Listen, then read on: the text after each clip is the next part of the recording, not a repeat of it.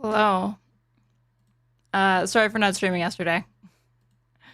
I got held up doing stupid shit. All right, what are people saying? Ponscum, thank you for the raid. We're going to the beach and the people donated for Smug to have big tits. I worry about what goes on in that podcast. I won't lie. Would I unalive you for the revolution? Yeah, I forgot my Ushanka today, you guys. So it's like a little bit too hot for that. Otherwise, I would have worn it. I have one of the best intros of all time. You're probably like one of the few people that thinks that, because I feel like I get far more shit for my intro than praise. But we're doing Her Take, you guys. Emergency episode. Forcing Pisco to do it with me. And vice versa. Watching a stream where they're watching Tucker Carlson interview a Green Beret that went and saw the starvation in Gaza shit is sad. Oh, yeah, I know what you're talking about. The thing is that, like, it had already been reported for, like, and I'm not talking about there being warnings of a famine. I'm talking about the fact that the IDF had, like, created the shell organization with the United States called, what is it? The Gaza Humanitarian Foundation or whatever the fuck. And that it was just a cover in front for them to kill these people. The music is clown/fairground. This is true. Are you an individualist or a collectivist? We're not doing this, you guys. We're not fucking doing this. The most boring fucking stream of all time is like interrogating stuff like that. What is that? I genuinely have never even thought that that was like a compelling dichotomy. Well, like, what does that tell you about anyone? That's not me trying to obfuscate it.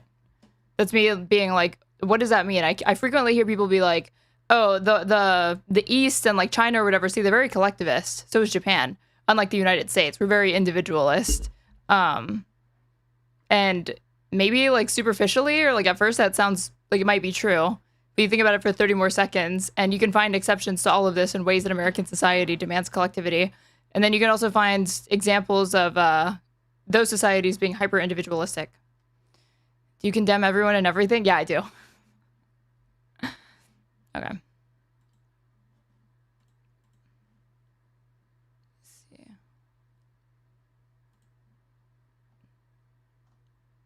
He's already live. Okay, let me join.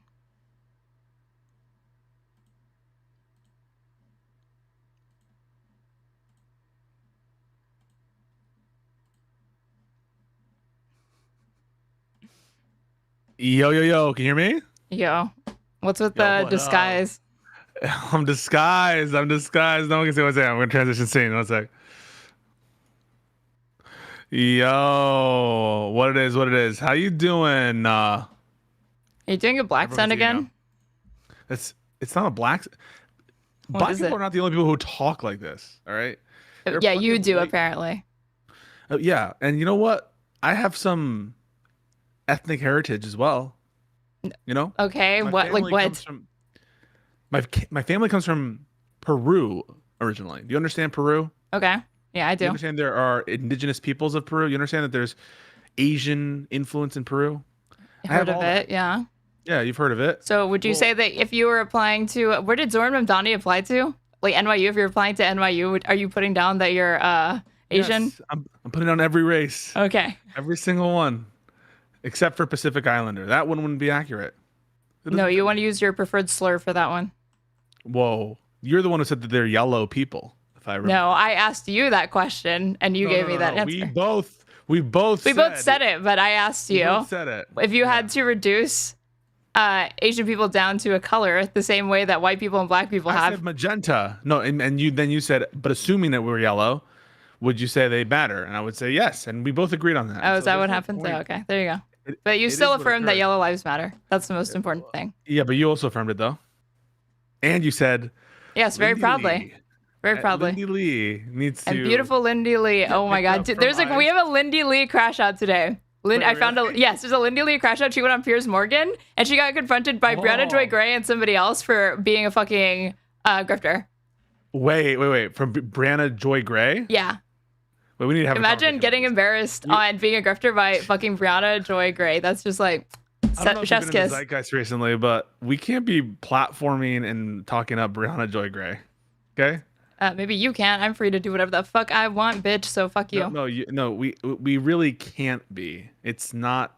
It's unbecoming. It's untoward. And you're trying to make a little clip that makes her look good. What are you Yeah. playing at? That You honestly, don't. I do actually like. I probably agree with a lot of Brianna Joy Gray's positions. It's just like I don't. I just want to it's her say conclusions. liberal attacking hands. You know, I your virtue don't. signals are getting old, and clearly they have gotten you absolutely nothing. You know So, what's getting like, old? why are you like doubling down on doing it? You're getting old. Every day you get older. And one day, But you'll always be older. So, what is that? How about you? well, age, you've been on Fresh and Fit. You know how this conversation goes. I know. So why do we have to have it? I mean, when I was on Fresh and Fit, do you think that like would you say that I was like really close ideologically to Myron Gates? I think that you're a little bit better. I would say you're a little better than Myron Gaines. Just a little But bit? I would say a little bit. Yeah. I think that's appropriate. I mean, you believe in some pretty radical shit. Like what? You're a communist for one. I believe in Number collecting two. all these stuffed animals, and I'm still getting more. And Brianna Joy Gray, you think that she has some good takes. You think that, Yep. and let's just be honest. And this is just a very quick. I'm not going to say yes or no because that's my new. People call me now. Yes or no. Mr. But Yes or No over here. do you enjoy Hassan? I don't watch Hassan, but what I've seen of Hassan is fine. I probably agree with him on a bunch of stuff. Why? That's a problem. Okay. It's a problem. I'm just expressing to you that it's a problem. But we can watch this clip because in the spectrum of things that are a problem, I think a Lindy Li crash out is a little bit more important than ideological purity in having a clip that maybe presents. Speaking of a spectrum, where do you fall on that? I would say on the Kinsey scale. Why do you always take it back to that? Well, I think that Did that's you? It's like you're like a kid that just figured out how to fucking cuss, and you're like saying it a bunch. You just discovered the Kinsey scale. You think it's really important, and you keep mentioning it for some reason. What were you interpreting the question that you asked to be? It doesn't matter. It's about what you interpreted it to be. And I'm simply saying that it's always fucking the Kinsey scale with you. Always take it. You I don't always know take it any back to other that. scale. Name one other scale that would. Well, I asked about spectrum, so you think that I'm autistic? I was asking you where you fell on that. I was just curious. I don't think that I'm real. Like, I understand social cues. I just choose to disregard them. But if I wanted to, I could be very debonair, very social. I just choose not to. How's that work out for you? It works well. It means like I can be, you know, that Batman and Bruce Wayne, even though they're the same person, technically, biologically, Bruce Wayne is Batman. He can choose to be one or the other.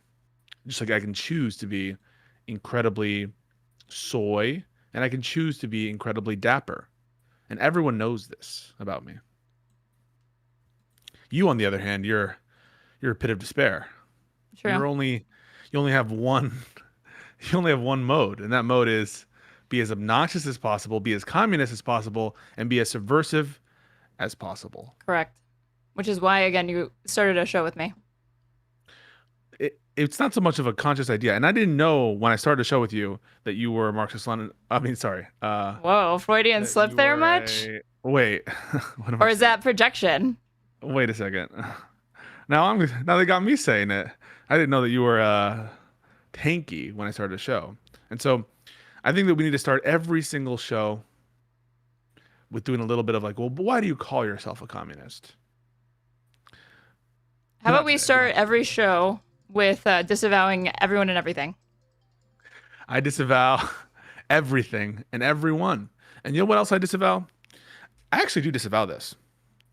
I disavow the incredibly early times that some Dunkin' Donuts close.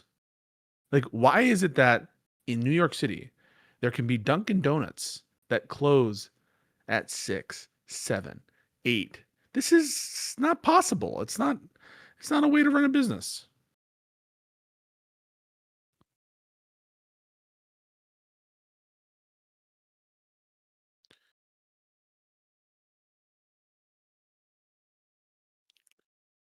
Dead air. Dead air. All right, guys, chat. You're not going to move me off this position. Dunkin' Donuts needs to be open 24 hours. Taco Bell needs to be open 24 hours. And if some motherfucker comes into my house unannounced, ringing the doorbell, what LARP? What LARP? What's the LARP?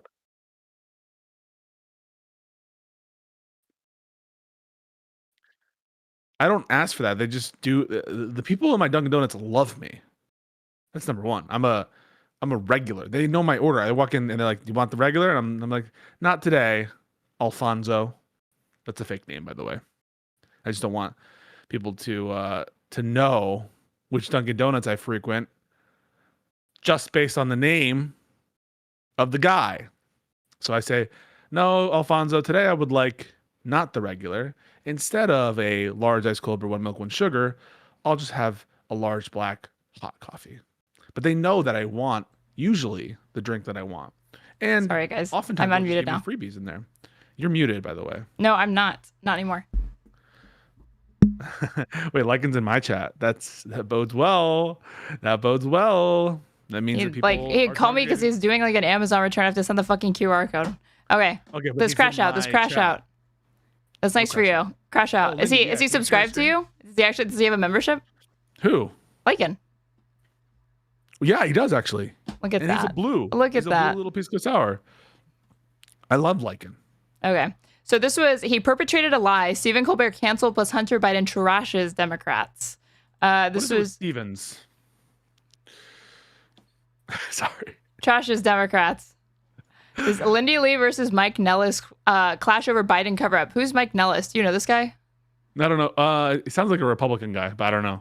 He didn't seem like it. Can you share your screen? I don't actually see it. Oh, yeah. Hold on. See it? Yeah, just give me a sec. This is the crash out? Yeah. Oh, yes. Oh, look. So, guys, on the right is this guy, Brad Palumbo. He's wearing makeup, it looks like. Would you say? Brad Palumbo. He always does. I also think it's like a filter that he uses. Okay, there's some kind of thing going on there. But in general, Brad Palumbo, he's anti-Trump. And so I'm willing to make him godfather to my first child because he's anti-Trump. We're going to build a coalition with Brad Palumbo. And in the middle there is Brianna Joy Gray. She is a tanky, a Marxist-Leninist, and a fiend. And to the left of Brianna Joy Gray is Lindy Li. The lovely Lindy Li. The lovely Lindy. And to the left of lovely Lindy is Piers with a Z. And I don't know who that guy with the hair is. Dude with the hair? Oh, this guy. I think this is the Mike Nellis guy. Mike Nellis. Nellis. I don't know what he is. Nellis. I don't know what he's about. I don't know what he does. I don't know what he eats. I don't know what his watch is valued at. I don't know anything. Lee wants to stand over there and talk about credibility when she was alongside Joe Biden for the entirety of the campaign, never said anything until it was politically That's totally convenient. not true, though, because No, in it's July totally true. You didn't 2024, say when I anything did until the speak out, minute it was they no longer threatened me. Like, politically you can't convenient for rewrite you, history here, and and I you have thought that there was that receipt is her going on Fox News and for like apparently saying like, oh, this isn't ideal, but he is the candidate. We still have to support him. And then later getting like chastised for it. That's her speaking out against Biden. Yeah. Oh, wow. So she was a full on like traitor. So she's one of the traitors who actually turned and flipped. by becoming A Democrat traitor like you. Oh, yeah, because I'm now The communist. a Green Party voter. By the way, I actually did get some unironic messages from people being like, welcome to the communism, welcome to the left. We're Big Ten. We're very forgiving and welcome. They say left is purity test, but we're just happy to have you. I appreciate that. Because now I'm not saying I'm a tanky or a communist because I'm not. I really am not. But if I were, I would still be in the closet. If I were, but obviously I'm not. But if I were, I would be. And so I don't like this kind of like welcoming. It's too welcoming, right? Are you listening? Who are you texting? conservative pundit. I'm doing this Amazon return. Sorry. About that for a history when second. it's And you know on what you did, public Lindy? record. There's You a know paper what you trail did, of Lindy? this. At the I end have said of the day, time the and time Democratic Party is in a again. terrible situation because of people like you who then jump ship the first chance they get to get money from MAGA world. Ooh. That's exactly what happened. What money did I get from MAGA World? You can't just make up shit. You're Show me making the all kinds of money as a receipts. What money did I conservative get from influencer MAGA right now. I'm World? sure you're hawking a book. You've got some like silly View type show out there. Like, come on, you were there. You talk about being there. You just said it yourself. And I You were actually at had the guts Biden when most fundraiser people with didn't. Colbert, I had the and your guts in question July is, 2024. Am I going to be off this way. talk or not? What's your credibility for speaking out? You didn't say If one you're going to God. launch an do you ambush against me, I agree? have every right to respond. I Go came ahead. out You in July agree, chat? 2024. I went on Fox News Sunday and I said Biden isn't cognitively fit to run. The day before, somebody from the White House actually called. Okay, and I don't even know if she actually said that. I don't think that she went as far as to say he was not cognitively fit to run. This is the first time I've ever heard her make this claim. Confabulation. Now you can just pull up the tweet. Maybe Is that your new favorite word? Because you talked to fucking Michael Tracy? Are you a serial fabulist? No. He loves that term. He loves that term. Fabulous. First of all, you watch my content like that? I watched that conversation because I was interested in seeing what else he thinks on that. And he did well in his debate. If you're a Pisco fan, you've seen the Michael Tracy interview. That means you're deep. That's like a level lower on the iceberg. Do you know what the iceberg is? Yeah. What's at the very, very bottom? Pisco 95 FIFA streams 2016. That's the very bottom. Okay. The literal day ones were watching me when I was doing my ultimate team runs on FIFA when I was in college. That's the true Pisco lore. In this interview, hold on, I'm gonna search the transcript for where she says it.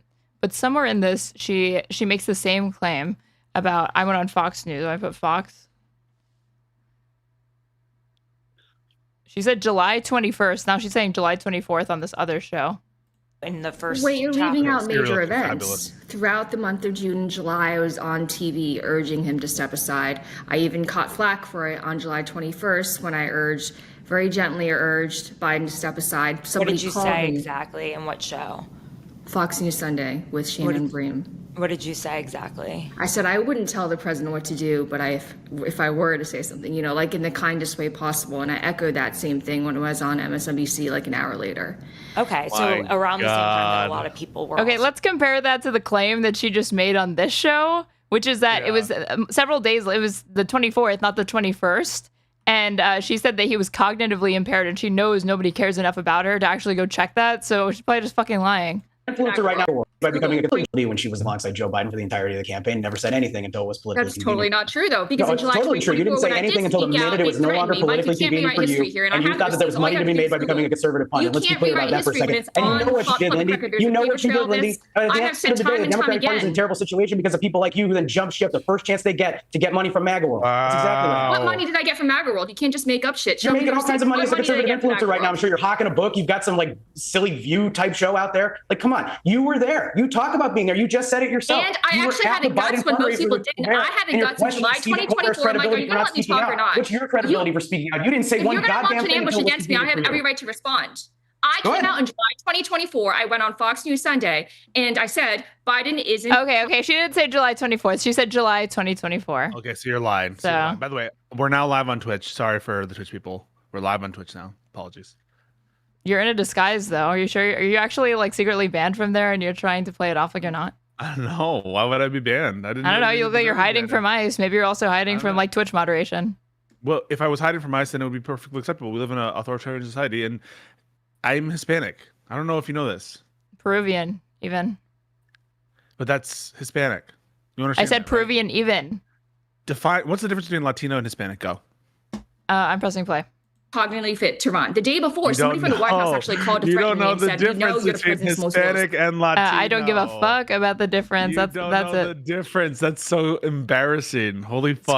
School my ass. What's the difference? No, I wouldn't have to. I don't have to do that. You could just embarrass me right now and tell what is I don't it? want to go through the labor of telling you this. Because you don't Read a know. book or Because you don't know. Because something. you're posturing, No, I do and know. now when you're actually pressed to No, I do justify what your little gotcha, you can't even do it. Well, no, because you don't know. But you want me to tell you? You want me to go through the labor to tell you? Yes, I'm a my woman. labor. Educate me. It's your You're place. taking my labor. This is the place that I belong in. I'm subservient to man. I'm very ignorant. I need teaching. So tell me. Okay. So Hispanic refers to people who have that kind of Spanish. Were you origin filibustering so you could language. search this up? My hands are right here. Okay. My hands have been here the whole time. Liberals are Just making sure this is not a Chat GPT answer. Look at how far away my keyboard is. I would have to do this. I can't do this. All right. Okay. So Hispanic refers to the Spanish speaking world. Okay. So if you're from Spain, you would be Hispanic. This is so interesting. But This is if so you're interesting. Brazilian, you're not Hispanic. If you are a Latino, you have Latin heritage, and it's broader. And usually it can typically be a reference to Latin America, Wow. in which case it would include things like Brazil, places that don't speak Spanish. So that's the difference. Hispanic, Latino, different things. And you Wow. didn't know that. And now you do. But you should know I that. feel so enlightened. That was my labor that I just gave to you. You should dedicate significant portions of your stream to talking in depth about Mexican and Hispanic culture. It'd be very so entertaining. We should have like a cultural hour every week where we just discuss culture. It's like the Finer Things Club. You know the Finer Things Club from The Office, Jim and Pam? In moments like this, I'm like, oh yeah, I decided to start a podcast with a fucking millennial. What's wrong with The Office? The Office references in general and being ecstatic to make them is very millennial. I'm not ecstatic. I'm just myself. This is who I am. So you're just that cringe all the time. So what's your Office? What's your The Office? You probably watch Parks and Rec. No. I mean, it's probably like Fleabag. I've seen Fleabag a lot. I love Fleabag. Well, that's mine then. I don't believe that at all, Lindy. We know you're going to stay loyal. Mike, so you can't just rewrite history to fit whatever convenient narrative that you that's what you do, Lindy. That's what you're known for, rewriting history. So are you not hearing what I just said? In July 2024 and before, and I'm on record, September 2023, I went and I asked Ken Martin, who was then vice chair, do you think Biden's too old to run? And he said that's nothing. He treated you can tell all the stories you want about private conversations that you had, but you're going to question somebody else's credibility not step forward. You were in front of that line. You're bragging about saying it in 2023? Wait, I was saying it in 2020. Do I get a prize? Good for you. It took me a while to realize that. I bought into all the Why was it that the establishment pundits? Why was it that people that were close to Biden were unable to see what the rest of the world could see? That's the deal. Oh no! I just told you. I have been exiled. I was banned from the Biden White House. How's that good for me? I was banned from the White House for daring. Because now you can go around saying that you're the biggest fucking victim in the world and grift on it. Of course, it's good for you. Lindy is me yesterday. I didn't do anything wrong. You were crying yesterday on stream? I wasn't crying. Stop. You just did that. It's a joke. You made fun of yourself and you started crying. So I was asking. Flared up, and so I'm wearing sunglasses. My eyes flared up. To tell the truth, okay? No, Bernie Sanders is allergic to using certain terms. He said he's like allergic to like genocide or something like that. I'm allergic. It's a legal term. It makes his hay fever flare up. No, yeah, it makes me all hazy. Do you call it a genocide? I did. I have. I do. You do? Do you get hives? Yep. Do you break out in hives when you say that? We can get high. I don't get hives, all right? I get high. You doing that convinced me that you're fucking drunk or something. You're on something. I'm not on anything. I don't get drunk. You're on. You must be on like 3 hours of sleep then because you're not well. No. Did I sleep perfectly? No, because I went to bed at like 5 a.m. But Christ. I slept. You weren't. Like none of that is true. I'm sorry?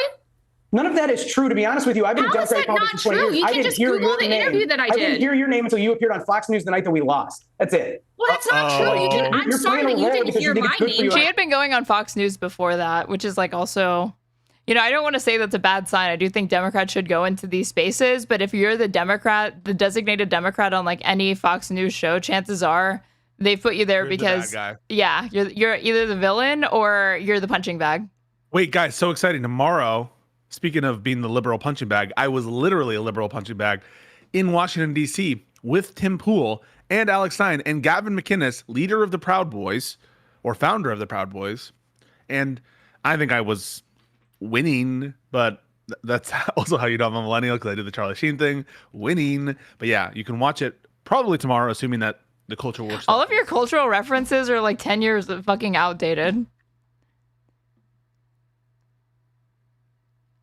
You couldn't just give me a little bit of a pick me up there. A Charlie Sheen reference, winning. You couldn't just laugh at what I said. You couldn't just, you know. Well, if you want, do you want me to pretend or what? To flatter your ego, I could force a laugh if that would make you feel better. Yeah, I would actually. That's pathetic. You know that, right? I'm gonna say winning. You can't even fake a laugh. You're absolutely high. You're absolutely high. Winning, and you won't even. I did come out and say this. It's no different than what Wait, pause right now. This is big. You won't even. Huge. You don't even have the capability to fake a laugh. No, I do. I just don't want to. That's insane. Anyway, like what? But it's not insane to ask somebody to fake laughter to flatter their ego. That's normal. No, it's more insane that you couldn't, even if you wanted to, fake a laugh. Why would I want to? Winning. You can't do it. You literally can't do it. At this point, I'm laughing at how pathetic you are. And how much you won't like drop this. I'm gonna try one more time. Winning. I'm pressing play. Okay, well, since we're getting along so famous. All right, time out. I'm not the gatekeeper of anything, but if you're going to tell me about the future of the Democratic Party and where we went wrong, you are part of that problem. And you know what? I'm grateful that you switched sides because now they've got one more grifter that they can deal with. First of all, that's not true because the Democratic Party didn't pay me a single dime. In fact, I raised millions for them. Time out. Look, why don't we use this breakdown in the relationship between the two of you as the segue into the other relationship which broke down, and probably a few others with it, which was the extraordinary moment of the Coldplay Jumbotron. I still don't know who you are. Sorry, Lindy? I still don't know who this is. Still trying to get like licks in, even though she's definitely on the fucking ropes. How many licks does it take? Holy shit. Yeah, she's been pressed pretty hard. The thing is, she is incredibly sensitive. And like she's you. Not the only one. Like me. We're both delicate flower. I'm a delicate flower. She's a delicate flower. And so I feel for her in this moment. She needs to lash out. Bro is now voting and smoking Green Party. Confirm or deny? That's a real laugh. Like, who is he? I've never heard of him. Who? The CEO of the... It's the guy to the second from the left. Oh, Mike Nellis. He's a former senior advisor to Kamala. Is he some internet troll? Yes, Democrat but guy. I think that's a qualification for being on your show, right, Pierce? Right. Let's move on to my Damn. Shots fired. I segue. I thought it was a nice link, actually, of fractured relationships. We've certainly seen a breakdown in YouTube. I need to respond to a low IQ comment. The fact you simpleton youth dismissed great minds like Charlie Sheen is why your generation is moving to conservatism. True. Holy shit, true. Fucking true. Based. Okay.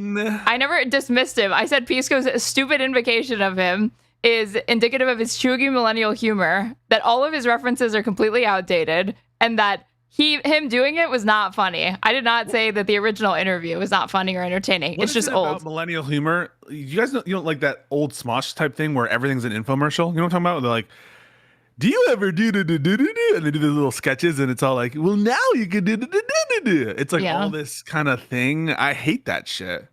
I think that's cringe. You still see those ads? No, you don't. Not the ads. It's part of millennial humor. That Smosh era is to do that kind of voice and that kind of infomercial thing where it's like, do you want this? And then and it's all like infomercial shit. You know? You get me? You guys get me? They got you. And your relationship, even if you don't know who he is, Lindy. So this is, this is the Jumbotron hug that went around the world and must have enormous consequences. Okay, so, now we don't need to fucking do this shit, but Jesus Christ. I don't even know why these people ducked. If they had just not ducked, it would it would have gone completely unnoticed. It's just like, why was their instinct to look as sus as possible? You ever been in this position? You find yourself at a Coldplay concert, cheating on your woman, and then just go like, "Oh my god!" Yeah, I gotta hide on the Jumbotron because somebody might see me at this Coldplay concert. The thing is, this shows a theory of the mind that they don't have a theory of the mind. Or they're just working off instinct, perhaps, but they think everyone is in their brain and head, and the whole world has their perspective and knows the things that they know. No one would have noticed this if they had just lied low, but they just have this ego that drives them to the most suspicious actions of all time. Somebody said this stream is Marxist millennialist. Did you see the Breaking Point Slotkin debate? I was told about it. But did you see it? I still haven't seen it. I was gonna react to it after this. I did not watch it. No. See, like, to me, this is the perfect example. I see people saying that it's very, very polarizing. Lots of praise or people saying that she's going too hard on a Dem. To me, this is what I was talking about the other day.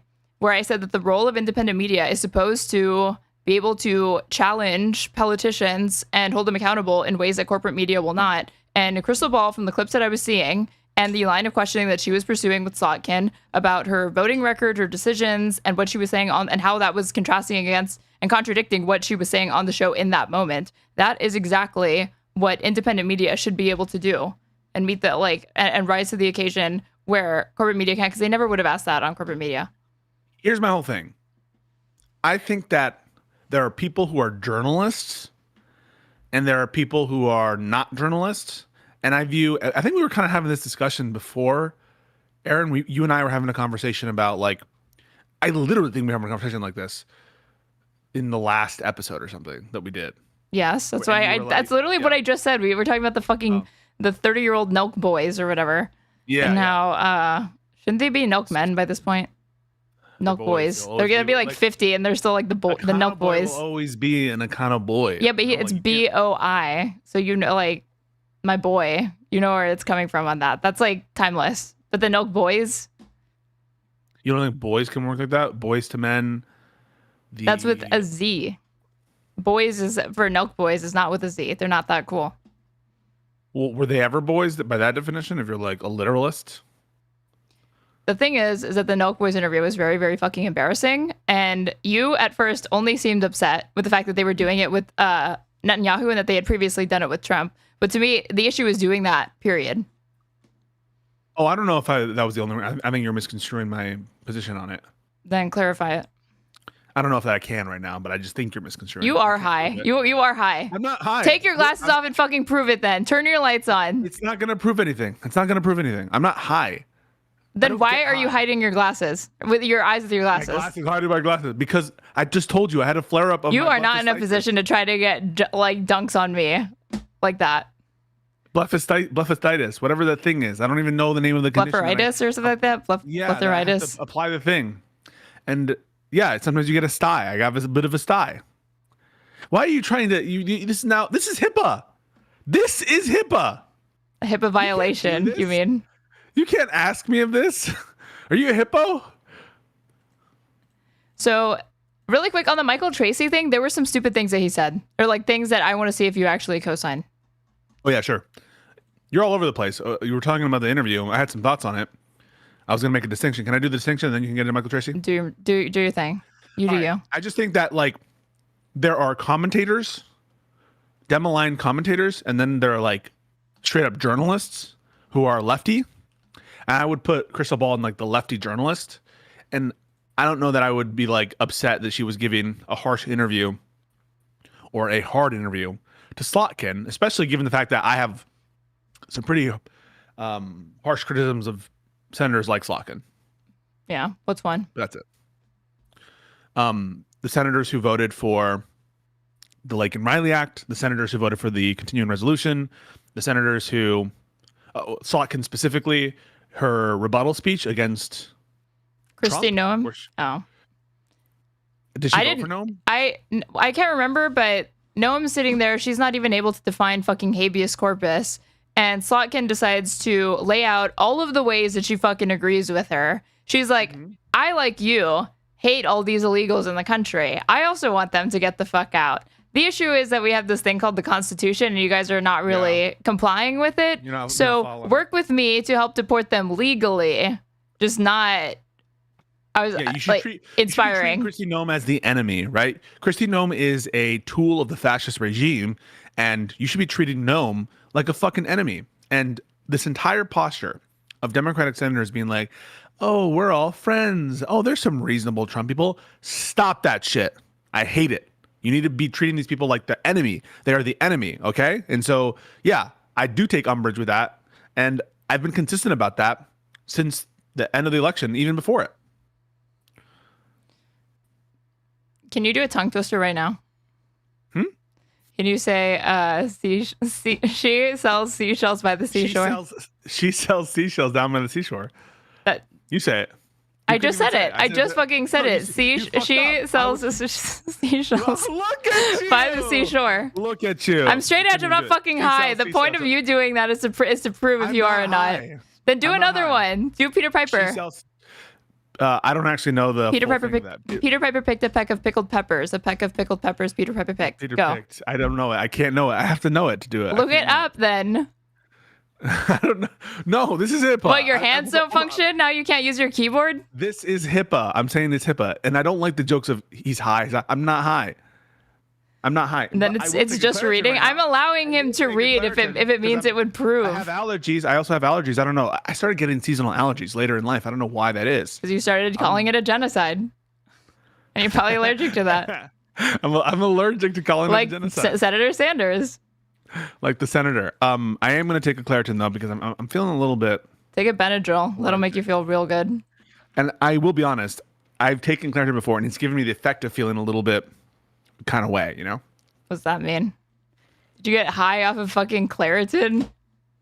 Yes. Never mind. I'm convinced that you're actually not high and that you have never abused a drug in your life. If you're fucking like acting like you can get barred out on Claritin. I can. Just give me a second. I'm just gonna get some tissues. 1 sec. You can press play though. This is Senator Sanders on Gaza. A genocide is a legal term, and then he goes on to say what is going on now is clearly horrific. Are you at the point yet where you would call what's happening in Gaza a genocide? You can use whatever word you want. But Marjorie Taylor Greene is saying that she's the first Republican to go there. I'm sorry. Yeah. Look, genocide is a legal term. What is going on now clearly is absolutely horrific. 60,000 people dead and 140,000 who have been wounded. But the important point is not what you call it. It is horror. And I think the whole world knows that. The answer I don't know if it's a definition of horror. Should the United States taxpayer dollars go to support a government that is doing it? That is the most important issue. So immediately, you got to get ceasefire. You got to get humanitarian aid in. But the United States cannot continue to aid and abet the Netanyahu government doing what it's doing. Do you want to see United States personnel? So how do you feel about him saying like genocide is a legal term, but he is like evasive on actually naming it that? I don't necessarily have a problem with that, and this is why, right? Like, I'm gonna linearize. I know people hate this. And I'm not. This is not for Aaron. This is to elucidate for the audience. You agree, don't you, that genocide is a legal term, right? Yep. Yeah. And so just like genocide is a legal term, insurrection is a legal term of art. You can be using it in a more generic, common usage way, but Senator Sanders is not wrong that genocide is a legal term. And if you haven't actually taken the time to at least even like vaguely familiarize yourself with some of these terms and the legal standard, and I don't know that Senator Sanders has, or if you just say, I don't want to come to a legal conclusion, if that's what's motivating it, I don't in principle have a problem with you saying, you know what, that's a legal conclusion. I'm not an expert here. I'll leave it to the international lawyers. That said, I feel like that isn't something that a lot of these senators have had a problem with in the past in terms of labeling. Like, they've come to legal conclusions about Trump by, for example, voting for insurrection, by commenting another legal thing. So maybe there's this feeling that there's a specific reason why people who are otherwise willing to go on the record in terms of legal conclusions would shy away from getting steeped in the issues on genocide. Does that make sense? So I understand both sides, basically. So, but do you think that he should be calling it, not quibbling over the semantics of it? If he genuinely doesn't know or doesn't have a comprehension of whether it fits a legal standard, I don't think he should say so, right? Like, I don't agree with people coming out and calling it a genocide, even if they don't have a view as to whether or not it fulfills that definition. So if he's being sincere in implying that he doesn't have a view because he hasn't really been steeped in the legal terminology and whether it's applicable, then I wouldn't want him speaking out and saying it's genocide. I think you would agree with that, right? We wouldn't want people coming to conclusions as to legal matters if they don't have an understanding of it. Like, it's like, why would I want people to come to and say, oh yeah, what he's already proven in the past that he will do that. He called Soleimani's assassination an assassination. And that's a legal term. Murder is a legal term. Is it? Yes, it is. Okay, but there's a... And it's one that Senator Sanders used. No, but that's not really the question. I understand, and I think I acknowledge that Sanders has been applying legal terms. We all do, right? For legal principles and that like are applied more specifically in our common usage or that are more widely known about. And so I understand that critique of like him not commenting on this legal thing. But the question is not that. The question is, assume he's being sincere, that he doesn't actually have a comprehension of the analysis required. At this point, I think that it's been like almost 2 years. I think at this point, he could have made that assessment already privately, decided what his position on it is going to be, given that it's such a consequential issue, and talk. So it's preposterous. It's preposterous to think that Sanders, of all people, who's kind of like the vanguard of the lefty movement in this country right now, who's one of their most important issues is Israel-Palestine, that he hasn't thought about it. And I think I probably would agree with that, right? So yeah. In general, I'm more sympathetic to people who say Sanders should have an opinion about this. But if he's being sincere, I wouldn't want him to speak out. If he's being sincere, then he's burying his head in the sand, because it's the only way that you could have not interfaced with different human rights orgs that have already called it genocide and have been for months. Yeah, but that's assuming the conclusion, right? The burying your head in the sand is to not even run the analysis. You get me? I cannot believe that you actually think that he's been asked this question before. It's not the first time that he's been asked, do you believe it's a genocide? I get it. Here's the ultimate pragmatic. Also, I think that lawmakers should, be comfortable using legal terms. I agree. I agree with that. Aaron, I'm not saying that you're wrong. I'm putting this to you. Do you think, as I do, for example, that we should give our Democratic representatives and senators a little bit of space to maneuver strategically? Yeah. So if Sanders is saying like, it's a legal conclusion, like I don't want to get into that right now, like, but let's talk, it just needs to end, and this is what I want to do to make it end. He is someone who has demonstrated that he finds it important sometimes to stake out a claim and be bold about it and not shy away from it. He launched his 2020 campaign for the Democratic primary, presidential nomination, by saying that he's a democratic socialist. So he's been comfortable like picking up the label, saying this is what I am, take it or leave it. And then when it comes to this or whatever, he's like saying, it's a legal term. Yeah, but I'm asking you not whether or not he is being hypocritical, or I'm granting you that he's being a little bit hypocritical, but just understand that he is operating in a space where pragmatism matters. And in that space where pragmatism matters, and where the country right now, I think, is looking for some kind of stewardship, do you have an issue with him kind of being like, let's put aside the legal issue. I don't want to talk about it right now. It's going to get bogged down, right? This conversation is going to get bogged down into the. But why not say it's a genocide, and then from there, if they're like, why do you think? And then you can explain all the same things that he's talking about, because he'll go on to describe genocidal actions and conditions. Because Aaron, then the headline's gonna be Sanders says genocide. Listen, I'm not even telling you that. Sanders says thing that is correct and true. Yeah, but here's the point. And supported by respected genocide scholars and different respected independent human rights orgs that have been saying this. Are you going to give people like Sanders the grace to operate in this space with some amount of strategery? Yep. But I don't know. I don't think that this is being strategic. You can still critical. Yeah, you can say that it's not a good strategic move. But what I don't want to see, I'm not principally opposed to it. I just think in this instance, this isn't the time to be doing it. Especially 22 months in, especially given the starvation. And we're at the point where like the Western press, the New York Times, there's widespread reports on there being man-made mass famine in Gaza. This is the time to use the term. It's not like it's even a year ago. I think I would have been a lot more sympathetic to this.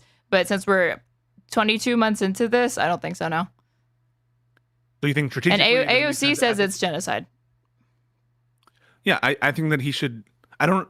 Well, all I'm saying is, I guess there are two different points. Should he identify it as such? I think he should, because that's my opinion. I think I want to spread the right opinion. I think you should be honest. I think you should be factual. I think that it's difficult to talk about issues if you can't even acknowledge the primary facts. He's not necessarily being dishonest. I never said I'm saying that he is using the sentence, genocide is a legal term. It's correct. As a way to that is.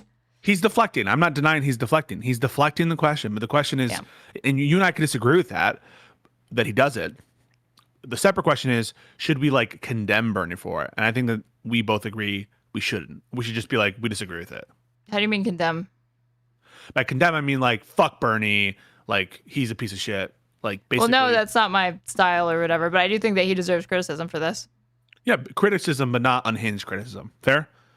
When have I ever said that there should be unhinged criticism of anyone, even people that I like significantly disagree with outside of MAGA? MAGA deserves all the fucking unhinged criticism in the world.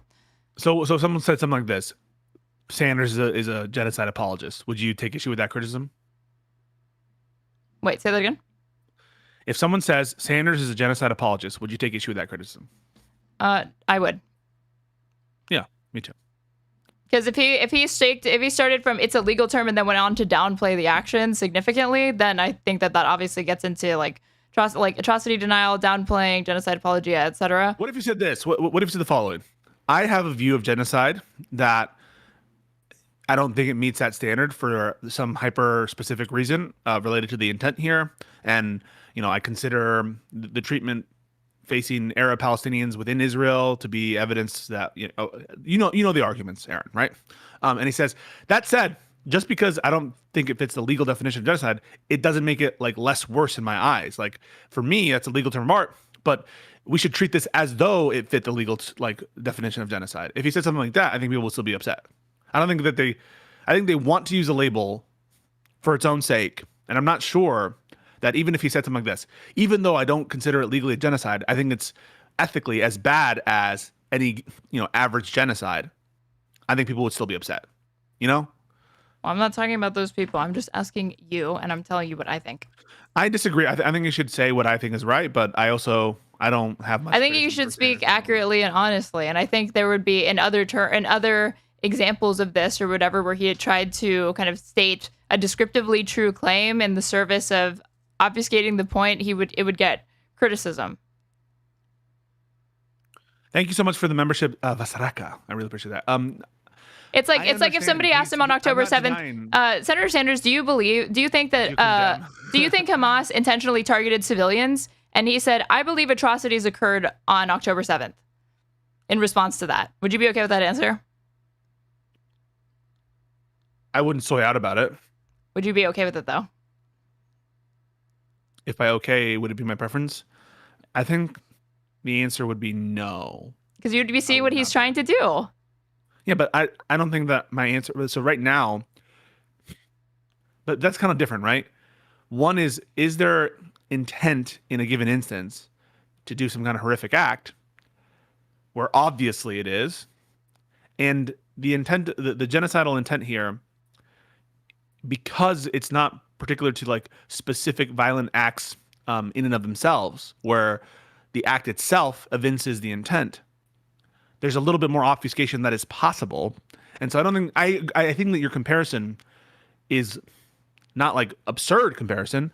I just think there's a little bit different in the separation of intent analysis at the point of genocide versus at the point it's just a clear double standard to me, where if people want to say it is a legal term, that is technically true, which is exactly what you started down when I showed you this. You're like, okay, but is that false? Genocide is a legal term. When again, in another context, I think it would be a lot more clear what he is attempting to do, and it's something that would be unambiguously and non-controversially called out as, hey, and like by you being hyper specific with that. The DSA did similar stuff. Yeah, that's stupid. New York DSA. Okay, yeah, but you didn't soy out about it. I didn't even know that they did that. I didn't know that they did that until now. But if they did that, then that's stupid. They were like, well, for one of their tweets was crazy. One of their tweets was crazy. One of their protests was crazy. Oh wait, I saw this. I don't know that this was actually the national DSA. I believe it might have been one of like a chapter or something like that. But yeah, that's not good. That's obviously fucking not good. Yeah, I know. I'm just saying, like, I get sussed out of the New York DSA when they do that, but when they ultimately come down and they're like condemn the action, even if it's not the condemnation I would do, I would say, okay, I criticize his condemnation, but I'm not going to soy out about it. So you wouldn't condemn them? I wouldn't condemn them in the sense that I'm talking about. No. Okay, then we agree on that at the very least. Okay, cool. You're so excited to move off of this. I'm not excited. Wait, we can chill here if you want. No, I'm just saying. Okay. Then we'll do her take. But did you see this really quick? Dems actually using leverage. Look at this. Senate Democrats try to force release of Epstein files with a little-known law. The move is part of an effort by Democrats to draw Senate Republicans into the debate over the release of the Epstein files, which has bitterly divided the House GOP and wrought havoc in that chamber. Charles, I wasn't aware of your power. I'll take a look at this because I'm going to be honest with you, Aaron. I am like not inclined to think that anything Charles does is good, but if you're telling me he's doing good stuff, maybe you have to rethink that. Well, I'm just saying, there's a big hill for him to climb up. Here's what he's up to. Under a section of federal law commonly referred to in the Senate as the Rule of Five, government agencies are required to provide relevant info if any 5 members of that committee, which is the chamber's chief oversight panel, request it. That provision, which became law in 1928 and sets a 7-member rule for the House's Oversight Committee, effectively offers a way for members of the minority party to compel info from the executive branch because they cannot issue congressional subpoenas. But it has been infrequently used, and it has not faced significant tests in court, raising questions over whether it can be enforced. Still, in invoking it, Dems are trying to draw Senate Republicans into the debate over the release of the Epstein files, which has bitterly divided the House GOP and wrought havoc in that chamber. If the Trump administration were to ignore the Democrats' request, the resulting legal battle would likely force Senator John Thune, Republican of South Dakota and the majority leader, to decide whether to choose between backing the admin or defending the Senate's constitutional prerogative for congressional oversight. I think it's a nice move. Do you think this is actually going to result in them getting closer to the files being released? No, I think it's just going to put pressure on Trump. And so I don't know if this is like the thing, but I think that it is pressure and that makes it good. Yeah, I do think this is good. On the Epstein thing, okay. You ready to go back to the Michael Tracey shit? Yeah. Okay. So here's another example of him being weaselly. When you asked him, like, okay, so you acknowledge that, like, Jeffrey Epstein was engaged in, like, human trafficking of minors, and he did these sorts of, like, abhorrent behaviors. Yeah, what did he say? He was very specific. He goes, yeah, I know the word. He said he was guilty. Well, no, he said he was untoward. He was untoward. Yeah. And then he got it, and he was like, "What is human trafficking, or what does sex trafficking even mean?" Yeah. You know? So, in context, guys, so I had a conversation with Michael Tracey, who has, like, I think some good takes on the Epstein stuff. In the takes I think that are good are like the "where's the smoking gun" takes. Like, this is not established, and the major conspiracy theories have not been corroborated. So I think that those kind of sober takes I think are good. And I wanted to expose my audience to some of those sober takes. And so I was giving him a layup to be like, hang on, you guys, he's not so crazy. And I was like, hey, Michael Tracey, you agree that Epstein did some bad stuff. And he kind of gave like a long, winding answer. He's like, well, you know, obviously. I surely would be forthcoming to acknowledge that, you know, Jeffrey Epstein certainly did engage in these sorts of behaviors that some might be comfortable characterizing as this, others might say this, but in reality, like that's always what he does or whatever. He thinks that him being like long-winded and like dancing around the point is him being nuanced, but it's like, no, it just makes it, you're being weaselly, and it makes it harder for people to get at what you fucking believe because you're trying to dance around it. And so your question then becomes? Well, like, Michael Tracey? You had a question. Yeah, you had a Michael Tracey thing. Or is that the only thing you want to say? Well, I was just curious, like, if that gave you like a, why is he doing this? It gave me a It gave me one or two I got the impression he has said in his Substack more like just unqualified condemnations of his actions. Yeah. He seems to take a lot of issue with the characterization, like the fact that it was legally designated and charged and adjudicated as sex trafficking for some reason. And I guess he thinks that, like, there's too much of a disconnect between the colloquial understanding of what constitutes sex trafficking versus the precise legal understanding, and that by saying he's a sex trafficker, it's like going too far into the criticism. There are some other examples where I think that, like, let's give the devil his due. Let's give the devil, and not Epstein here. How do you mean, Tracey? There is some ambiguities and some lack of clarity sometimes in what is meant by trafficking, even from a legal perspective. So you could make an argument that Hunter Biden trafficked women by, in the federal criminal sense, by facilitating the transportation of a prostitute across state lines for purposes of procuring sex. But that's not really what we mean by trafficking, or what the kind of like common usage term of trafficking, which is meant to imply some kind of like coercive conduct, separate and apart from the regular act of just purchasing sexual favors. So do you think that this is like sex work? Do you think that? Yeah, I know you're dying to say like prostitute or whatever. My bad. Do you think this is like Hunter Biden? They're like them attempting to charge him with like the Mann Act because by some legal technicality, there's a basis that you could say that he was in violation of that, so they can like overcharge him. Do you think that this is in the similar spirit of that? No, that's why I think Tracey is wrong about that. I think this is much more in the core of the Mann Act and of these other statutes that would apply to trafficking. So I disagree with, but Tracey has a kind of more global view on trafficking. And I think if they try to charge Hunter for the Mann Act or trafficking, I think the Dems would all be like, but this is ridiculous. And they would grant some part of Michael Tracey's critique, but just not probably as applied to Epstein. So I agree with you with what you're saying there. I do think there were people in your chat that are like, this dude's sus, this dude like, Most of the chat was like, I bet if I took a poll of the chat, that 80% thought that Tracey was involved some way.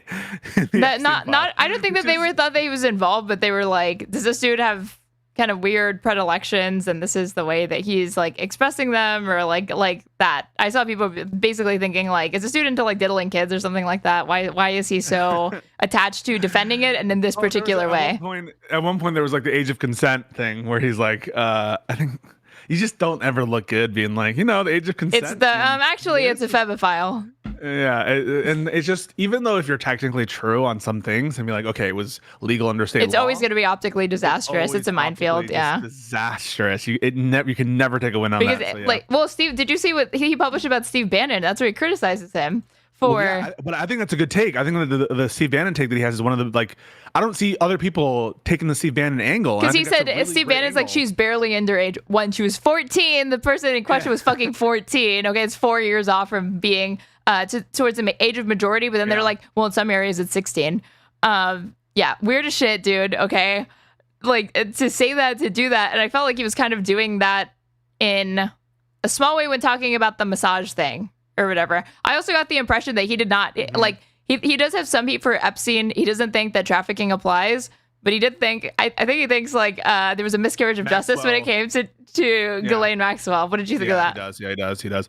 I think that that's absurd. I think that, and again, I could agree on some of the micro points that he was making about individual witnesses having like contradictory statements or being uncredible on certain things. That's often true of a lot of victims of these kinds of crimes. I think you would know that if you take a look at any of these cases. Oftentimes the victims are selected specifically because they're young, vulnerable, they have issues at home, and so it's not surprising to me that some subset of these become serial fabulous or have other mental health issues or make false accusations or things like that.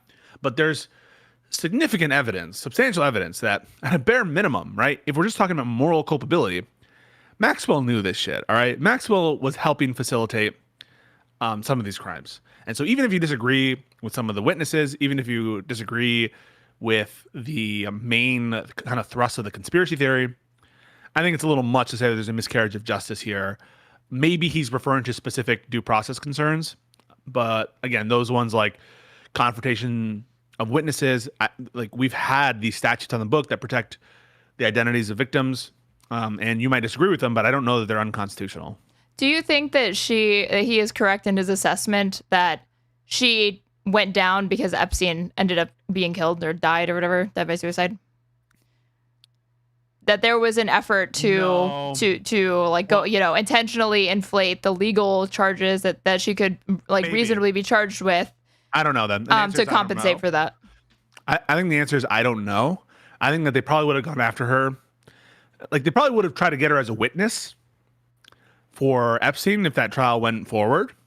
And they probably would have approached her and been like, hey, if you don't join in this prosecution, we'll charge you. And then when Epstein died, they were probably more willing and more apt to charge her as and so, yeah, I basically think it is plausible and possible. I don't know that it's true, but I think it's plausible that they went after Maxwell harder because Epstein died. That said, I don't think that Maxwell was ever going to get off unless she was willing to testify against Epstein, and that possibility probably closed when he was killed himself. Right. The other thing is that he kind of downplays Trump's reaction because that is kind of the thing that's sticking. That's the sus part, right? The most sus part. And he's like, oh, well, like nobody wants the heat or something like that. And it's like, okay, there's like the obvious and trivially obvious point that no politician wants to be embroiled in scandal. But then there's how do you explain not just Trump handling it poorly, but going out of his way to say weird things about like Maxwell, or like I never had the privilege of visiting Epstein Island, so you know? Weird. Yeah, I never had the privilege. No. Or these like strange things that have come to light, or the fact that he has not gone after Elon Musk for defamation for tweeting out that he's in the Epstein files. Well, again, because that's substantially true. It depends. It's kind of like this debate about socialism, right? It depends what you mean by being in the Epstein files. If what you mean by socialism is whenever the government does stuff, then yeah, we should allow some socialists into the party. If what you mean by being in the Epstein files is written in any capacity, someplace, somewhere in a document pertaining in some way to the Epstein matter, then of course Trump is in the Epstein files. But so is like hundreds, if not thousands, of other people. So I don't think that I don't read too much into that, because he would almost certainly lose that litigation instantly, because it's just so trivially true for Elon Musk to have been correct about that, substantially correct about that. What's more, I think, sus is the lies, the shifting of narratives, the saying that Obama created the files. That to me indicates a greater like having so suspicious. Yeah, somebody in his administration directed Tulsi Gabbard to exhume the Russiagate shit, invoke President Obama's name to as a media diversion tactic, and then subsequently you've effectively accused him of treason, but you're not going to be treating it as such or charging him with it, which in and of itself is bizarre. Yeah, it would be like, well, one of the arguments is we can't charge him with treason because immunity decision. And by the way, who was it who was saying that? Literally, like, when the immunity decision came out, I was like, yeah, this would make it so that treason, the highest form of treason, is immunized by the president. I was saying that, and they're basically acknowledging that, oh yeah, it was treason. It was seditious conspiracy, maybe. By the way, I take seditious conspiracy, at least some of its incarnation, to be a form of treason, right? Seditious conspiracy can be a type of treason. They're not necessarily the same thing, but in the American context, there's overlap. That said, they're saying we won't charge them for treason or seditious conspiracy because of immunity. I think one is an excuse that they know that they don't have evidence for it, and two, also I think properly puts in scope, ironically, the ridiculous breadth of the Trump versus United States decision. I also think that they have managed to get so creative with the way that they can go about charging Hunter Biden for shit, and other like Hillary Clinton, finding all of these different, legal precedents to attempt to, to conjure up some sort of congressional hearing and put these people in the hot seat. You're telling me that something as consequential as fucking Russiagate, and Obama is actually the secret conspirator pulling the strings behind all of it, and it's like, oh well, shucks, we'd love to charge him, but our hands are tied. What? How's it possible? Even if you couldn't charge Obama, you would get him on something. You would get him on something, but you'd also be charging Comey. You'd be charging Clinton, who was never president. Remember, Clinton left the government in 2013 as Secretary of State, and John Kerry took over. So Clinton was out of government when some of this conduct was alleged, and so even assuming the Secretary of State would be covered by presidential immunity, I guess, which is an open question. So I definitely think that if you were genuinely of the belief that there's some kind of criminal activity from these people. Now, I'm not convinced that they won't charge someone. I'm not convinced that they're not desperate. Who would they charge? To change the narrative, to charge someone with the Obamagate stuff. But they haven't yet. But I think the DOJ is looking for something to charge. And put me on record right now, I believe by the end of the year, we will see hearings on this of some people. Right? Yeah. Maybe. And I just wonder who it's going to be. Obama's didn't seem particularly concerned. I don't think they'll charge Obama. I'd love to see them try. I would be surprised if they did. I would be surprised if they charged Obama. But I think if I had to bet, I think by the end of the year, they're going to charge someone on the Obama Gate allegations. That's what the rules the marching orders seem to have been for the DOJ. And so I would expect a charge of some person, if that's Brennan, if that's Comey, on something factually or tangentially related to the Russiagate type stuff. And it might be tossed out immediately on statute of limitations grounds, on, there's not even a crime alleged here. Yeah. It's probably going to be a weak case. I suspect it'll be a weak case, but I think they'll charge someone. And then they'll brag about whatever, convictions they secure or whatever the fuck. They'll talk up the indictment to try to get some cover and to be like, all right. Like, if this is the case, how come, they're pursuing the autopen shit? And I guess it's kind of in the way that you're talking about, because they're bringing in people like Joe Biden's chief of staff to come in and testify. Neera Tanden. Like, I don't even know, what is the purpose of this? Are they gonna overturn those pardons? Like, what is the point? It's telling you a little bit about how much the pot has boiled, that the DOJ is openly and blatantly being used as a tool of political cover for the administration. Like, there's direct control from the White House to the Department of Justice in a way that violates every norm of the department, specifically for the purpose of giving cover on the Epstein story for Trump. This is a humongous scandal. Like, putting aside the Epstein substance, the mere fact that they're using the DOJ to give cover for the story of Epstein is a humongous scandal, such that they have DOJ members going on Fox News regularly, and Tulsi Gabbard as well, going on Fox News regularly for the explicit and sole purpose to politically benefit the president. And like, I don't know, it's so horrible, and it shows how far the country has fallen, really. That's true. I guess, and I don't even. This just seems like it's again, how you could make all the same points about immunity, they can't get him on anything or whatever, but they're pulling out all the stops for that stupid shit, and it is covered on Fox News a not insignificant amount of time. Yeah, it seems daily they're talking about this shit. Oh yeah. What was the other thing? And then we'll do her take.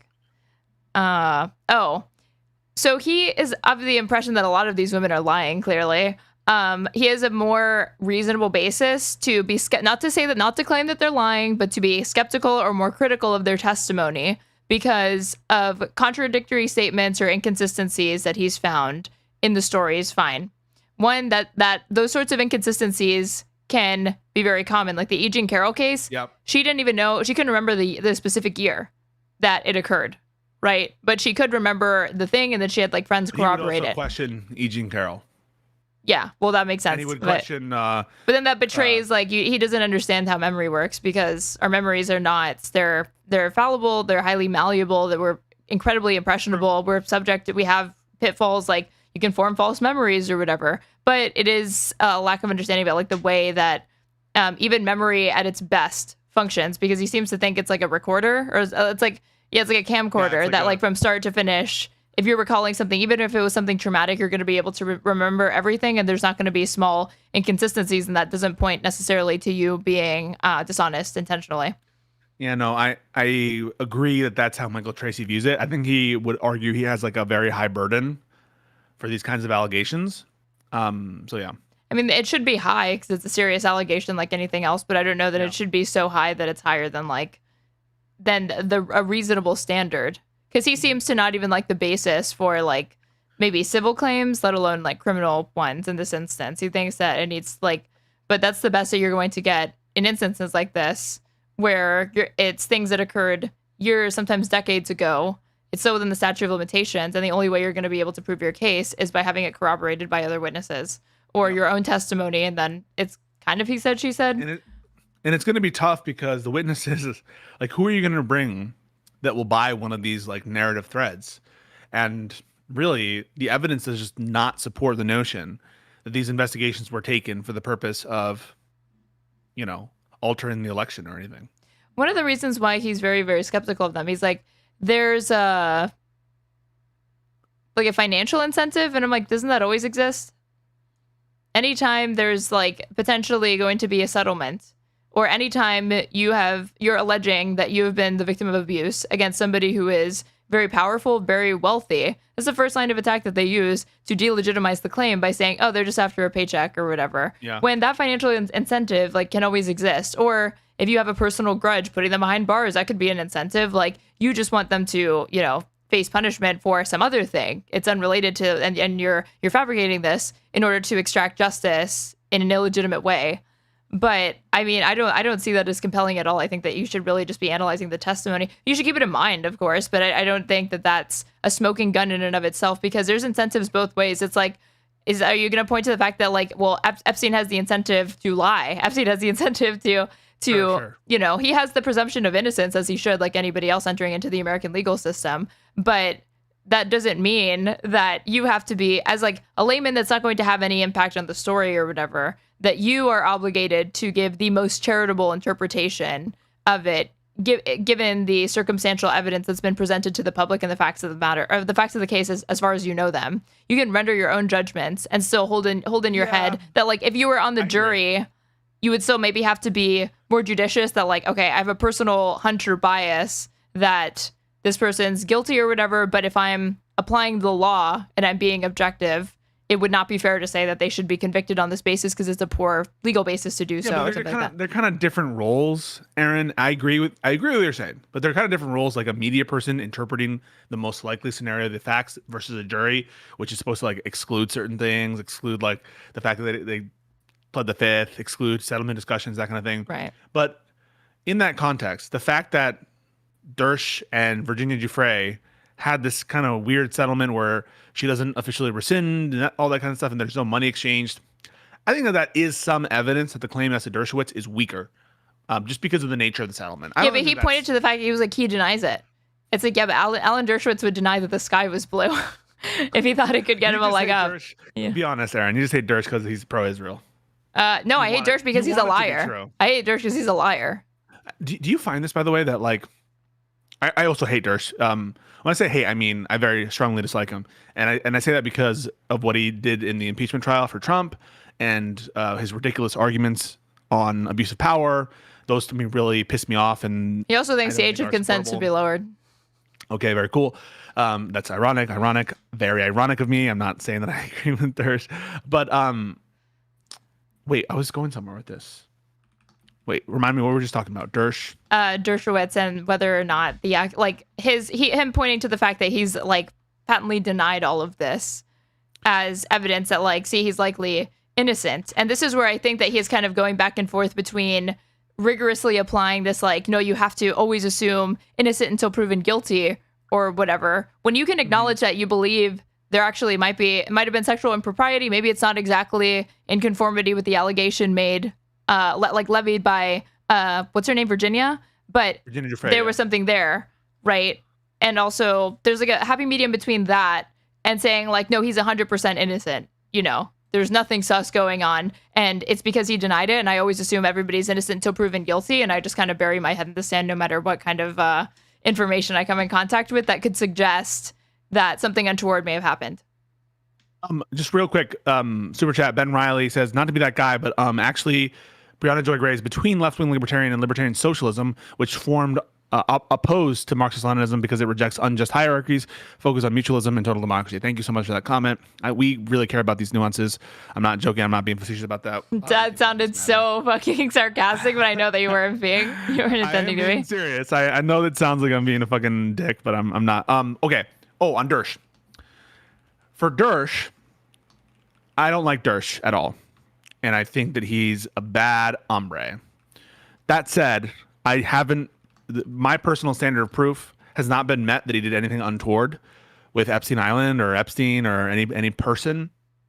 That said, I do find it incredibly offensive to my intelligence for Dersh to be talking about, I can't talk about this or that because of attorney-client privilege.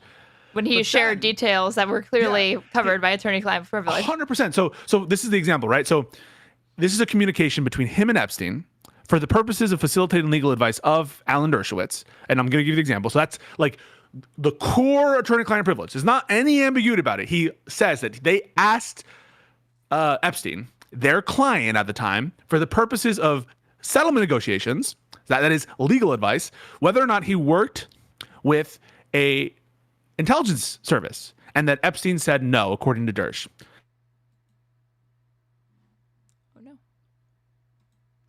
I definitely him. Attorney and their client for the purpose of facilitating legal advice and for settlement negotiations. Core attorney-client privilege. And yet, in other instances, he says, "Oh, I can't talk about the specifics there because attorney-client privilege." And so that to me, he's willing to answer the question about whether Epstein said and divulge AC privilege stuff for intelligence agencies. That to me signals, okay, who's his real client here? And actually his real client is Israel in some of these matters. Right. And I find that to be a massive conflict of interest, even though we don't like Epstein. As a former client, he does still have a fiduciary obligation to Epstein to the extent of his representation in the past. And the fact that he's divulging AC privilege, that's unethical, even though it's Epstein, right? It's unethical for him to do that. And then to claim he not be consistent throughout the whole thing. And it seems to be he's only divulging AC privilege stuff for the benefit of Israel. And that to me is like, okay, so then you have no principles. I completely agree. So it's very, very charitable of Tracey to be like, well, if he patently denies it or whatever, then you can't factor in any other part of his you can't make any other character assessments outside of just the narrow scope of this. You absolutely can, and say that he does, by the way, and he does with these witnesses as well, right? Like he will say his the fact that Virginia Giuffre had some problems with her husband in Australia, and she lost the paternity suit or she lost something. He was wrong about that. Apparently, I did see somebody contradict and say that his she was like, oh, the police sided with her husband. Like her husband was like charged for abuse or something like that. Oh shit! Maybe we should have a fact check of everything in that conversation before I post before I post the actual video. Probably. There's a couple of things in there that apparently were like a little bit were off or like. All right. So before I post that, we'll do a little fact check, and I'll just post the Taftage conversation first. Okay. Thank you. You want to do her take? Yeah, let's do it. The main attraction. The main. The concept of the show is collapsing. So people have been. How do you mean? How do you mean? I saw Amy Dangerfield, and I'm just like, Sticker Mule is the no. This is where is it? Where's the most recent episode? Did they not update the fucking playlists? Yeah, Epstein bombshells, Russiagate declassified, the autopen shit, of course. Oh my god, this fucking... I'm so excited to hear them complain about the fucking autopen shit. Thank you for the bits, Clear Watch. So this was 6 days ago. Look at their high engagement, 39K views when they got 57,000 subscribers. We deserve those views. We'll get there. Yeah. Oh, by the way, I have some big plans for massive improvements on our stuff. So we'll have an intro. We'll have some. Obviously, we're going to need to have Erin have some aesthetic choices involved here because my aesthetics are not her aesthetics. What the hell does that mean? We don't have. So by investments, you're going to be getting balls of fleshies, right? No, porgs. No, I mean, you're gonna get a life-size porg stuffed animal, and you're gonna put it behind you, right? Stream elements. That's what I mean. Stream elements. But yeah. Oh, welcome to Her Take. Welcome to Just Press Play, where we watch Her Take and give his and her take. And this is the latest episode of Her Take, and we're watching our favorite girl. Yeah, the aesthetic preferences, folks. Yeah, this is coming from the man who looks like a Unabomber in a dark room. No, someone said I look like the guy from Mean Girls. Oh, she doesn't even go here. Yeah, That's exactly. millennial coded. That's millennial coded. Well, you got millennials in your audience, so I would expect them to make that reference. Yeah. Talibot says Pisco and Erin look like they're going to two very different events. Tali's in your chat, not mine. What? Because where she fucking belongs.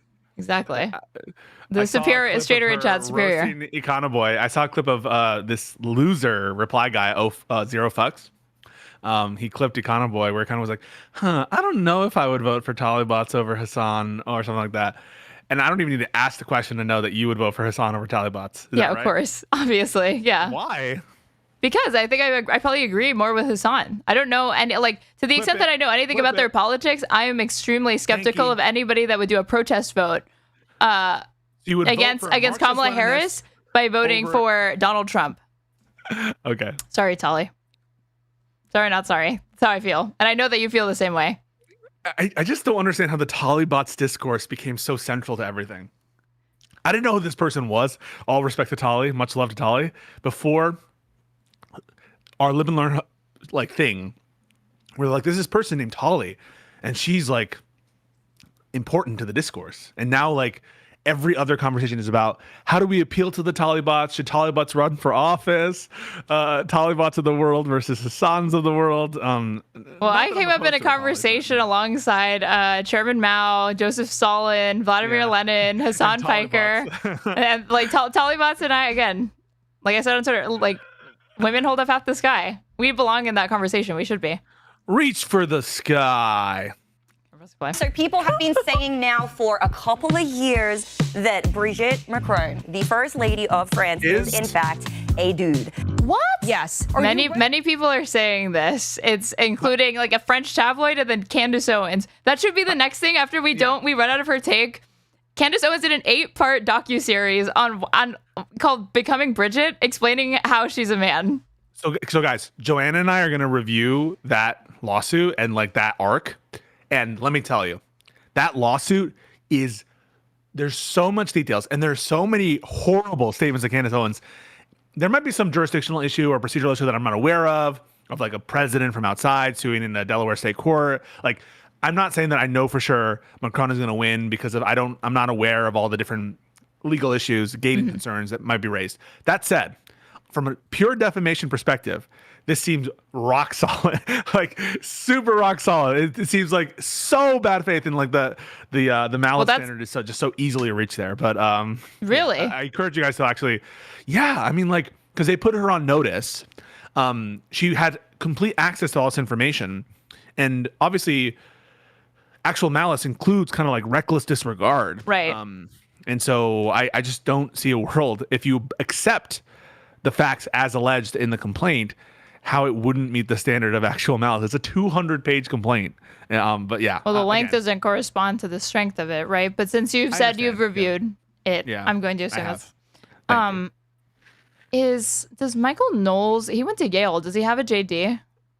Maybe he doesn't, because I watched his take on it. I was saying I thought maybe he did. It doesn't look like he did, but he was saying that he's like, it's not about whether or not she is or is not a man. It's about whether there was malice involved, and there was an overturning of a conviction in a French court of these two influencers that did the same thing. Grounds, but that's French. Yeah, but that's them or whatever. Yeah. So and it wasn't on the merits of the. And Candace gave the impression that when it was overturned, it was like, because there was like a factual thing, or it was like, no, it was literally it was. And Knowles is wrong about this. Like, one thing that will be at issue is whether or not it is true that Brigitte Macron is a man or woman. That will be an issue in the case. And guess what? If this gets through motion dismiss type territory, you will get discovery on Candace Owens' internal comms regarding what they actually think about Brigitte Macron and whether she's a man or not. And so if there are any,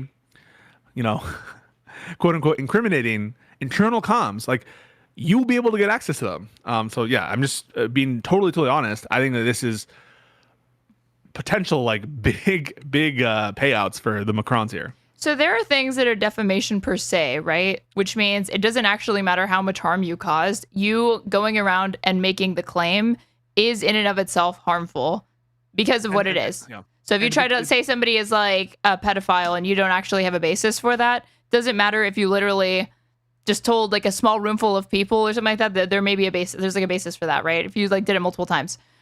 Is saying that somebody is not the gender that they say they are, that can be defamation? I think it's beyond that. I first of all, I do think, and then in this context, that so you're basically saying accusing someone of being transgender, how can that be defamatory? I think that there is probably a legal basis to say that, like, even if she is lying about this, it's not actually defamation because she's allowed to lie about this. I don't agree for a couple of reasons. One is I think that there could be, and just in our given environment, there is like a negative reputational association with transgender people. Now, would I be approving of a legal holding that would say that calling someone transgender is defaming them in their character? Probably not. But not transgender, just any gender that they say that they're not, right? Let me fucking finish.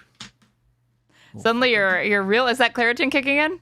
Yeah, it's kicking in. Okay. So, but it's not just the fact that they allege that she is transgender. It's that she's lying about it, that she's a pedophile, that she is basically instituting a giant conspiracy to hoodwink the entire French people, and that she's also committing incest. So it's not just that she's a transgender person, it's transgender in context of the massive conspiracy, the lying, the incest, and the pedophilia accusation. So all of that is bundled up. I wouldn't go around saying this, okay, but isn't there an argument to make that given the colloquial understanding of what constitutes pedophilia, even if it isn't correct, that because she and Emmanuel Macron met when he was 14 and she was 39 years old and she was his teacher, that, and the fact that his parents had to separate him from her so that they wouldn't date, they ended up dating later or whatever. Is that really, is that not protected speech to say that like this is pedo shit in my opinion? Or because she never caveated it and said like she is a pedophile because of her actions or whatever. It just seems strange to me that like you wouldn't err on the side of caution, I guess. Aaron, so this is a good point that there actually is some like weird shit that she was his teacher and that he was attracted to her. As far as I know, there's no documented evidence of any sexual abuse or anything like that. It's just they were separated. That's when they met. The parents felt that they were getting too close and she was like a private mentor to him. And then they later, of course, after he turned 18, this is what they say, this is what they claim, and I don't have evidence to the contrary, so I'll take them at their word, that it was all prim and proper by the letter of the law. She did not do anything with him. Relationship. Correct. Yeah, there was no illegal relationship. No, I get that. And I think that it should be protected for you to say, I think that that's weird. And so you have a good point there. But what I mean beyond that is I think that they went a little beyond that accusation. And even putting that aside, the incest accusations, that is definitely going to be defamation per se, in my opinion. And obviously, the massive lying conspiracy part. The incest to me, I didn't know that, I didn't read the 200-page thing or whatever. If she was claiming that to me seems the most unambiguous charge is going to stick. Bridget Macron is Emmanuel Macron's dad. Oh, interesting. Who had a sex change operate. You're gonna have to watch Joanna and I's coverage. We have to. I'm fucking pissed because I deliberately excluded. I did not watch the series because I wanted to watch the series with you. But it sounds like you and Joe already have something. So I thought we could fucking hilarious to react to. Sorry. What I saw is that the photos of her when she's a little girl or something like that, like they say that that's not her or that it's her her brother. Like the photos of her brother are actually her. But it's like, oh, crazy. Yeah, she looks like her brother because they have the same fucking parents. You would expect that. That doesn't mean anything. It's like, that's the thing. Ben Shapiro looks like Classically Abby. Remember Classically Abby? I never forgot Classically Abby. I think about Classically Abby daily. Why did they replace her with Brett Cooper? That's not. I don't think that she did that. It's a joke. Oh, I thought you were being serious. No. I think she still has her show. I remember there was a point where you couldn't open up YouTube without being just all of your pages being polluted with ads for trying to make Abby Shapiro happen. You ever seen her sing? No. Is it good? Let's see.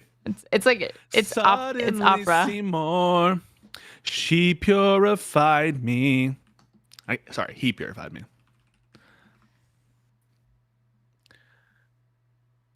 A matchbox of our own. Here's her singing the national anthem. Monday.com. Which is not an easy song. No. 6 years ago. Low, guys, you have to start low. So it goes, oh, say, can you see? And that gives you like some gravitas to actually be able to hit the high notes. But you really have to start low, guys. That's the key. Start low. Because the national anthem is fucking tough. It is a very difficult song. Oh, say, can you see by the dawn's Is that CPAC? light what so proudly we hailed at the twilight's last gleam? This is beautiful. Music to my ears. Whose broad stripes and bright stars through the perilous fight o'er the ramparts we like you could do better than this. We're so gallantly. Okay, we're not finishing this. I don't like her fucking vibrato. It sounds very bad. Oh, actually, no. Maybe we should finish to see how she hits the highest notes of this. No. Streaming and the rocket's red Oh, she hit it. She hit it. Kind of.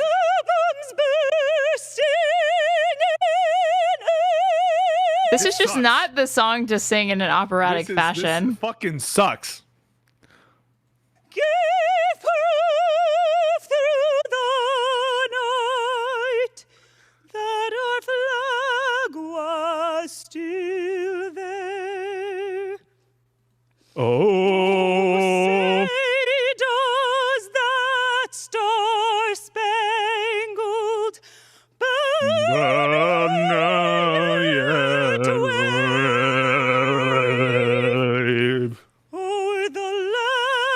She's losing steam. Jesus Christ. Kill me. You agree, chat?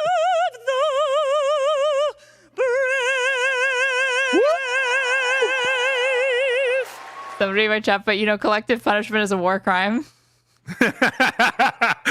That was terrible. And it's not that she didn't technically hit certain of the notes. Look at this. This is Goodbye Classically Abby. It's an 8-minute video. So it did just end. 10 months ago, she quits. She abandoned all of her Classically Abby. I can't remember what, I've watched some of this to see what the fuck she said. I can't remember what she called her fan base or why this ended. Wait, we have a super chat from Ben Ryan that says, no, Whitney Houston's version of the anthem is the one so good it should be our official version. Study that. Whitney Houston wasn't singing that live. Did you know that, Aaron? Is that true? It was pre-recorded. Wait, did she use a sweetener or did she not sing it live at all? She didn't sing. She lied. I don't know. I don't believe you. I'll have to look into that. Wait, no, look it up. Whoa. Look it up right now. Did Whitney Houston sing the national anthem live? Or was it pre-recorded? It seems like it was a sweetener.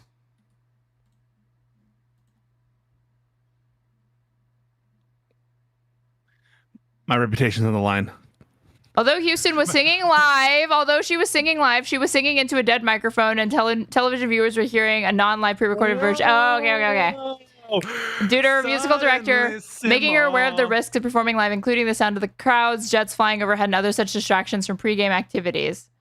Okay, so she was singing, but you couldn't actually hear her, so what they heard was a track. Learn Okay. how to be more. Yeah, I was right. The risks. Tax dollars have funded bad things happening to young You love Jillian. people to pull levers of power. President Donald Trump wants everyone to please stop talking about the Epstein files. Tucker did the opposite and then some. Any system that will only survive on protecting pedophiles needs to freaking fall to the ground. I agree. Clearly, Trump wants the story to go away. I hate her. The tolls he just dropped proves that the 2016 This groovy music narrative was a calculated lie. Look, I don't like the candidate that was going to win. Okay, but at the same time, you either support democracy and a democratic process or you don't. Unfortunately, and I couldn't agree with you more. I just don't see the I think it's fortunate. Yeah, like unfortunately, when you said you agree with that, it's good you guys are agreeing sometimes.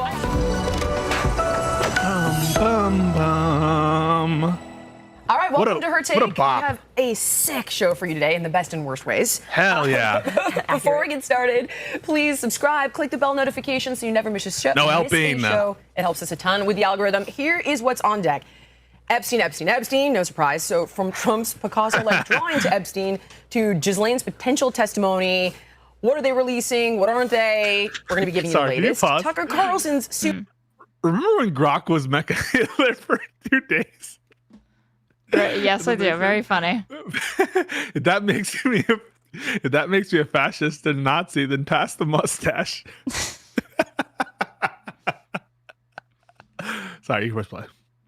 Super controversial speech at declassified intel that she says proves the Obama administration knowingly pushed a false Russia narrative in 2016. By the way, I didn't know this was new news, but Lindy's going to be telling us what is new and maybe why it's dropping now. You mean ChatGPT, right, Jillian? ChatGPT will tell you this. So now this guy is openly calling for abolishing private property and dismisses prisons as obsolete. So while that might sound radical to most Americans, his ideas are actually... Like you. How do you mean? You're in favor of the abolishment of private property. Yes, that is what it means to be a communist, correct? Mm-hmm. Mm-hmm. How do you feel about that? That makes you radical. How do you feel about that? I don't agree. I think that private property is good. I think it's a good way of ordering our society. And I think you should stop calling yourself a communist if what you mean is you're a sock deb. You're effectively You want me to stop calling myself a communist so you can stop being given a headache by different people around you? No, it has nothing to do with that. You can't even not crack a smile when it has nothing to do with that at all. It just has to do with the fact that I don't want you to call yourself a communist. You're not really a communist if what you believe in isn't violent abolition. Is that your real voice? Yeah. Gaining traction, especially with the rise of his ideological twin, Omar Fateh. So we're going to unpack how socialism is proving contagious and why elements of the Democratic Party are no longer just tolerating Mamdani, they're actually beginning to embrace him. Then Brigitte Macron's high-profile libel defamation legal battle regarding the assertion that she was born a man. Amy's got the latest on that. And last but not least, more autopen. I'm so looking forward to Lindy and Amy's take on Brigitte Macron being a fucking man. And also, by the way, they're talking about our discourse. This is literally, we created this discourse. By we, I mean me and 6 days ago. This is prophetic. This discourse has been going on for 2 weeks. Okay. And with Epstein, this gets crazier by the minute. Amy? Yeah, so let's start with what happened, last night, and then we'll kind of back it up and bring you forward to today. I'm going to give you guys the full timeline, the full rundown. And shift into reverse, SpongeBob! Sorry. Okay, so if you're going to do songs, do Gangnam Style, because that's what you look like right now. It's the closest that you're cosplaying. Wait, no, then you're going to say that I did this and it was racist, and I said the yellow thing. And no, I'm not. I won't call you racist. Do it. It's going to be awesome. Style. I did it. I just did it. Winning. Press play. Please just press. Please. Before this is so hard to keep track of because literally, like, you're fucking drunk. You're high. For example, there's like I'm three not different high. things You're that on we need crack. to talk about there. But what did break is a top U.S. senator actually sent out a letter to the FBI and the DOJ demanding answers after new information obtained by his office revealed that FBI agents were instructed to flag any documents within the Epstein files pertaining to President Trump. And I'm not sure if you have the second one, Connor, where they actually have it highlighted, but you can see here, they specifically, I'll just read it for you guys. She's going to read all of this. Why? This was told that these personnel were instructed to flag any records in which. This is horrible highlighting, guys. So when you highlight stuff in a document, if you highlight 90% of shit, it's useless because then it's all just covered in yellow and all you've done is put a filter to a bunch of words. This isn't good highlighting. You highlight a sentence or two, or you maybe highlight a paragraph or something. This is bad. Hold her accountable. I also don't like that she used this like kind of warm yellow instead of like a bright neon color. I use the warm yellow, but that's for other things. What the hell does that mean? Is it like a piss joke? No, it's a more pleasing to my eye. I don't like the bright yellow. I like it a little softer yellow. Okay. I think that's Trump fine. Was mentioned. Notably, in 2002, Mr. Trump said of Epstein, I've known Jeff for 15 years, blah, blah, blah. First of all, before we jump into the timeline, I really don't know what to make of this. Some could say that it maybe plays into Trump's narrative that the Epstein files are fake. So they wanted to see, was anything fake or fabricated about Donald Trump in there before they went on to release? Maybe that's building upon this narrative that we've seen them talk about really since July 12th when Donald Trump put out that True Social post. And her cadence doesn't match like what she's saying, right? It is kind of the wrong inflection for what she's talking about. You cut out. Say it again. I said it is kind of the wrong inflection given what she's talking about. The inflection doesn't fit like the content of her words. Said, hey, my guys. And your outfit, like the aesthetic for this stream. Do you think you're bringing the right vibe to the stream? So I think that you're attacking me, the only lib on this panel, and basically you're a victim. You're the biggest victim ever. Yeah, I'm about to put you in a gulag. So you joke about that, but you know that the Soviet Union did use gulags. Oh wait, I forgot. Under a working definition I was given by a man named Zip yesterday, the USSR is actually a capitalist country, and since it's because there was at least one private some set of private enterprise in that country, at least some amount in the USSR.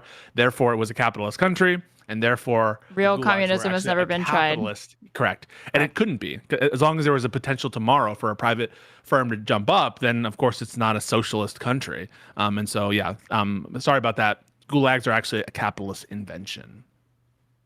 And what is the background or educational training for this person that you're taking at their word? They're a scholar of socialism. I didn't know anything about it. I didn't even know who Lenin was. I didn't even know what Marxist Leninism is. I don't even know what anything is. You're just hiding your power level. Yeah.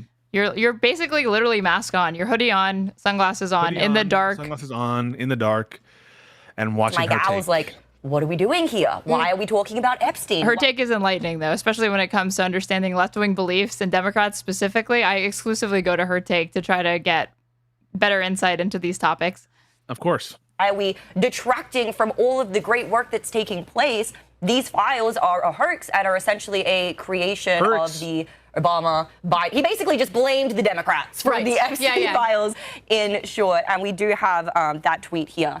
Now, one thing that has been really interesting about this story is seeing the way it has divided, or in some cases, united different bases, right? Like, I'm feeling like people within MAGA are now finding camaraderie with some people who are on the left, because everybody just feels so strongly on this issue. But it is causing a lot of MAGA infighting. Can I weigh in on that a little bit? Because Absolutely. I think at the center, at the very center of that, I believe there are alliances forming, and those are good alliances, because to me, it represents Americans who really care about fairness, justice, and this country. Tucker? Yeah. And so for me, I think it's a We beautiful should be the thing president. to see, like, Or part at of the least MAGA run for it. base be so vociferous in pushing back against this notion that there are no Epstein files. Yeah. It's actually, first of all, there are no Epstein files. That was the first lie. Right. And then you hear from Trump in that post, no, there are Epstein files, but they're totally made up by the creation of the Democrats. Democrats. Right. And then there's the doctored video purporting to show that, oh, no, Epstein totally killed himself. He wasn't murdered. Obviously, it was doctored. Yes. Wired magazine did the investigation, and they proved it. So multiple times, right? Multiple times, Right. yes. Yeah. So 4 times. 4 times. So and 3 minutes were missing. yeah, and that letter that you were referring to at the top of this segment, Amy, is from Senator Dick This is the Durbin, most who's in the base Senate Judiciary Committee. analysis of and he Epstein wants stuff. to understand, the committee wants to understand, okay, what's going on with these documents, and did the DOJ specifically want to look through the documents to ensure that there's no mention of Trump, redact those Yes. portions, Right. and then ultimately they just decide against releasing them. I don't know. Overall, so what Yeah. does that say about what was contained within them? Right. You know, was it at such a magnitude that maybe it could not be redacted? Like, it just Notice how it's just like a casual conversation they have about Donald Trump obstructing like pedophiles in the government and a conspiracy coming to light. Protect himself. It's just like, whatever, like it's so interesting or whatever. As if like Biden, any Democrat doing this, standing in the way of it, wouldn't be outright just you slandered as imagine? probably covering for pedophiles. Can you imagine if there was like, yeah, Biden ordered us to get any mention of Biden in the Epstein files as part of our review? It would be Please, like sir. 5-alarm fire for all these fuckers. Too much room for speculation, and that's the worst part She of was crying about this like 2 weeks ago. Yeah, she was like, I just hate it when people are abused. Oh yeah, Trump's saying Obama did it, and maybe it's because he's in a lot of these files. That's so weird. Anyway, let's talk about Obama. This is just how much we don't know, and then it's trying to piece all of everything together, right? But I love your sentiment about how it is forming alliances. It is also dividing MAGA, though, and we've seen the way that infighting is now carrying out when you have people who are wanting to be principled and follow their intuition and say, no, this doesn't feel right. I know it's not right. I'm going to say it's not right. But then you do have people like Charlie Kirk, who came out on July 15th, and him, along with many others within the movement, are, of course, acquiescing to Trump's demands and basically saying, guys, we're just going to trust this investigation, just trust the government. We're going to stop talking about it now. We can go ahead and play this clip, please, Connor. Honestly, I'm done talking about Epstein for the time being. I'm going to trust my friends in the administration. I'm going to trust my friends in the government to do what needs to be done. Solve it. Balls in their hands. I've said plenty this last weekend. So if you guys want to see my commentary on it, that's fine. Did you see he walked back his walk back? He Just did. walked back, yeah. So now he's calling for a special prosecutor, which I think is actually goes to Which is Anna's so point. stupid. It shows the integrity Can you of some pause of it real these quick? people. So the special, why would you need to get a special counsel here? When there's if there's not a humongous conflict of interest. Now, I happen to think there's a huge conflict of interest, but taking the MAGA version of it, Why would you want a special counsel? And second of all, the notion that the Trump administration is going to appoint a special counsel, I think is ridiculous. It would be such a tactically stupid move from Trump. And he knows that fundamentally, and they know they're not going to get a special counsel. And it wouldn't ever quiet the people who make up the conspiratorial base of MAGA. Because if all the special counsel is going to do is re-ratify the conclusion that was reached by the DOJ and FBI before, after quote unquote an exhaustive review, then no amount of independence, alleged independence of a special prosecutor is going to like quiet their demands, especially when they don't believe it coming from the biggest sycophants, right? If they don't believe it coming from Dan Bongino, why would they believe it from some like institutional, independent, sober person? It's unfalsifiable. There's no way that they're going to take anything seriously out of it, because if you again think that there's a deep state conspiracy to cover for pedophiles in the government, that you're not going to think that that body could investigate themselves and give you any insights that aren't going to be biased. Because it also demolishes the argument Democrats have been making that MAGA is a cult. MAGA obviously is not a cult if they're willing to hold. Here's this one time that they have shown a little bit more disagreement with Donald Trump than normal. Therefore, they're not a cult. Trump's feet to the fire. So I'm actually really proud of all these figures. It's not just Charlie Kirk, though. Benny Johnson has been really vocal about this. Oh, yeah. He's been... Benny... Absolutely. Dog with a bone on this one, and it's been incredible to see the measures that Congress is even trying to take. You know, we did see Ro Khanna propose an amendment mandating that the Department of Justice publicly release all of the Epstein files. We saw the following day, I believe it was Thomas Massie, actually. It's always Thomas Massie. We love you, Thomas Massie. Come on this show, please. But he announced that he would file a discharge petition to force the House vote demanding the full release of the files as well. And then we talked about Tim Burchett. So, you know, people, they want answers. It seems like maybe now there could be some possible movement on that, with Trump now coming forth and saying, hey guys, we're going to go ahead and release the grand jury testimony. And we can pull that up, please, Connor. But what I think is important to note is a grand jury testimony doesn't mean the Epstein files, right? Right. So are they playing is this like a fancy word salad to try to appease the base right now? Obviously, yes. Exactly what it is. Do we know if they're going to release the entirety Who's to say? Of, the grand jury information, testimony, whatever it is?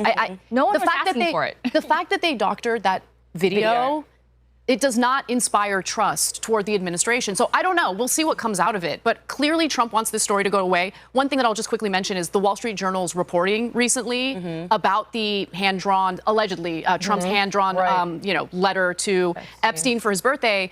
I think that actually ended up helping Trump, because now you're seeing, Bannon, for instance, and other MAGA people kind of circling the wagon to protect How Trump. are they not going to bring up that Bannon is sitting on fucking 15 hours of recorded footage and interviews with Jeffrey Epstein? Maybe she doesn't even know, which they should, because again, they're all about this fucking conspiracy theory. Because think about it. What grounds them is their hatred for our media, right? For good reason. The media is not really fair oftentimes or whatever. So they see this as another example of the media unfairly attacking Donald Trump. But I think what supersedes that is what Trump's brand was coming into the federal government, which was anti-deep state. Right. And now the way he's behaving makes it appear as though that is what I wanted to throw out there when we kind of got through all of the details that you were giving us is... This is intelligence. Everybody has talked about this. We know that he is linked to intelligence. Andrew Scholes just got put everywhere with his little tinfoil hat on, saying, are you ready to accept the fact that your tax dollars have funded... I don't want to say it out loud because that's freaking YouTube. Andrew Scholes is the labor secretary that said he was linked to intelligence, and then later... No, that's Acosta, right? Oh. That's Acosta. Yeah, Andrew Schultz is the comedian guy. Right. Why are we citing a comedian for what he thinks or what? Thank you, Jillian. Yeah. Thanks, Jill. Bad things happening to young people to pull levers of power. So to me, do I think Trump is personally involved in this? I think there's a lot of people on this list. I think that both sides could potentially be on this both list. sides. 100%. And it's the bigger thing I think we're hiding, and I don't know who it is, but there's one, maybe two, numerous intelligence agencies that are using children to pull levers of power, and that is why we are never going to know. I had that exact conversation with PBD months ago. Anna, I really loved your point about the Wall Street Journal, and I think we have to really emphasize who owns it. I really wish that exact conversation with PBD existed. Maybe it does. Hopefully it didn't happen privately, and it happened publicly. We could react to that later. I like it when Lindy tries to make friends on like any show that she's on. I feel for her, and I am rooting for her. I want her to succeed. I fundamentally want Lindy to succeed. I don't want Amy Dangerfield to succeed. You want her to go back to Australia? To find her place in this world, in this crazy world. Why can't Lindy make some good friends and just succeed? Yes, Rupert Murdoch, and the fact that, I mean, you struggle with that as well, right?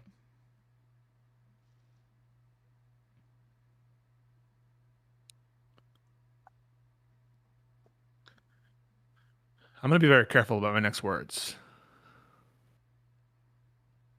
You are in no place to ever say anything like that again. You are a communist. You are a socialist. I have friends. I don't struggle with this. Friendless. False. Nothing. Not true.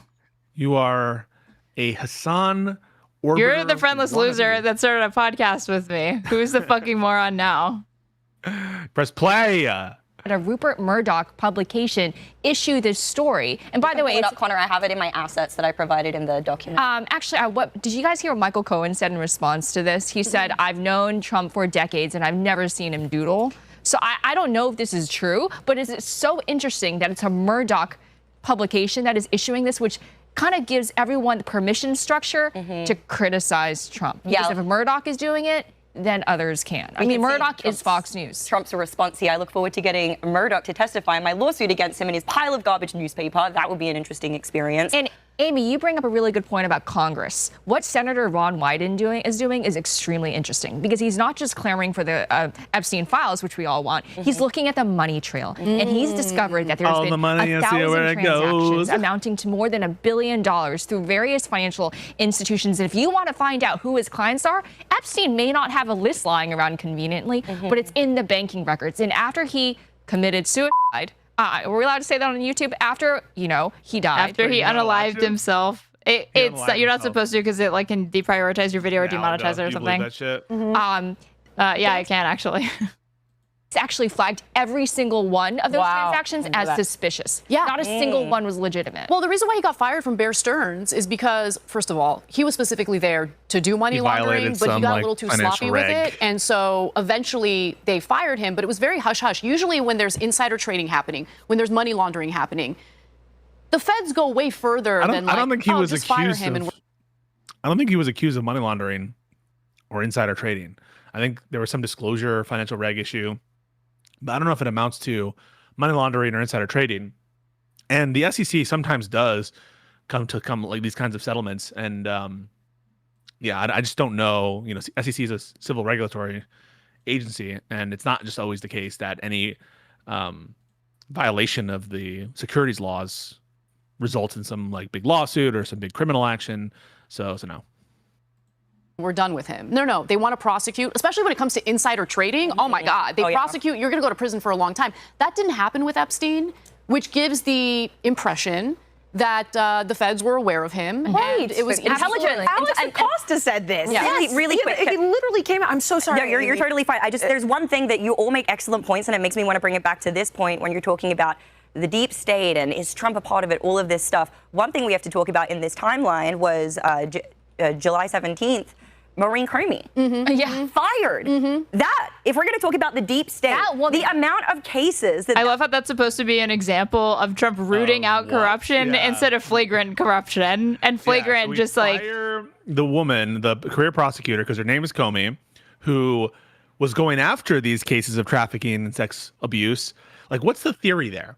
That Maureen Comey was trying to defend these people? Then why bring the case in the first instance? I don't understand this part of the conspiracy that Maureen Comey's in on something, That woman has been on that could be. Well, what if I told you that she is linked to James Comey? That change your mind? They are linked. Yeah. She is, in fact, his daughter, his spawn. Potentially have, allegedly, the deep state fingerprints all over it. So what's your take, all of you ladies, what's your take on her being fired? Is that that woman, she has her nose in literally everything right now. It's not just Epstein, it's Diddy. One thing that I find really interesting about her... She has her toes in Diddy. By the way, Trump, who is floating a pardon right now, I know this is before he did this, but they're actively floating and considering, and I think there's even more concrete reporting on the pardon for Diddy. that it's likely. And obviously also of Maxwell. And so if you are convinced that Diddy is a bad person, I just don't understand why it is that you would be okay with Trump floating this kind of pardon of Diddy. Like, what makes sense of that? Maybe it's because Trump is actually a weirdo creep. Maybe it's because Trump is the corrupt person. He just doesn't have like bad people around him. If he's actively talking about how he sympathizes with Maxwell, like fucking Michael Tracey, and he wants to pardon Diddy. Do you guys follow the House Inhabit account? I've heard about it. Oh, yeah. Beef with Candace Owens, right? Like, who wears war with Candace Owens. Yeah. Exactly. She wore a Free Ghislaine Maxwell shirt and was invited to the White House. She was one of the influencers who got an Epstein binder. She was saying that through her source... So these Epstein conspiracy theorists, the most diehard ones, actually think that Ghislaine should be free? Because she just said that she's wearing a Free Ghislaine Maxwell t-shirt. And like an influencer that got one of the binders. Wait, what? Look, she just said that. Abbott account. I've heard about it. Oh, yeah. Beef with Candace Owens, right? Like, who wears war with Candace Owens. Yeah. Exactly. She wore a Free Ghislaine Maxwell shirt and was invited to the White House. She was one of the... wore the Free Ghislaine Maxwell shirt and got a binder. One of the MAGA influencers that got a binder with the files or whatever, even though it was just the stuff that they had already released. Isn't that weird? Yeah, I think that is weird. Wait, there's a super chat right now that says... Do the hosts of Her Take sit together at someone's dinner table? Feels very inauthentic. Doesn't feel like a real dinner table to me. I think that this would be a better aesthetic pleasing show if they were just at someone's dinner table, maybe Tucker's. I mean, very rustic, very good setting. I think this is fake. This isn't a real dinner table. This isn't a real table. The only way it could be improved is if they shut off all the lights, they put on hoodies, sunglasses, maybe they created like a blanket for it and got under there. Just use a flashlight, stuck it in their like somebody's phone flashlight to illuminate it. Be you like have peak. To talk shit like this. So then you make it so easy this? When you come on camera looking like this. I told you why. It's a medical condition. It's HIPAA. You're violating HIPAA. Because of a small sty, you couldn't turn on any lights. You had to wear your hoodie and you had to wear sunglasses. Yeah. And take a Claritin. Yes, I took a Claritin. I admitted I took a Claritin. Epstein binder. She was saying that through her sources, she found out that Comey, the daughter, not James, was basically saying, Epstein, if you are able to connect us with Trump, we will commute your sentence. What? Yes, that is there evidence of that? That's crazy. That's never stopped you from concluding on this, Anna. So why do you care now? I'm not saying, but that's a reporting, and she's developed a huge following over this. She has Trump's ear. She's close with Laura Trump. I don't know, but basically, her take on the situation is that they use her take. That's a sick Her Take reference, and on this episode of Her Take. Said again and again, I don't have anything on this guy. I think. Look, I don't know. I don't know. I don't know if Trump is, part of this whole disgusting pedophile ring. Like, I have no idea. Okay, there isn't enough evidence to say one way or the other, but I do think that there is evidence of Trump essentially doing things. Like, one of the big theories is that, Epstein was an intelligence asset. Right. Again, compare this tone to how spirited she gets talking about Karen Bass cutting the fucking LAP. Even if I granted that that's true. Okay, so she cut it by $17 million or whatever, compared to Trump covering up for a pedophile sex trafficking ring in the deep state of the U.S. government that spans internationally, potentially. Not just for the CIA, but also for Mossad and maybe even other. Right. Is it M16 possibly? Like, we're never going to know. We're never going to know. It's so deep and so dark. And the fact that we're fighting. I'm sorry, go ahead. But here's my point. So deep, it's so dark. The idea is, okay, there's this blackmail operation in order to pull levers of power. There are examples of Trump going against Netanyahu. So, for instance, he wanted... Netanyahu wanted Trump. But I thought we were zogged. I thought we were zogged the fuck out. How is he going against Netanyahu if we're zogged the fuck out, Anna? All right. Anna, it's unfortunate because obviously Anna's like our favorite person on this show. I know, very low bar. But it doesn't help that I think that Anna's becoming an Well, second to your Queen Lindy Li, right? Yeah, sorry. No. Lindy Li is the person who I want to see improve and find her place in the sky. You can fix her. I don't think that I can fix her. I can fix her, Lindy Li. I can't say it because I don't feel it. I wouldn't say. Would you say like? Then I couldn't laugh for you earlier because I wasn't fucking feeling it because you're not fucking funny and you weren't making me laugh. You're not funny either. You think your little quips, they don't make people laugh. I'm the real show here. I'm the reason people come. I could replace you with anybody. I could replace you with Tallybots. Tallybots, do you want to watch her take with me? This is the funniest bit you've done to date. Okay. All right. Hang on. No, what I was going to say is, wait, what were we talking about?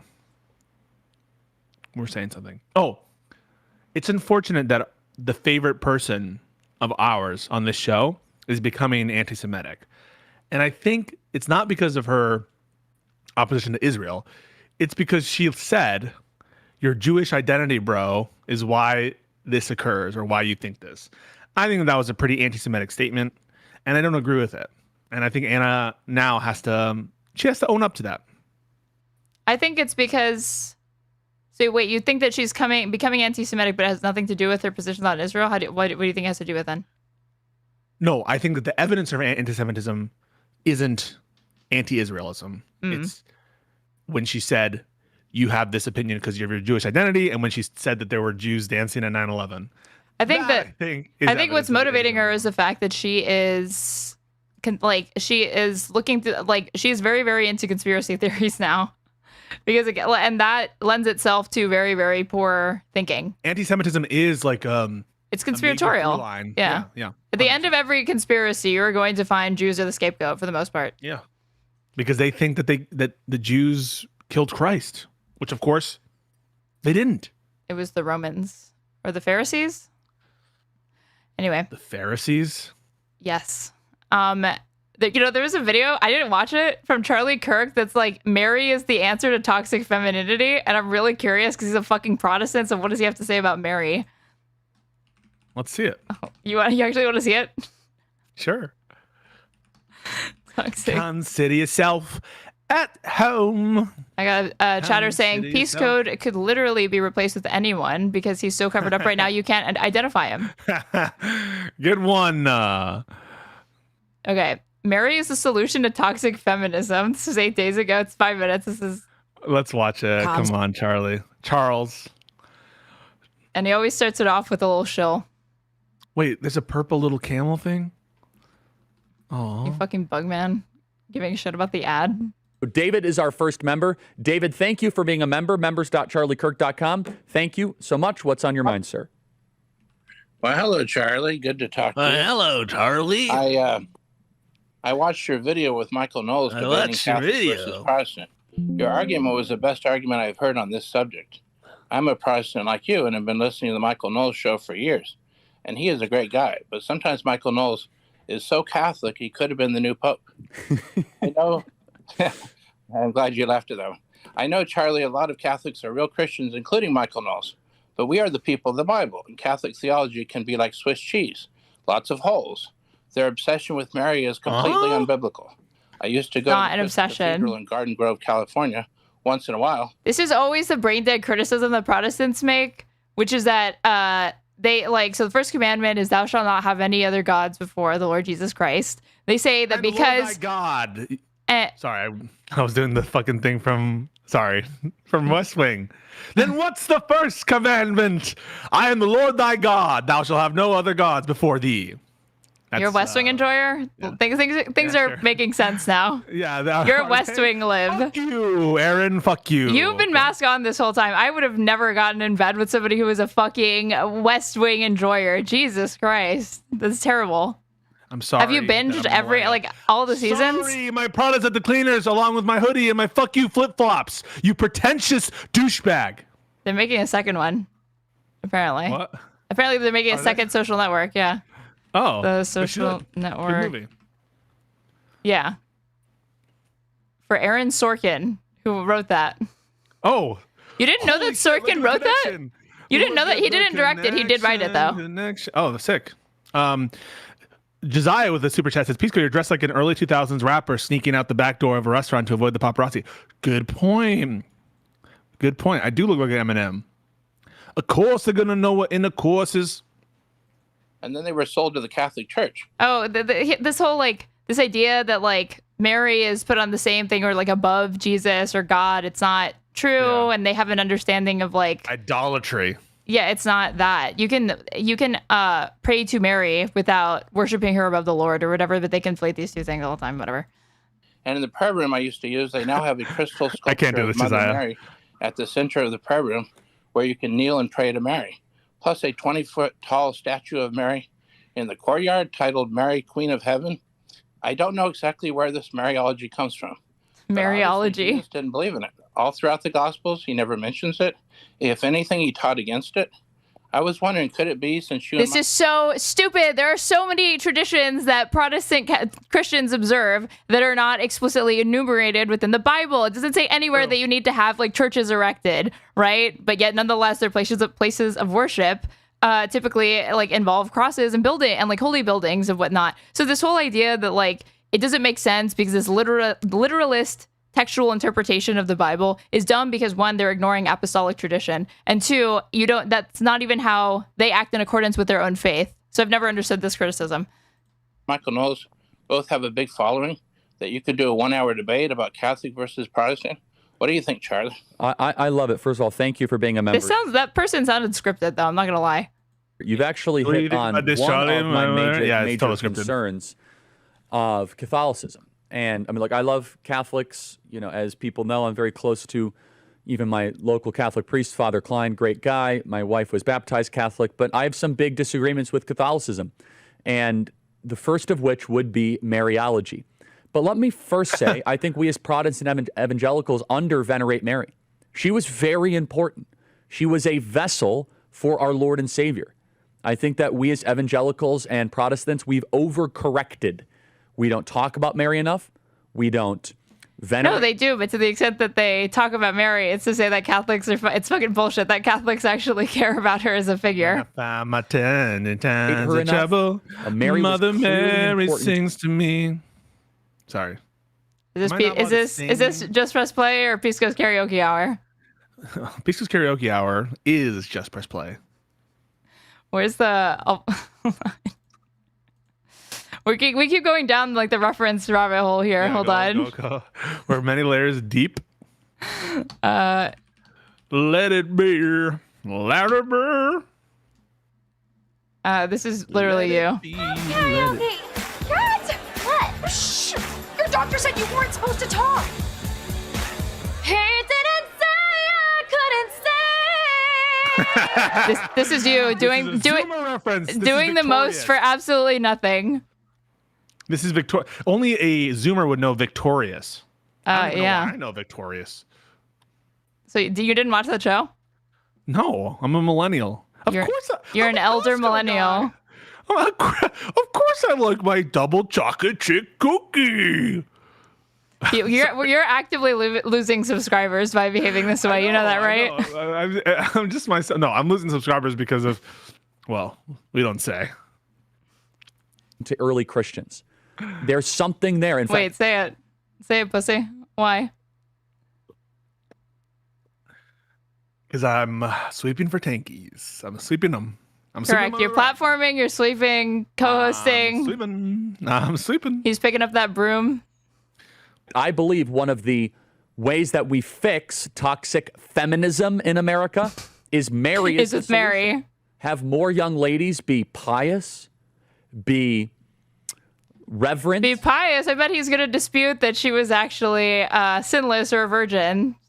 To be full of faith. Slow to anger. Well, he could prove me wrong. I guarantee you, if he's a Protestant and he has these criticisms, he's going to say that she wasn't. How did you know this clip existed? Because I was looking through his... What do you mean? Seems like you know. Because the Protestant criticism of this is it's always the fucking same. And I went to school of Protestant because I was raised Catholic. Oh. It's always this. It's literally always the same things, and they don't ever have any more complex criticisms, even though, again, these are very, very superficial criticisms. He's like repeating talking points. These are not even like original criticisms.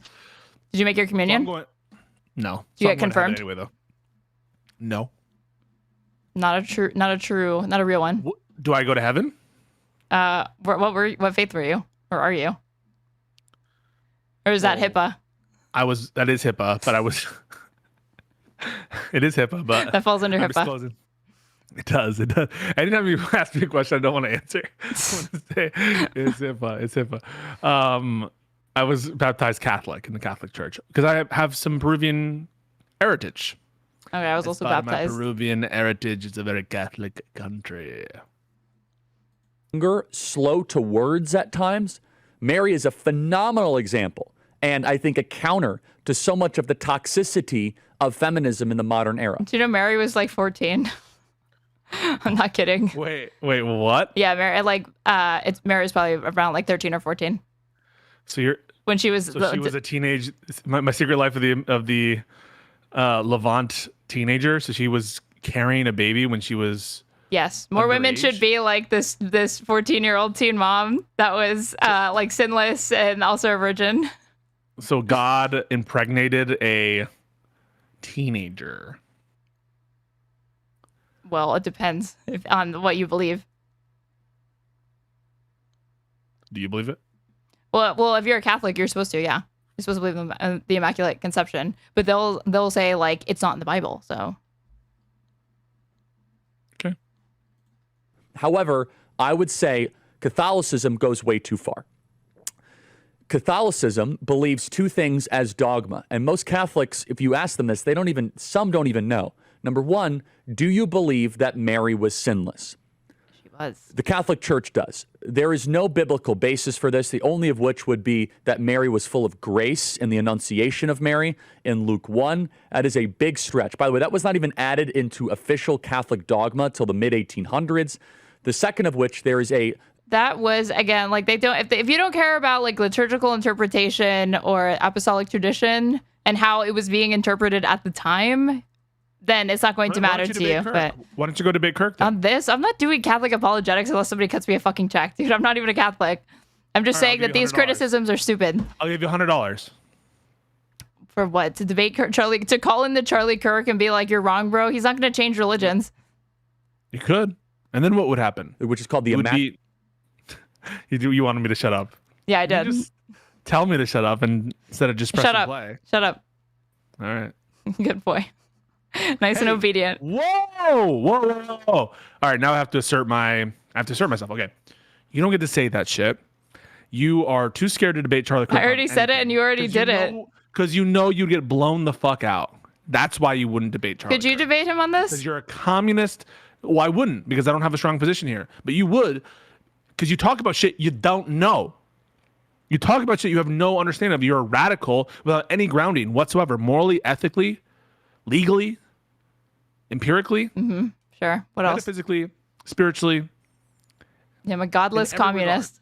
Yeah. And do you understand how radical what you propose is? And you're trying to change the party from within, the Democratic Party. And we know what you're doing. We see your works. How is this relevant to me debating Charlie Kirk again? I was just kind of cooking there. You're vamping? You can just press play. He's also wrong because there's also a chapter, there's something in Genesis, I can't remember what it is, that also references her, like that is interpreted to be a reference to her being sinless. Immaculate Conception. There's a Hybrid Camel says, actually, Immaculate Conception has nothing to do with Mary being impregnated.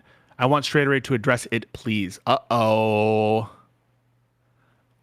No, I'm not. I told you I'm not doing debates on this. I'm only responding to this fucker. But you just got cooked. Why? Because they asked me a question? Well, no, they had a statement. Immaculate Conception has nothing to do with Mary being impregnated. I want Straighterade to address this. Okay. So you'll take the L? It's not me taking the L. I'm just saying, okay. I simply acknowledge it. Sure. All right, she's acknowledged dogma that believes that Mary was assumed into heaven, that her physical body was actually the assumption of Mary, was assumed into heaven. Again, that is a pure faith claim. It is not biblically supported at all whatsoever. So I think that we as evangelicals can do a better job of remembering, studying, talking about, and pointing towards Mary, because she was a vessel chosen by God Almighty that brought our Lord into this world. But I find biblical evidence to the opposite. I find biblical evidence to show that Mary was like sinful like all the rest of us. In fact, I see biblical evidence that it says very clear, I think, in the book of Romans, that No one is sinless except Christ Jesus. The other one is more of a technical theological debate, which again... Isn't it so funny how they suddenly become very like evidence-based or whatever when it comes to like interpretation of scripture, but with everything else it's totally fucking vibes. Totally like nothing but vibes. Have you seen Jesus Christ Superstar? No, I've seen... Yeah, I have actually. Yeah, I did. I saw the one that John Legend did on ABC Live a couple of years ago. Cool. You enjoy it? There's some songs I enjoy. But guess what? There's some songs in Cats that I enjoy. But have you seen the remake of Cats or the movie of Cats? You know that? Oh wait, the one I was like, oh, this is the one with Rebel Wilson, right? McCavity. Yeah. This says fucking who else was in it? He almost played Bond. Idris Elba. Idris Elba is in it. And like fucking like Jason Derulo's in it. No, I haven't seen it yet. Apparently there's one that they called like the butthole cut. Because they like like they digitally removed their like assholes, and then there was one cut that was going to include it, but they decided not to because they thought it looked too weird. Is it Tom Hooper? Yeah, he did Les Mis. I did not like the movie version of Les Mis. Hot take: Anne Hathaway did not deserve an Oscar for that. I can't remember who else was like up that year. It would just depend. So different from this hell I'm living. Catholics have a very firm belief on this, that Mary was not the mother of Jesus's half-brothers. It's just not supported by scripture. However, you could say that it was Joseph's other kids from another marriage. That, again, that is just a faith claim. That would be, of course, James and Jude, the two half-brothers of Jesus. This is not a major issue for me between me getting along with Catholics, me loving Catholics, me thinking that Catholics are doing a great job for the planet or for the world. But I personally would not be able to enter into a faith that believes that anybody except Jesus Christ our Lord Super chat right now. Without sin. Do you enjoy Cabaret? I do. My favorite one is when Cabaret spoilers for the next 10 seconds, is when it turns out they're Nazis the whole time. I was like, what? And they're like, what? When they did the gorilla thing. And I'm like, I was just laughing at that whole thing, but they're actually Nazis making fun of Jews. And it made me like feel something. Like it made me feel like I was complicit in some way. I remember there was a interview with Quentin Tarantino where he talked about, in the context of the movie Reservoir Dogs, where he's doing this little, he just died. Fuck, what's his name? The actor just died. Not sure. Who? You know the name. I don't. If I did, I would say it. He just died. He played the character. He was in a bunch of Tarantino movies. The chat will say it in about I know. Mads Mikkelsen. Michael Madsen. Michael Madsen. There you go. Yeah. No, thank God Mads Mikkelsen is still alive. Thank God. Yeah. That would be a national day of mourning if he died. I don't want him to die. So Tarantino said, when he's doing that little dance and being funny with, I'm trying to get a sentiment on, that his whole thing is for you to laugh at the dance, and then feel complicit when he starts, like, the negative stuff happens. And I felt that way in Cabaret because I honestly didn't know that reveal was happening and it was gonna. Well, I knew that it were Nazis, right? But obviously, like I didn't know that they were gonna make that song about the Jews, and so I felt complicit, just like you might feel complicit when you're laughing along with Michael Madsen dancing in Reservoir Dogs. I feel complicit when I do this show with you. You know what I'm complicit about? Go off, King. In violating HIPAA, because I'm about to ask you. I'm going to ask you a question. Okay, go for it. What's your favorite musical? I actually don't know. I have to think on that one. Probably Hairspray. I'm going Hairspray. Chicago's like a close second. I don't know any song from Hairspray. Good Morning Baltimore? Nope. Without Love? Woke up this morning. What? No. Have you never seen the stage musical or the movie? I've never even seen Chicago either. Cringe. Chicago, you'd probably at least think that Chicago is a better pick, no? I like the popular stuff, assuming. Mm-hmm. And that's my final comment on Mariology. Happy to debate it. This why like Mary? This is literally that you need to fucking. Well, he says happy to debate it. Maybe I should call in. Although again, he's probably heard these answers before. They're just not compelling to him. I just don't understand How is she the solution to fucking toxic? You think women converting to Christianity is actually the solution to it?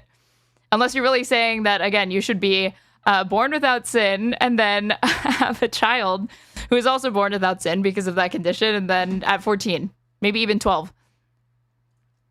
Mariology feels like a derogatory term. Yeah, because it's supposed to be. Mariology. With others, if that ever surfaces. So, again, we're also here on the Charlie Kirk Show. We're very ecumenical. I just want to say again, Catholics are just fabulous in so many different ways. They fight for life. They fight for marriage. They fight against transgenderism. Fabulous?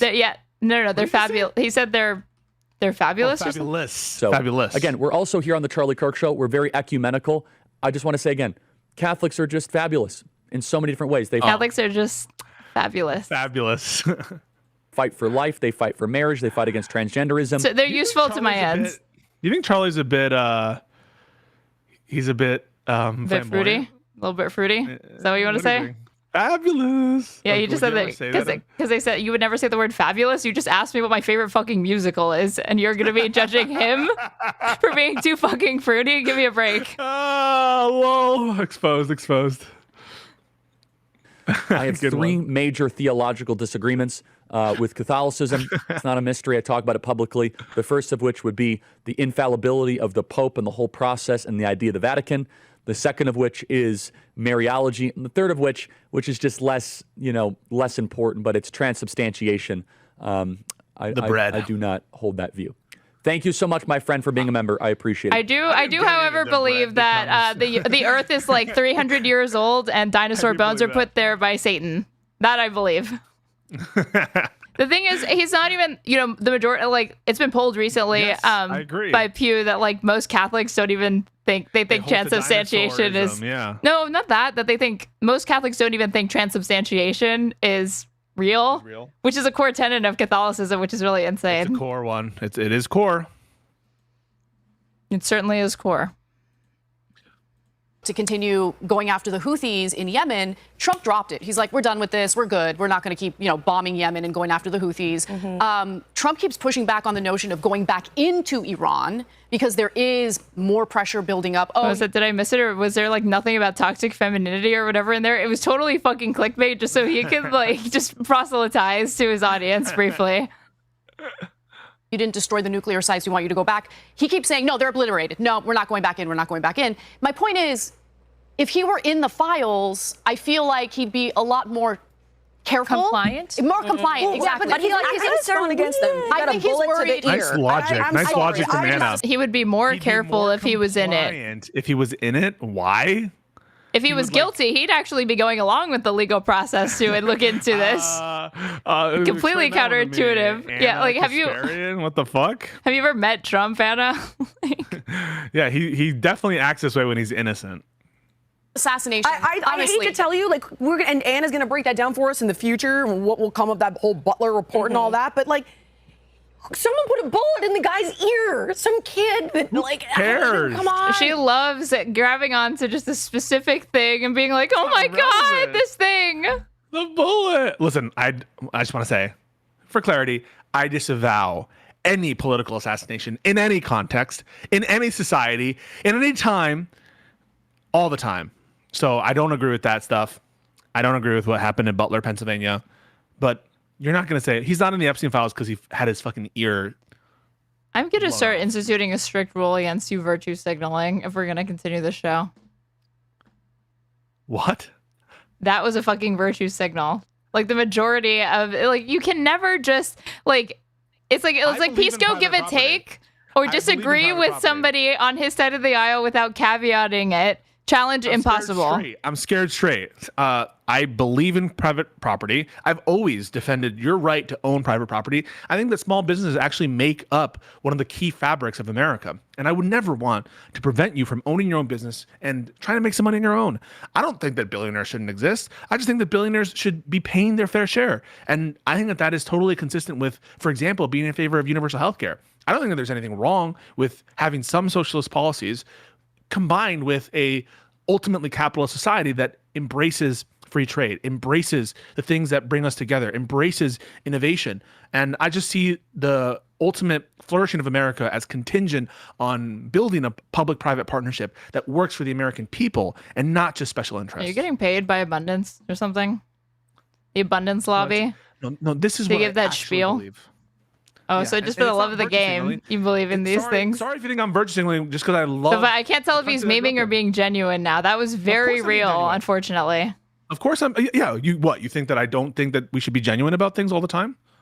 No, I think that I didn't know it. I unfortunately am aware to the extent to which you sincerely hold all of those beliefs. Of course. Always have, always will. Nothing. And you're not going to move me on that.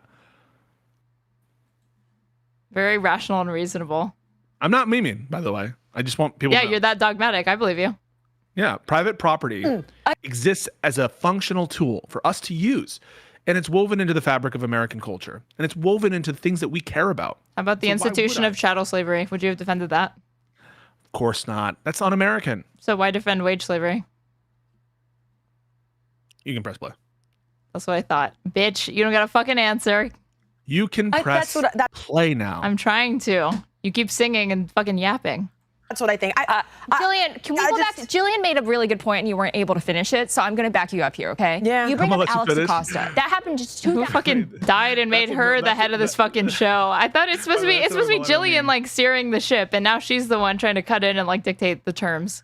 I'm gonna let you finish. Oh, that was crazy that Ye did that. He steps on stage, he interrupts Taylor Swift, who's getting a lesser award than Beyonce got, to totally steal that moment. I thought Barack Obama was right to call him a jackass. I was about to say, did you remember that he said he was a jackass? He was like, this nice young lady is just trying to get her thing. It was cute that Beyonce like gave her moment. Although he is completely right that, Taylor Swift's music video was not better than Single Ladies that year. Sorry. I know, but she got the bigger award. They were giving her the lesser award. It doesn't matter if, like, whether or not I agree with it. You shouldn't be going up there to interrupt somebody's fucking like acceptance speech. It's like hijack their show or like hijack their moment or whatever. Do you think that I'm supporting Ye? No, I'm saying that I wasn't trying to justify it, even if I agreed with Kanye that I don't think it's one of the greatest music videos of all time, but it was certainly better than Taylor Swift's that year. Should we learn Everything Has Changed? You know, Everything Has Changed? The best duets of all time. Everything Has Changed. Baby, It's Cold Outside. What's another good duet? Oh, I thought you were saying, like, did you know Everything Has Changed? I was like, I thought you were like a Nothing Ever Happens type person. I was confused for a second. I thought you were saying Everything is. I was like, what's changed? I'm doubling and tripling down on Nothing Ever Happens. Always have, always. And you're doing that by singing, wanting to sing Everything Has Changed. You can press play. Pisco hinting that he wants to do it. Baby, It's Cold Outside with Straighterade. He wasn't hinting. He was explicitly saying it. He was saying we should learn it. That's not even the best duet song. It's like Don't Go Breaking My Heart. Don't Go Breaking My Heart. Really? Superior. Yes. Easily. I think Maybe It's Cold Outside is like one of the best Christmas songs ever. Okay, and people chill. think that it's... Don't try to do this kind of like gaslighty chill thing. It's not working. People are seeing through it. You're fake as fuck. Fake as fuck. Josiah Super Chat says, Pisco, as a resident Russiagate expert, will you commit to unpacking the declassified Durham Annex email stuff I'm seeing all over my Twitter feed? Yeah, sure. I can do that. I can't comment right now because I don't know what the hell you're talking about, but yeah.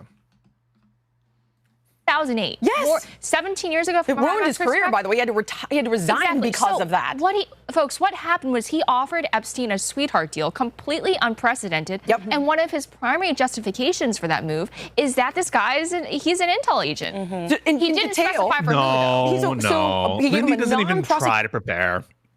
It's so much more interesting watching her fumble her way through the show than it would be if she was correct. Come on. She's always wrong about, like, when she stakes her credibility on these little lines, like, it just looks so bad. But I don't know if it's malicious or she's just not preparing. I don't know what it is. I mean, you would know what it's like to stake your reputation and credibility on certain questions that don't look very good. Yeah, you stake your reputation on it, and yeah, well, sometimes I do, and I do stake my reputation on the following. We call that being principled. Which is the reporting on Alex Acosta's statement is largely hearsay, and we don't have an official word from Alex Acosta that that's what occurred. And to the extent that we do, it's that it didn't occur. That was another thing that he pointed out. He was like, he said this under threat of perjury. Okay, you as a lawyer, do you believe that nobody has ever lied under perjury, under threat of perjury? Of course they have. Yeah, no. But it's just an inference, right? It's like one piece of evidence. Like, Right. you're much more likely to lie when you're under threat of a false statement charge or a perjury charge. Execution agreement, right? He's allowed to leave jail. There were other people, I think 3 or 4, that were given the same deal. We have no idea who they were. Yeah, we should know. Yeah, We and should know. when they were vetting Alex Acosta, Trump's administration, somebody in that vetting process leaked to the Daily Beast because they said, well, why didn't you go after Epstein? He's like, I was told by intelligence he's above my pay grade and leave him alone. When Alex Acosta was asked, did you say this? He's like, I can't. He didn't deny it. He couldn't. When they don't bring up the fact that under perjury, he did deny it. I do think that it's like, it's already like a red flag. It's like, okay, you have never really looked into this, because this has been addressed by critics of the Epstein conspiracy theories for a long time. It's not like a secret or whatever, apparently. They should haul him into court to get him to say it on camera. Yeah, of course. He's like, I can't comment on that, but he did not deny it. He didn't deny it, I mean, you guys, like, but what's going on with Ghislaine Maxwell? I've been trying to figure. Is she testifying? Is she not testifying? Yes, that's she the said other she would thing. testify. She wasn't offered a plea deal. Yeah. What the hell? We've got like a but what she was offered was was unprecedented for the DOJ to do in the first fucking place. But apparently, to Anna, this actually suggests that Trump is innocent. The co-conspirators clause, or what are you talking about? Hold on. Let me find the article that I referenced that I covered the other day. Tell me what you're referencing. I want to get the article so I can tell it to you correctly. Right. Chill the fuck out. You know who needs to be chill? What? Hulk Hogan. Isn't his body already cold? Oh, wait, shit. Wow. Making fun of a man who recently died, being insensitive like that? Even though he's a Trump supporter, and even though apparently he's a piece of shit behind the scenes, I did like his whole aesthetic. Is that what you're emulating today? Does it look like I'm emulating the Hulkster? I don't know. I'm asking you. Have you played Marvel Rivals? No. I play Neopets and Roller Coaster Tycoon. But you've never played Marvel Rivals? I just said that. Have you? Have you ever played Star Wars Knights of the Old Republic? I'm going to find this. We're pressing play.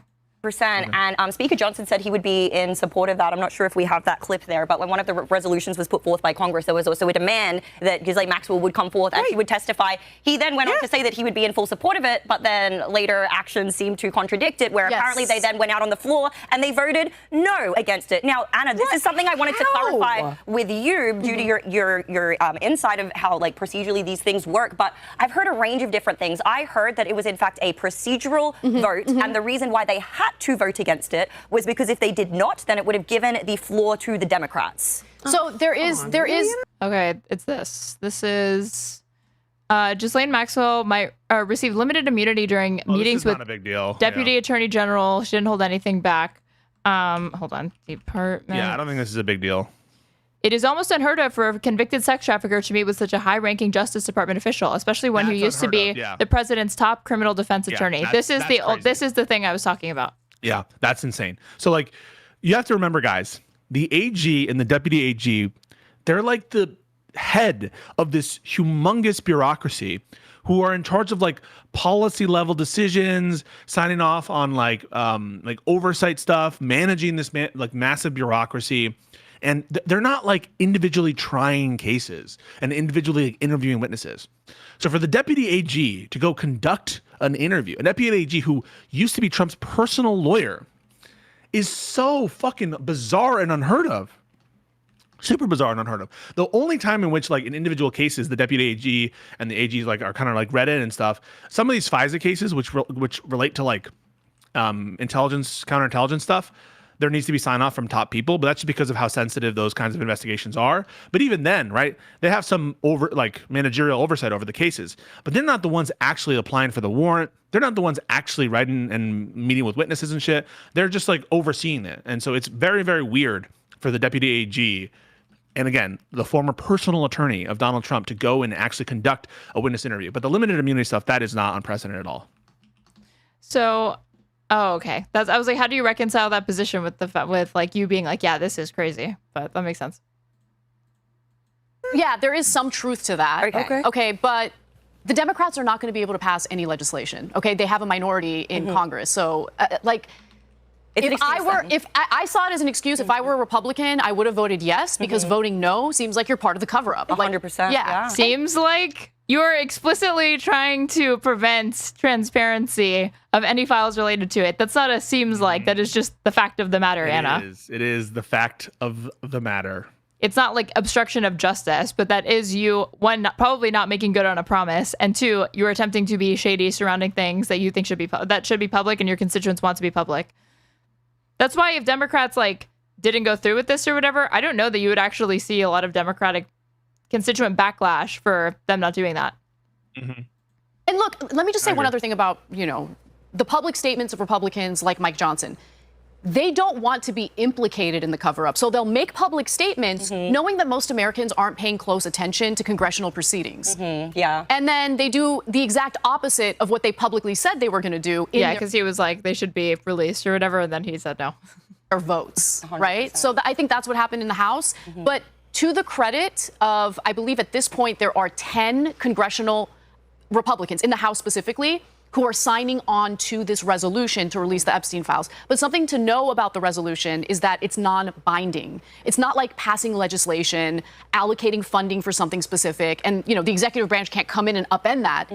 In the case of a resolution, this is one of my concerns that even if they did pass a law, I think that the resolution would nonetheless pressure Trump. I think that it would look really, really bad. And so I do support a resolution, regardless of whether it's non-binding. By the way, query back to the conversation I had yesterday with this guy, Zip, where he's like, laws are, presupposed enforcement. Laws presuppose, no, dude, there's tons of laws that are signaling. There are tons of laws which are just declaratory in nature that don't relate to enforcement decisions. But I do support even non-binding resolutions because of the pressure. But my concern is, even if they passed a mandatory disclosure law, which is enforceable, that the courts would be like, sorry, even though Congress passed a law, you can't pass a law to force disclosure of the presidency. And then I'm like, oh, fuck, where are we then? If you can't even enforce disclosure, then presumably, I don't know, you can't even do congressional subpoenas of executive agencies, that kind of stuff. So I'm concerned about how the courts would handle a disclosure law passed even broadly by bipartisan congressional consent. Was an example of a law that was not enforced, or is kind of just performative, I guess that would it be, or symbolic? Which one? What's an example of a law that's symbolic that doesn't assume enforcement? Yeah, so there have been certain laws, for example, declaring certain national days, laws, for example, where there is, it's signaling where there is a potential enforcement, but no actual intent to enforce it, like the Logan Act type stuff, right? Where they have never been enforced. There doesn't seem to be any intent to enforce it. Laws that that kind of say what the policy position of the United States is. It is the policy position of the United States to be against anti-Semitism, and we define anti-Semitism as this. Or a law that would just declare as a friend, some other, there are tons of laws that don't have enforceable legal effect, but are nonetheless legislative enactments. So yeah, there's nothing inconsistent about passing a law that doesn't have an enforcement component. I believe laws are threats made by the dominant socio-economic ethnic group in a given nation. It's just a promise of violence that's enacted. Have you never seen that video? Do you know what I'm talking about? No. What? Really? Okay. No. Hold on. Ignore it. What I find really interesting is that polling just came out yesterday, and this has actually driven his ratings up. I just can't believe it. I mean, that polling is what super I mean is suspicious. I wonder. My question I ask myself that polling is super suspicious. I think it's this. If it doesn't agree with me, it's super suspicious. Here's the thing. Okay, I found it.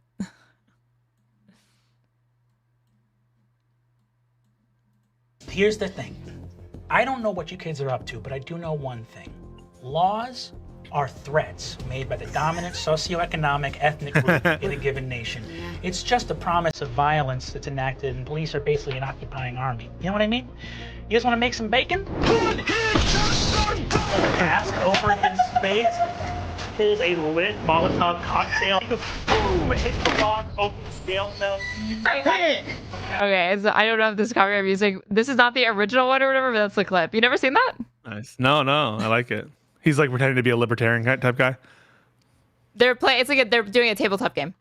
Yeah, I know what tabletop games are. Because you're really cool and definitely not a fucking nerd loser. You know tabletop games? You're going to flex about that? You know what D&D is? Is that really what the hill you want to die on? I don't know where you get off trying to do this kind of one-upmanship when everyone knows that your LARP, if you want to make fun of LARPing, as a communist, is only to ingratiate yourself with the most antisocial and degenerate people on the internet. So you. Which is why I just started a podcast with you.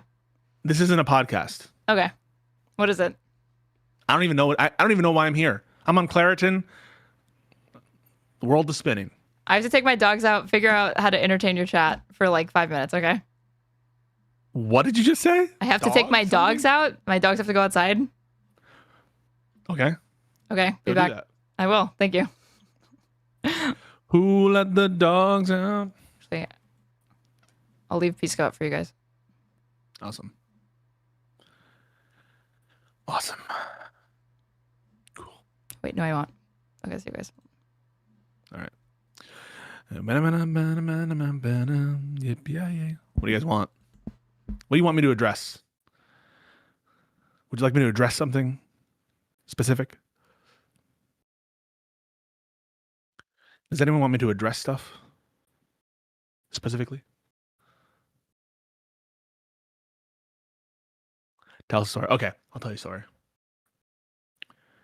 So, when the Spanish conquistadors came to Peru, the Incan Empire was about 200-300 years old, and it contained tens of thousands of, troops at its beck and call. By the way, it's beck and call, not beck and call. Don't make that mistake. I had a mod once who made that mistake, And the Incan Empire had just gone through this kind of like succession crisis where two half-brothers were fighting over control of the Incan Empire. And so the Spanish conquistadors, led by Francisco Pizarro, who I believe has a familial tie to Cortez, who of course was the conquistador in Mexico, he decided that the time was ripe to actually invade the Incan Empire in Peru. And so they planned a negotiation between the leader, the son leader of the Incan Empire, and Pizarro. Pizarro hands him a Bible, and the leader throws it down on the ground. And that's the excuse that Pizarro gives to get his men to open fire on the Incans. And despite the numerical advantage of the Incans, the Spanish conquistadors, with their muskets and their horses, right? Horses are actually an old world technology. The New World didn't have horses. There's a great video by CGP Grey that talks about why there were no pandemics in the New World, really. And it has to do with the fact that like pandemics come from animals, animal viruses that jump and cross over and start infecting humans. And there are not this like huge collection of domesticatable animals in the New World like there are in the Old World. There's the alpacas and I think there's some camels or something, but not buffalo. I don't think that there are many pigs or any pigs. There were no like sheep or cow. And so we just have basically these less advanced cities that don't have these domesticated animals. And including among them are horses. No horses. The horses are like crazy technology. And the Incas think that these people are like, I don't know, godlike figures on their horses. What are these creatures? And so they scare and are able to defeat this horribly outpaced and outnumbered situation with their guns. They take the Incan emperor hostage. They demand of the Incan people one room filled with gold and another room filled with silver. And the Incas provide that in exchange for their emperor. They think that it's going to resolve the issue. And the Spanish take that and then they execute the Incan emperor anyway. And then install their own little puppet to control the Incan Empire, destroy it, and claim it as part of the Dominion of Spain. And that's what happened. And we let it happen.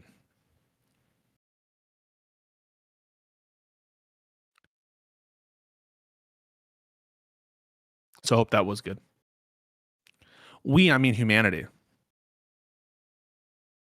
Didn't the conquistadors all have civil war after?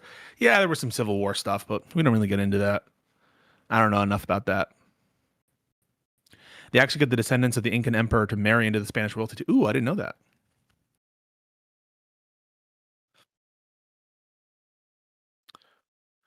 Pisco, do you agree that musicals are satanic collectivist evil intended to end America and turn into a collectivist hellhole? There's a lot of things like that where you can go to Hollywood and you can see there was a humongous communist influence and infiltration of Hollywood.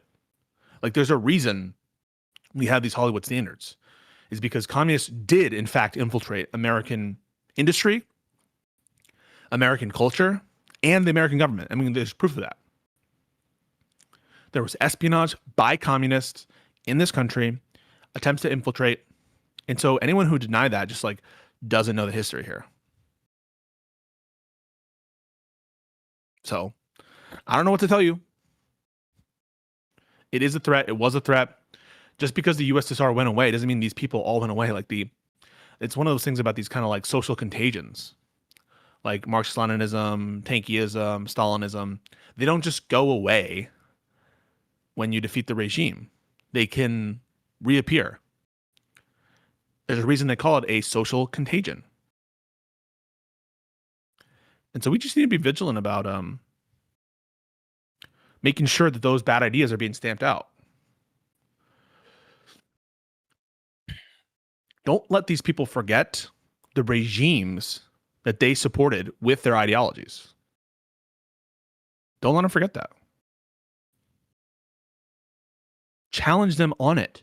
This is not what we want. Like, we don't want a society where there's complete domination and like central planning. We know what that leads to. Look at Venezuela. Look at Cuba. Now there's like state capitalism in China, but like even that, right? Do you really want our country to look like China? That's why I support American capitalism. It is incredibly important for all my members of the audience. Like, we are not here to foster communism. We're here to foster private property and the American system of dual private-public partnerships. Yeah, sometimes you need to have government come in when there are collective action problems, but fundamentally, we exist in a capitalist framework. And so I just want you guys to know, and this is legitimate, that at no point am I going to be ever arguing for violent revolution where we need to take 30% of the last capitalist owner's property away from them. Like, that is by definition violence. So I just want to make sure my audience knows that, you know, this is not okay. It's not okay for you to say that. Not okay for you to be here and spread those ideas. Anyway, I hear my communist co-host coming in.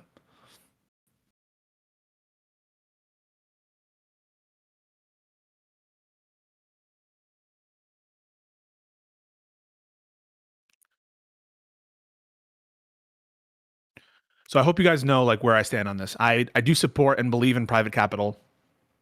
I think it's important to a flourishing society. And look at every successful society. There's been private capital, private investment. Of course.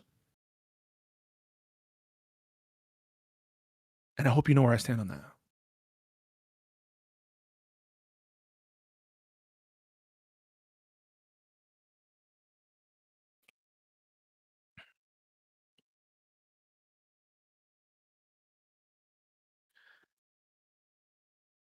Any thoughts? I hope that put to bed any fears. Hope it put to bed any fears. Hope it put to bed any concerns, any issues.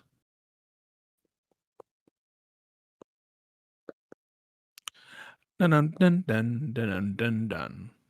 I got dun dun dun dun dun. Yesterday, love was such an easy game to play. I start too high on yesterday. Human flourishing is the goal of capital flourishing. If the humans aren't flourishing, we have a duty to address and reset. Genuine question. Is it fraud when the NFL misleads everyone to think that they were going to this pissed me off so much because they were hyping this crazy. This was a crazy hype. And they didn't actually do it.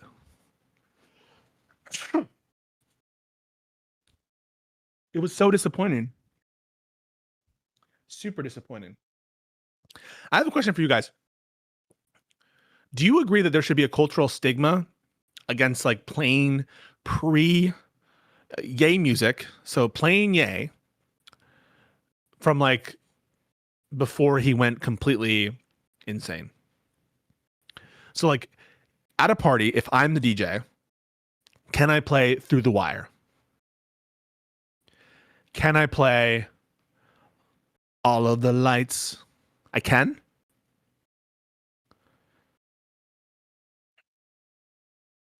Can I play Family Business? I've been really into Family Business lately, privately, but I haven't played it at like a party. But I'm just like, I just want to know if that's chill.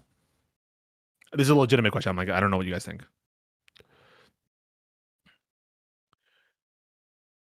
Okay, you can. Yes.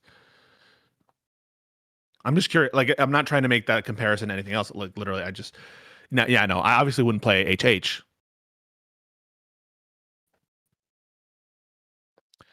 La la la. Wait till I get my money back. Hey, ban the guy who said that HH is based. You don't say HH is based. I'm serious about that. I'm not memeing on that. Just kidding. You don't have to ban him, but just okay. Chill. Chill. It's a bad song. Okay, I got it. Yeah, you don't have to ban him. I was just joking, but I don't support HH. Separate art from artist. Okay, he's waving the Israel flag. Good. Okay. I think that we need to separate the art from the artist sometimes, but like if I'm like, yeah, I'm a big Ye fan, I like Ye's music, it is an accurate statement to say that I am like a big fan of his music, especially the early stuff, the College Dropout, those albums, right? Graduation. But I feel weird if I play it in certain environments. I remember I was organizing an event and I played the remix to Ignition and someone walks up to me and is like, can you change this, please? I'm like, what? Can you please change this? I'm like, why? It's a bop. It's the remix to Ignition. And they're like, have you not heard? I'm like, oh yeah. He's like, I mean, like he's a bad dude. But I changed it. I put up my liberal surrender hands. I was like, okay, if you say so. If you say so. So I think that there's like a line somewhere. There's some kind of threshold. Like I think if I were like on stream and it were for whatever reason okay for me to like listen to copyrighted music, if I started all of my streams with like Ye music, I think people would have the right to be like, why are you supporting Ye? But somehow it feels different at a private party.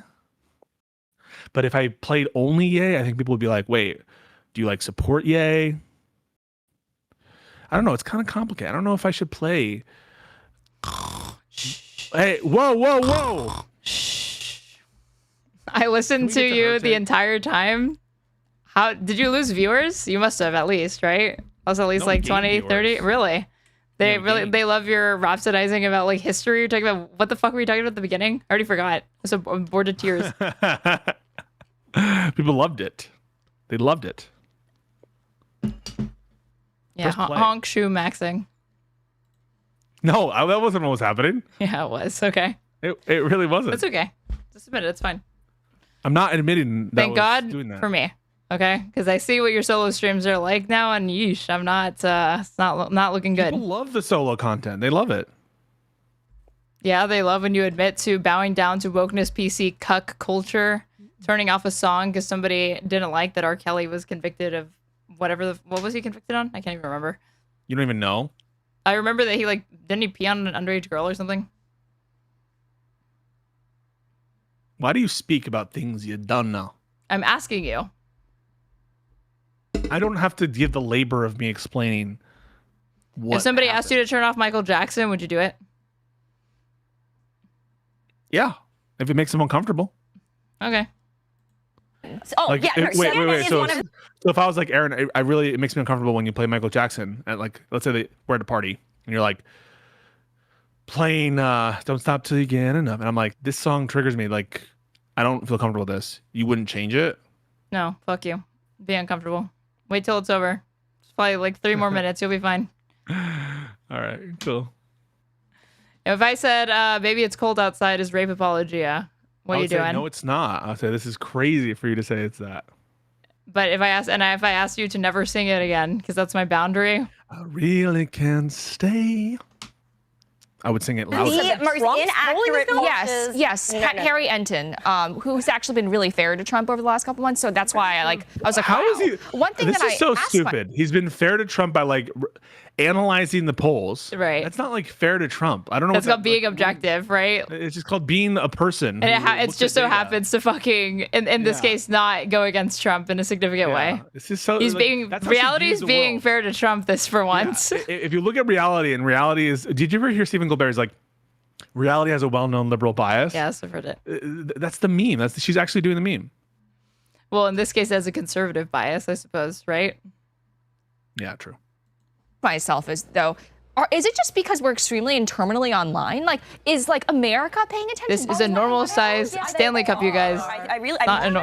Even just enormous. looking at My kids are paying attention to this. It's all over legacy media and independent media. Yeah. It doesn't matter what bubble you're in, you're getting this news. And what's making it worse is Trump persistently telling everyone to stop talking about it. And this is a video that I really want to play. If you could please pull it up, Connor, where Trump actually literally. Can we just pause real quick? And appreciate. Wise, Amy Dangerfield right now is asserting herself and becoming more of the main person now, and it's a little bit of a power struggle. And you just saw she won.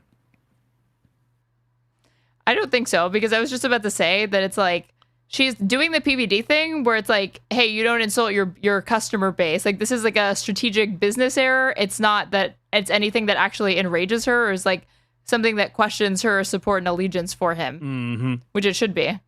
His supporters stupid. Yeah, and this kind of ties back to what you're saying, and you're is he afraid of being assassinated? Is it that maybe he's implicated in the files in a manner which he can't be by detected? Israel? It's something because he's behaving so erratically to do something like this, which is just, he knows how this will affect his base, and yet he's still saying it. Could we play this, please, Connor?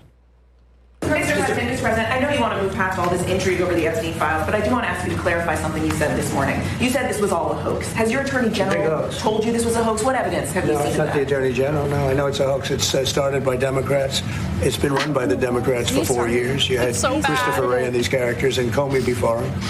And it's a bad group. It started, actually, look at the Steele dossier that turned out to be a total hoax. The 51 agents, so-called intelligence agents, it was a hoax. Thank you for the bit. It's all been a big hoax. It's perpetrated by the Democrats, and some stupid Republicans and foolish Republicans fall into the net. And so they try and the audio is. That's why I love when they keep playing the audio and then they start talking and giving their take over it. It's really great sound mixing. Audio of the thing. It's crazy. By the way, that was explosive. That was part of the reason why space supported. They're still going. That's real audio. It's a big deal. Yeah, and that's real audio. That's not ours. It's their audio. That's their audio. Her audio. Her take audio. Esteem aside, there are far more prominent Democrats on the list than Republicans. That's just a fact. Yeah, Bill Gates, one of the biggest funders of the Democratic Party. Wait, and why is that a fact? His butt got kicked to the curb by what? That he's a funder? No. She's we know that there are more Democrats and Republicans on the list. If the whole thing is we don't have the list yet. Yeah. You can't fucking know that. It's complete conjecture. Yeah. Melinda Gates is that he wouldn't stop hanging out with Jeffrey Epstein. Right. And then you have Bill Clinton, who's basically, his reputation is in tatters. And the Clinton family right now, I mean, no one likes them on either side. What I think is really interesting that you see politicians on both sides of the aisle right now. I mean, she might be right about that. I don't know how much Democrats even care. But that's the thing. That's the thing. Their popularity might be dropping, but their relevancy is at an all-time low as well because he was president like over fucking 2 decades ago. Like, she is so dumb. That's like being honestly. Like George Bush's approval rating all-time low and thinking that that's some huge revelation or that it matters really. To anything we're talking about. As a bid to up their own prominence. Like Ro Khanna, do you know what he's doing right now? He's positioning himself to run for the Democratic nomination. Same with, a president? Yes, he absolutely. Do you think Ro Khanna wants to be president? I think that he might be trying to position himself in a certain way, but I don't know. I feel like I would hear Ro Khanna. I think Ro Khanna is a smart guy. There are some things on Ro Khanna I think are so dumb. I think he's too friendly to Silicon Valley. Yeah, I think so too. But he has some good ideas, and I do think he's a very smart guy. I think that he is an effective politician, and I would not just discount him because of the few disagreements I have with him. Or his praise of Modi. Did he praise Modi? I can't remember what he did with Modi. Hold on. Khanna, Modi. He wanted Modi to address Congress. Are you one of those people like, the Congress is for Americans. We should not have foreign leaders come to Congress and give addresses? No. Depends on the foreign leader and depends on why they want to come and address Congress. It's whether they're party to some kind of... Although it says here in 2019, Khanna spoke out against Modi's Hindu supremacist ideology. But then he also wanted them to address Congress. Despite his condemnations of Hindu nationalism, Representative Ro Khanna pushed for Modi to speak at a joint session of Congress and has received more than $110,000 from Hindu nationalist figures in the U.S. Wow. So, interesting. Are you one of those follow the money people? To a certain extent, sure. It's not the smoking. It's not like a silver bullet every single time. But I do think that every damn time. Sorry, I can't get over the Grok whenever he was saying something anti-Semitic. He's like, just check the names of these Jewish backers. Oh, so you think that's funny, but you're not okay with Ye's HH. It's so horrible. It's so horrible that it's almost like that Claritin hidden, y'all. You can fucking see it. You misspeak too. Yeah, but I'm not on Claritin. Have you ever done a Claritin? I have done a Claritin once or twice. I've also done a Zyrtec. You're not straight edge. I am straight edge. Zyrtec will really fuck you up. Benadryl. Yeah. Seems like he is. It seems like really definitely. And by the way, I mean, I see Ro Khanna as a pretty smart politician, right? Like he's so like I don't know. Like he's so under the radar with all these big personalities. His name recognition. He certainly is somebody that doesn't have much name recognition. I always love Jillian's contributions when she knows nothing and she still has something to say about it. Is definitely not where it needs to be to win the nomination, but. What I like about Ro Khanna is that he's a smart politician that wants to find areas to work together in a smart way. I don't know enough about him, and that's kind of my sad and sorry point. This guy's a good guy. Do you share Anna's admiration for him in that way? Smart, reach across the aisle. I think you just kind of admonished him for those attempts to reach across the aisle because that's usually when you find him to be exactly stupid. So like when he was like Doge, there's some good ideas there. I hated that. I hated when he was like pretty much trying to make inroads with MAGA. I didn't like that. That is where I do think there's an argument to be made. Like Sanders did the same thing about Doge. Yeah, I didn't like it then either. When you poll Americans, they are interested in rooting out government inefficiencies or whatever, and they found Doge to be unpopular. So isn't their posture correct by like meeting voters where they're at on this, which is that they see some organization or some... Don't try to do the old switcheroo on me. You're trying to do the old switcheroo. You're like, yes, you know what you're doing. You're doing the old switcheroo. And you found a reason to avoid calling a genocide for pragmatic reasons, but you cannot see an argument as to why you should pander to voters who are in theory okay with the idea of what they were proposing, but not okay with the practical manifestation of it. Holy shit! So this is bad faith. So I was making that whole argument because I was. It has to be bad faith. I couldn't just genuinely disagree with your ass. It has to be bad faith. No, because you knew where I was going. I was about to say that I know that you're doing that, and you said it like you just it came up with it, and that I didn't understand that you were doing the old switcheroo, and then you just did the switcheroo. You just what is the switcheroo?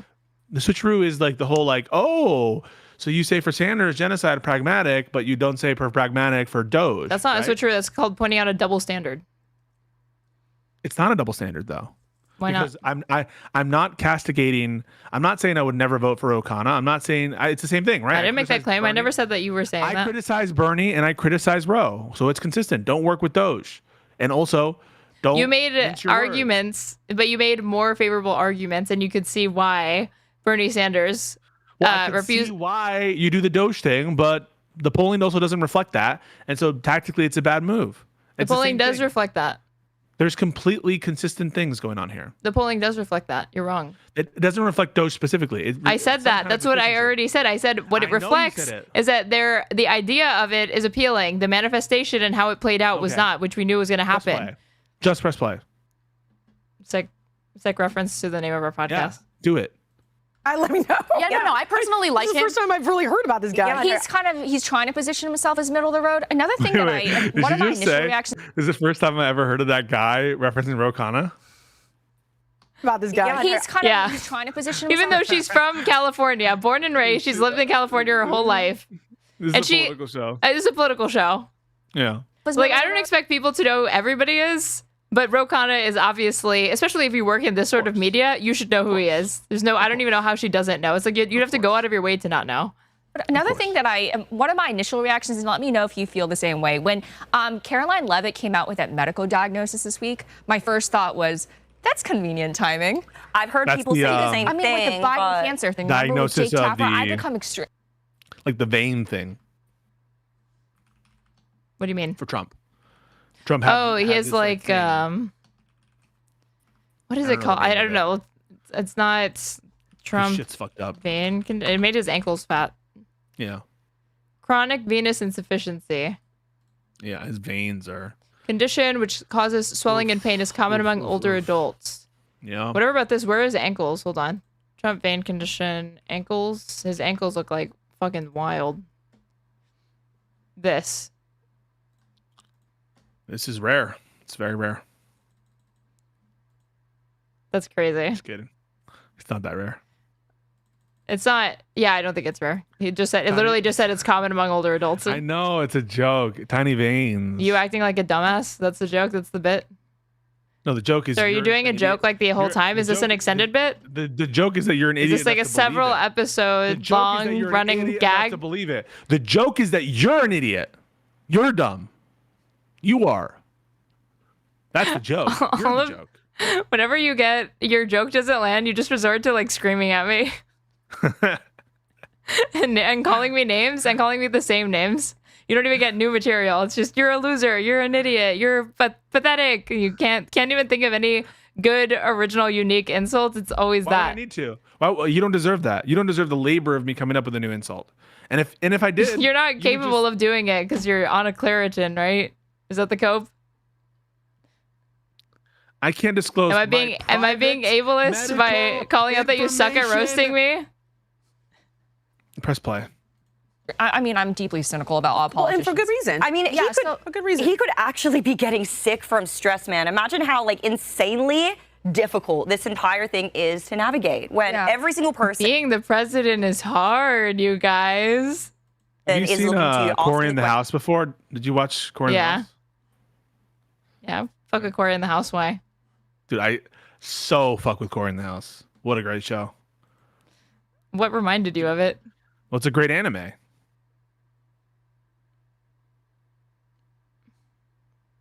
What reminded you of it? You're talking about the president. Okay. Questions, you can't actually give them answers, even if you have them. Like, it's a really difficult path to walk. But he's a marketing genius. Why is he fumbling this? But that shows you the stakes and how high pressure it is. Unless it's some crazy 5D chess, like a bunch of people keep saying. He is a genius, yet he is fumbling this. For what reason? We don't know. We'll never know. I know, and I can expose this. I know. And I'm laughing at myself for saying it back on the last show, and I'm laughing at everybody else posting about it now. Did you guys see? Paulina Luna made a. Yeah. Why? He's in my Twitch chat. He says I look like Luigi Mangione. Luigi Mangione. I mean, you look like Wario first and foremost, out of any of the Mario brothers or family.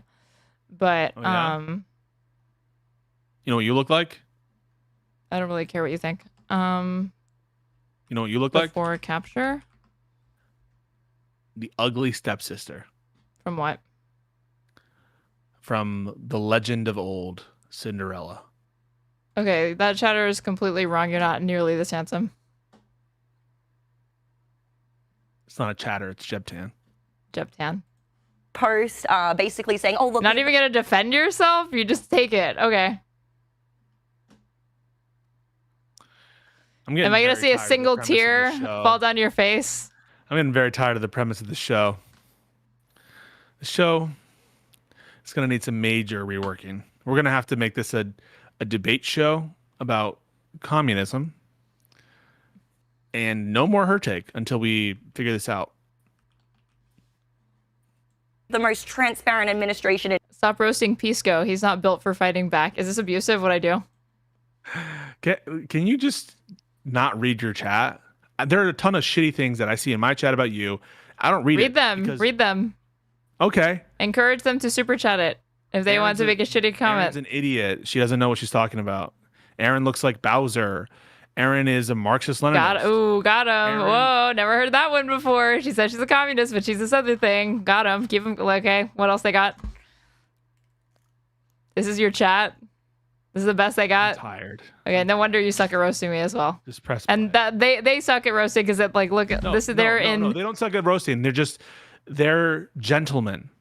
They're gentlemen. So you have an all-male audience. You acknowledge this? Yeah, I do. Like no women. Everyone in my audience is a male. You like that? Do you think that's healthy? Jeff just said he would fuck a green M&M. Good for them. Good for Jebtan. That's fun for you. He would fuck a green M&M. Wait, who said that about the Tucker Carlson? You like they're not even sexy. They also did Mr. Potato Head discourse. Sexy. Wait, what was that? I missed that. Mr. Potato Head. Hasbro rebranding Mr. Potato Head toy line as gender-neutral Potato Head, but not remaining individual toys. The branding of the overall toy line is changing, but Mr. and Mrs. Potato Head will retain their original monikers. Hasbro says wokeness gone too far. On February 25th, 2021. I cannot believe you didn't know about this. You know why you didn't know about this? Because it was overshadowed by the Kyle Rittenhouse verdict, unfortunately. Otherwise, it surely would have been. It was around the same time. It was around the same time. It surely would have been national news had it not been for that. Should have been. In history, they're about to release just this week. Everything. This is like literally yesterday, or maybe the day prior. Gosh, we're playing 5D chess here, implying that there's something we don't understand. You know what She won't stop. That sounds like Biden's a genius behind closed doors. Yeah, 100%. Like I can't stand gaslighting the American people. That's what disgusts me. It doesn't matter which side is doing it. I can't stand it. Just going back to that video though, and She's Trump so calling fair. his base stupid. There's one thing she can't stand. It's gaslighters. It's abusers. It's lying. Yeah, that's why she went to Tucker Carlson to basically just glaze agree with him on everything. Yeah. He's under the impression that he doesn't need his. If there's one thing I can't stand, it's genderless potatoes. You know what I mean? I actually think that it's bad to rebrand. Like the Potato Head is not a memorable name. It's Mr. Potato Head. The only reason why I know about it is because of fucking Toy Story. Otherwise, I would not think to want that toy. You can't take the Mr. out of it. That just changes the whole dynamic. Like, what? They're in like a fucking gender-neutral polycule Potato Head, and there's no Mrs. Potato Head, and everyone's just Potato Head. 3 potato heads. Where's the polycule? Mr. and Mrs. That's 2 people. Can you count? No, but that's what I mean. Like, what's next? What's next? Oh, so you're assuming that they're not? No. They're rebranding it entirely. They're not adding a genderless potato.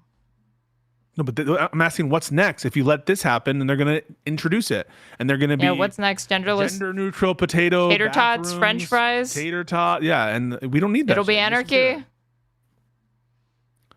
Base. Yeah. He doesn't understand You're nothing without your base. The thing is, literally nothing. Is this calculus? I'm not running again, so I don't give a shit. I wondered that too. Maybe. But I know his kids have ambitions. But then other people They're want to wipe them out. 2028 merch already. I mean, I don't know. Just casually calling for a third term for Trump.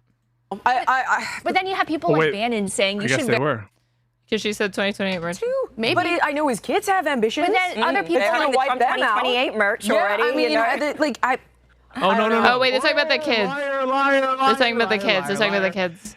Aaron is lying. Thank you for debunking. Aaron lies. Aaron, you lied about that. Just like you lied about being on a substance. I didn't lie about that. I took a Claritin in front of the camera. Everyone you know that's not what you're on. You're on something else. I'm not on anything else. But then you have people like Bannon saying you should very much prepare yourself for a 2028 run by Trump. Okay, so Bannon's I don't crazy. know. But Bannon is also like he's terrible he's idea. kind of you are right though. You're not on anything else. You'll probably never be on anything else. Good one. Their vein for the MAGA movement, though, in terms of what they're thinking. So I don't know. Another thing is perception is reality in politics. Trump must know how bad he looks. I don't understand his calculus here because usually he's literally a genius at messaging. Wow. Usually he's literally a genius. This guy who just swindled the American public by being so persuasive with his messaging when he takes 30 minutes to get through 4 sentences. 30 minutes to get through 4 sentences and basically went through every single possible permutation of I'm not on the Epstein list. I don't even know Epstein. This was all Obama. Yeah, very good genius work there. Tell you exactly what the frig happened. Somebody basically said we're going to put another bullet in your brain if you expose what the hell's going on here. There is no. So he's being threatened by from the chat. The deep state. From the chat. And of course, she has all the plushies animals. She never grew up, which is why she LARPs as a commie for internet clout to make up for her real, lack of true, real and true, real, correct. Very true. I have Peter Pan syndrome, actually. So if you criticize my plushie collection, you're being ableist. You hate children. Wait, what? Do you know what Peter Pan syndrome is? Yeah, I know what Peter Pan syndrome is. Okay. Come on. You want to be a child. You want to be a child. Forever. You want to be young forever. Yeah. Where that is not what's happening. He's like, there's nothing to see. All of them look like they saw a ghost. Bongino, Patel, nothing to see here. Although I will say, everybody jokes about that. All of these plushies are like, I will not lose it. If I decide to get rid of it, hundreds of dollars. They would. Yes, they are. Like some of them are. Yes, some of them are worth over $1,000. I'm not kidding. They're $100. $7,000. If I were to over $1,000. If I were to sell it and like liquidate it, I would make back the money that I paid and more for some of them because they're limited edition. So it's an investment. No. Really it is. No, it's not. You like them. You like the way they look. You I can do, like the way things look, yeah. But I would never call it an investment. It's just a purchase. And I have all my, Batman action figures from when I was a kid. They're not around here, and I don't put them on display, but I have them. They're there. They're by his nightstand. Yeah, and I'll take one out and look at it. That's all he does. He just looks at it. I wouldn't play. Nothing else. What are you implying? I'm saying you wouldn't do anything else. Just that. Nothing out of the ordinary. Just an adult guy playing with his action figures one late night. That's not what's happening. That's not what's happening. Yeah. To see here. He definitely killed himself. Like, you guys, I am telling you that this is like, we're never. Anyway, I'm ready to jump to Tucker if we've dug through all of this for now. Because that's where I think this is. One last thing. Tell me. You're so right, though. In that video, the two of them look like they saw a ghost. It looks like a hostage video. Yeah, exactly. Literally. In a previous show of ours, and I was like, oh my God, that's exactly what this freaking looks like. Man, government is dirty. Like, especially when you see Bongino being like, I'm never letting it go. Never. Friend be like, he killed himself. He killed himself. Like, oh my God. Anyway. Well, all right. Millions expressions. That was amazing improv. Yeah. Noted. I don't even know why she's trying to do bits like this. That's kind of what. You know what? That's kind of my comedy. Game recognized game. You should not be game recognized. No. More like. You should not throw stones in glass houses. You're looking unfamiliar. I'm not recognizing you. Well, you get that from, I don't want to be in your fucking league if that's your humor. Game recognized game. of Trump's administration, you will experience something entirely different in watching Tucker Carlson's speech. There it is. Thanks, Anna. At Turning Point USA. So let's get to that. I was trying to get to you over there. Yay, Tucker Carlson's speech. So, all right. Tucker on Epstein. We're doing a Tucker on Epstein segment. Look how excited Anna is to talk about him. Look at what he did. Look what I did, guys. This is going to be me, by the way, tomorrow when the Tim Pool thing comes out. Tim Pool thing comes out tomorrow, unless they mess up. But I have it on authority. It'll come out tomorrow, and we'll have our own little edit of it. And you should watch it on mine. You should watch it on my channel. Free speech, like an incredibly fiery speech at the Turning Point USA Student Action Summit. This is an annual event. And despite how much President Donald Trump wants everyone to please stop talking about the Epstein files, Tucker did the opposite and then some. So let's start with the centerpiece of his speech. Oh, gosh. Not acceptable. And I think the real answer is Jeffrey Epstein was working on behalf of intel services, probably not American. And we have every right to ask on whose behalf was he working. How does a guy go speech, from by the way, guys? So I reacted to this content, and Anna was like, "Oh my God, Tucker, you were so presidential."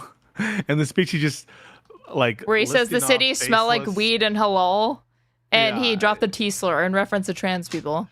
He was very presidential, Anna. Good work, and she looked so proud about the interview too. Teacher at the Dalton School in the late 70s with no college degree to having multiple airplanes, a private island, and the largest residential. My understanding is that when that came out, he was dismissed. That he had fabricated his credentials to. Epstein, when he had fabricated to get hired at the Dalton College. He was there like less than 2 years. In Manhattan. Where did all the money come from? And no one has ever gotten to the bottom of that because no one has ever tried.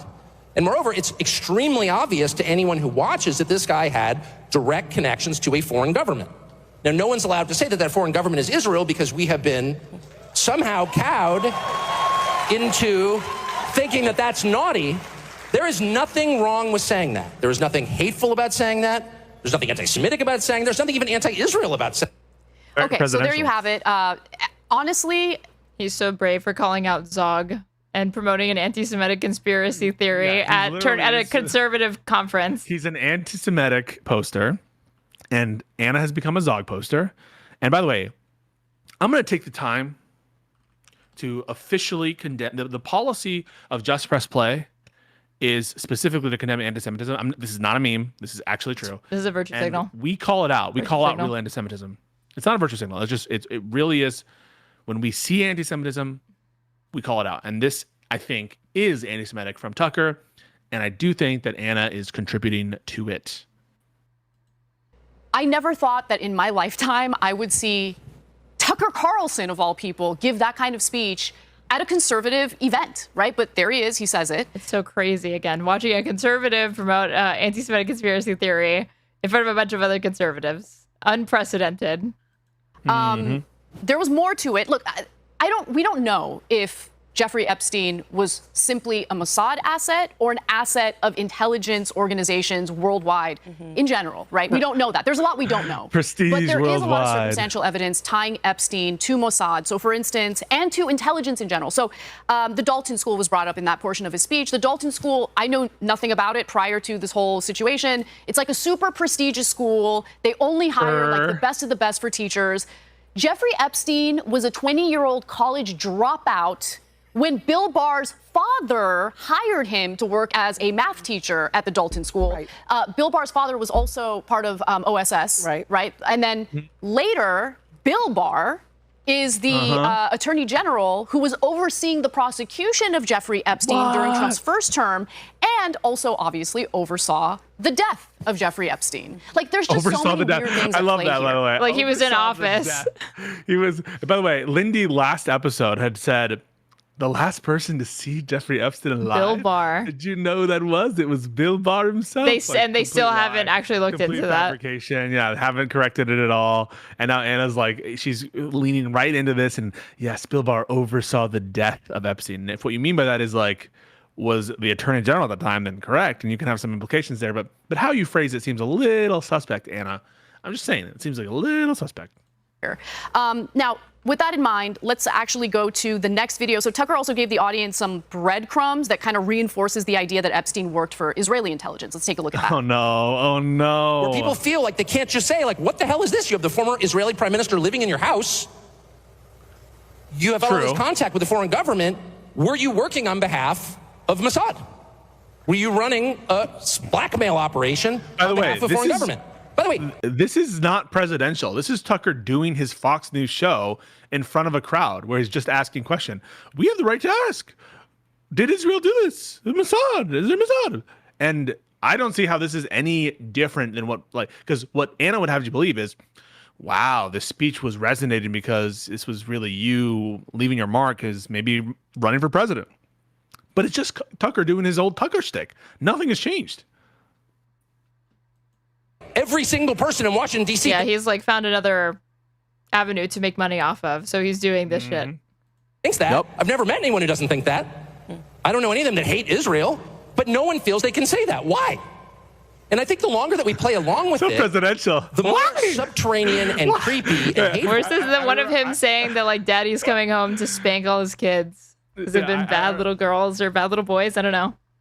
I remember when JFK was like, he says, do a JFK impression. Okay, I'll do a JFK impression. Our only fear is that we are deeply inadequate. That is not JFK. Yeah, hang on, it's JFK. Right, ready? Mr. Khrushchev thinks that Russian missiles in Cuba are a good thing. That's JFK. You suck at a transatlantic accent. I think that's what he has, right? It's Boston. Is it Boston? I don't think it's Massachusetts. What kind? I might be thinking of Jackie. What kind of accents did... Is it Chicago? JFK have? No, I don't think so, no. Mr. Khrushchev.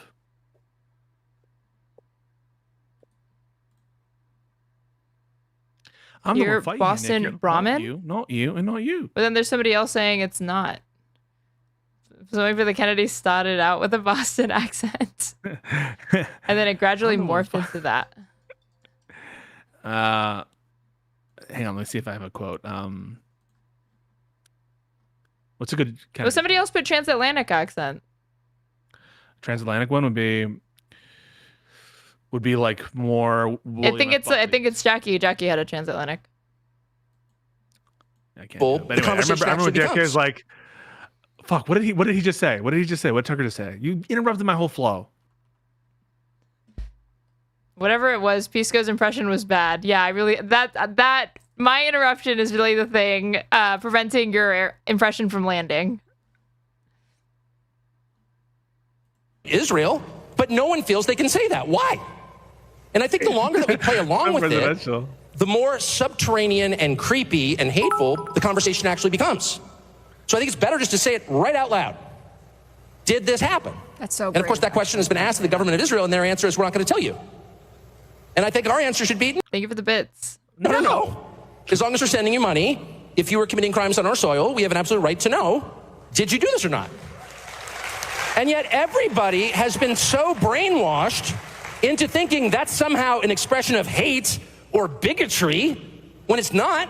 It's a baseline question that every U.S. citizen has a right to an answer on. 100%. I totally agree with him. Look, our intelligence organizations, our CIA, has a history of doing some pretty despicable things. That does not mean that the American people are bad people. Right. Okay, if the government of Israel or if Mossad engaged in a blackmail operation, that says nothing negative about the Israeli people. So the point that he makes there is a really important one, because I don't want individuals in this country to start growing this hatred in their heart for any group of people based on what systems of power got involved in. I would be... First of all, there's no way that Israeli citizens, like, they voted on your Jewish identity makes you love genocide. Your Jewish identity is very integral to covering for genocide. Your Jewish identity. Anyway, yeah. And no one seems to call her out but us. We're the only people who call her out for that. Did you realize that? I told you that the people calling her out on Twitter were upset that she was criticizing the genocide. They were not upset about the actual anti-Semitic remarks that she made. So I think that's very telling where their priorities are. All these people that are crying about anti-Semitism. Oh, so you took this as an opportunity to go shit on Israel. So you took this opportunity of us acknowledging this anti-Semitic moment was to shit on Israel, the only Jewish state. Yeah. I take every opportunity I can get, baby.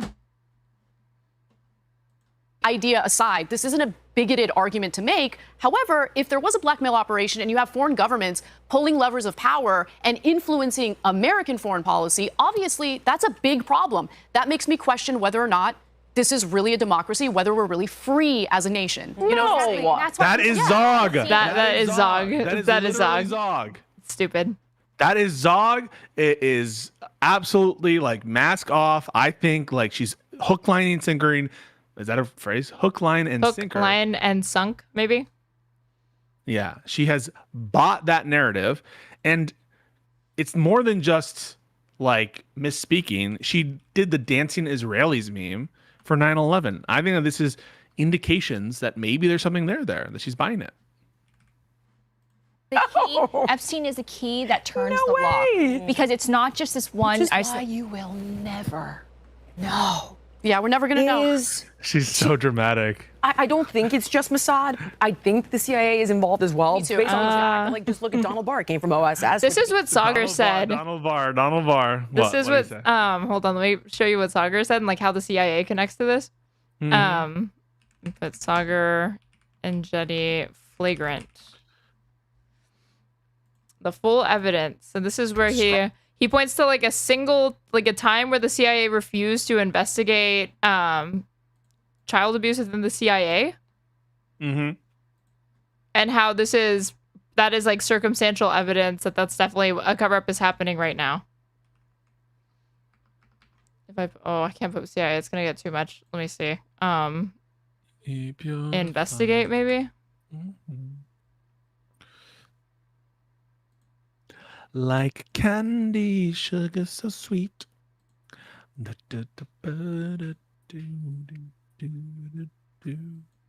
Find it. I am. I can't find it. I can't find it when you're fucking screaming at me. Intelligence plus protecting sources and methods, maybe? On the non-prosecution agreement and why this did not happen and the case for why it is very Vicky War authority on Epstein. He was told about this. Have to. Has never. Acosta. He's never privately denied it. And again, PR and conference and answering them on this with that we're about to get next linking and what he reported in 2021.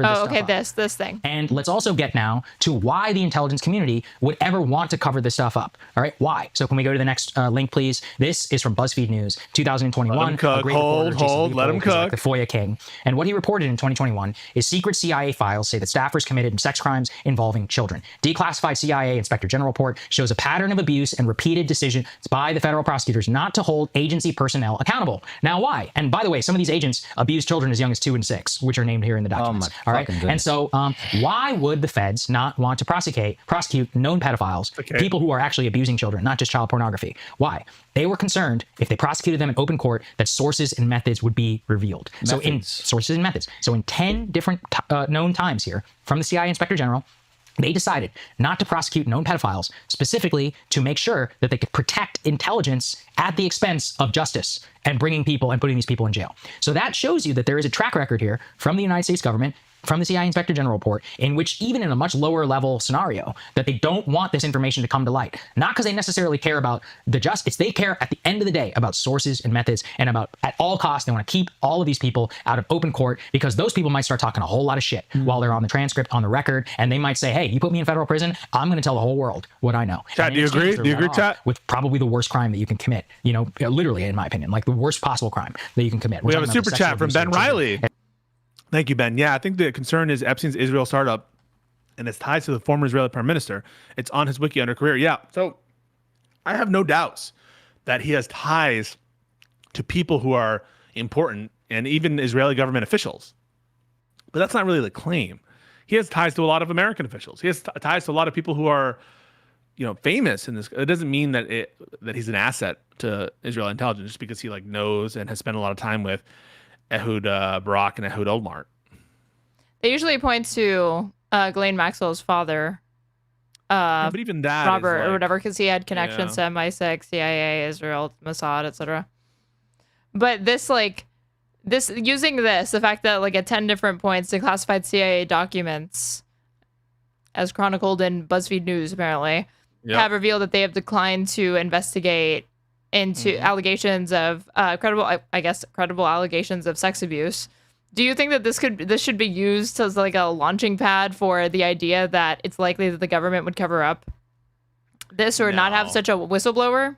It's just or not have a whistleblower. Right? Like, yeah, the government has a history. People I think, correct. Like, yeah, the FBI, for example, has done illegal wiretaps and they have done like fucked up shit and they have like blackmailed people before.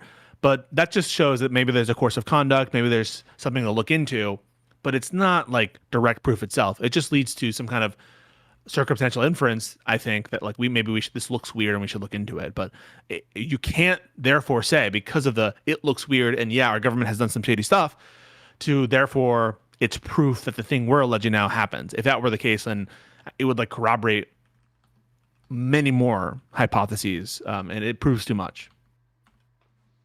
S1, S2, and S6. Second one, and this shows you actually a more systematic one. Shout out to my friend Daryl Cooper, who flagged this case to me in his podcast. I highly recommend it, the Martyr Made podcast on Epstein Files. So this is something he brought. Daryl Cooper is not someone to look to, I think. I think Daryl Cooper, let's just be real about it. Daryl Cooper is a fascist. So fascists can't be correct sometimes? I guess they can. But Daryl Cooper, he thinks that Winston Churchill was the chief villain of World War II. Oh, he's that guy. He's been corrected numerous times because he thinks that Churchill started the war or something, even though it was obviously Neville Chamberlain who started the war or I guess it was Hitler started the war. But I mean, in the UK, Chamberlain was in office at the time the war started. And so his history is just fucked up, and he refuses to debate historians on it. I just don't think that Daryl Cooper should be taken seriously. And I think that there's credible evidence that Daryl Cooper is an anti-Semite. I'm starting to think this guy might not like Jews very much based on some of the things that he said related to Churchill. Oh, Mike Poole, friend of the show, Mike Poole, is in the chat right now. Mike, I had a conversation with your son last week, and it comes up tomorrow. There'll be a little thing tomorrow about it. So tell your boy that I really enjoyed my time on the Culture War Live podcast. Is that all throughout the 1970s and 1980s, there was this place called Kincora Children's Home in Northern Ireland, where it was basically a hub and an orphanage for orphan boys who were being systematically abused by... It wouldn't just be... the obvious explanation as to why they're declining to do this is because they don't want to draw negative attention to the agency or cast doubt on the legitimacy of them as critical intelligence institutions in the American government. But they, I guess, take it to mean that, like, no, they want this to happen. They facilitate it, which I think is, like, not the correct inference to draw based on them not wanting to investigate themselves, because plenty of agencies, no matter how lurid or terrible the crime is, just don't want to do those sorts of internal audits or investigations for those same reasons.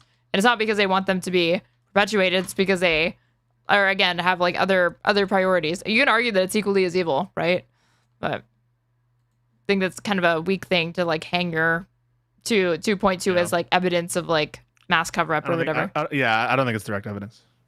Became CIA, and there's a whole host of other connections there, like Alex Acosta. Do we think Mossad came over and said don't prosecute him federally?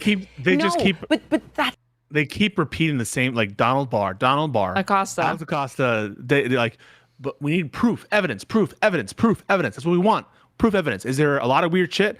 Of course, there's a lot of weird shit. Are they being sketchy? Yes. Is there a bit of a cover-up? I would say so, that there's a cover-up. But that doesn't mean that the allegations that you're making now are... I think that they're a little bit irresponsible to act with this level of certainty. It is... And the thing is, people are anti-West right now for the things our government has done. Yes. You and I didn't. We didn't vote for these things. No. We didn't vote for forever wars. Aaron, do you love America? If you voted for Trump, you did vote for these things, by the way. But I love America. Do you love America? Yeah, why? I love America, too. No, I like America. I don't like the government, but I like America. You mean the current government? Or whatever. But correct. Okay. But I can't think of like a government I've been a fan of. So if I was just saying generally, then yeah, I'd be fine co-signing that. So you're America bad. You're America bad. Correct. And you're America good. America bad? And you're America good. I am America good because America's good. America is the greatest hope for the nation. Oh, so we're doing meme answers? The human nation. Okay. No, it's not a meme. Okay. Why is it a meme? This is a very serious answer. So when I'm patriotic, it's a meme. Yes. If that's your justification for it, correct. That's silly.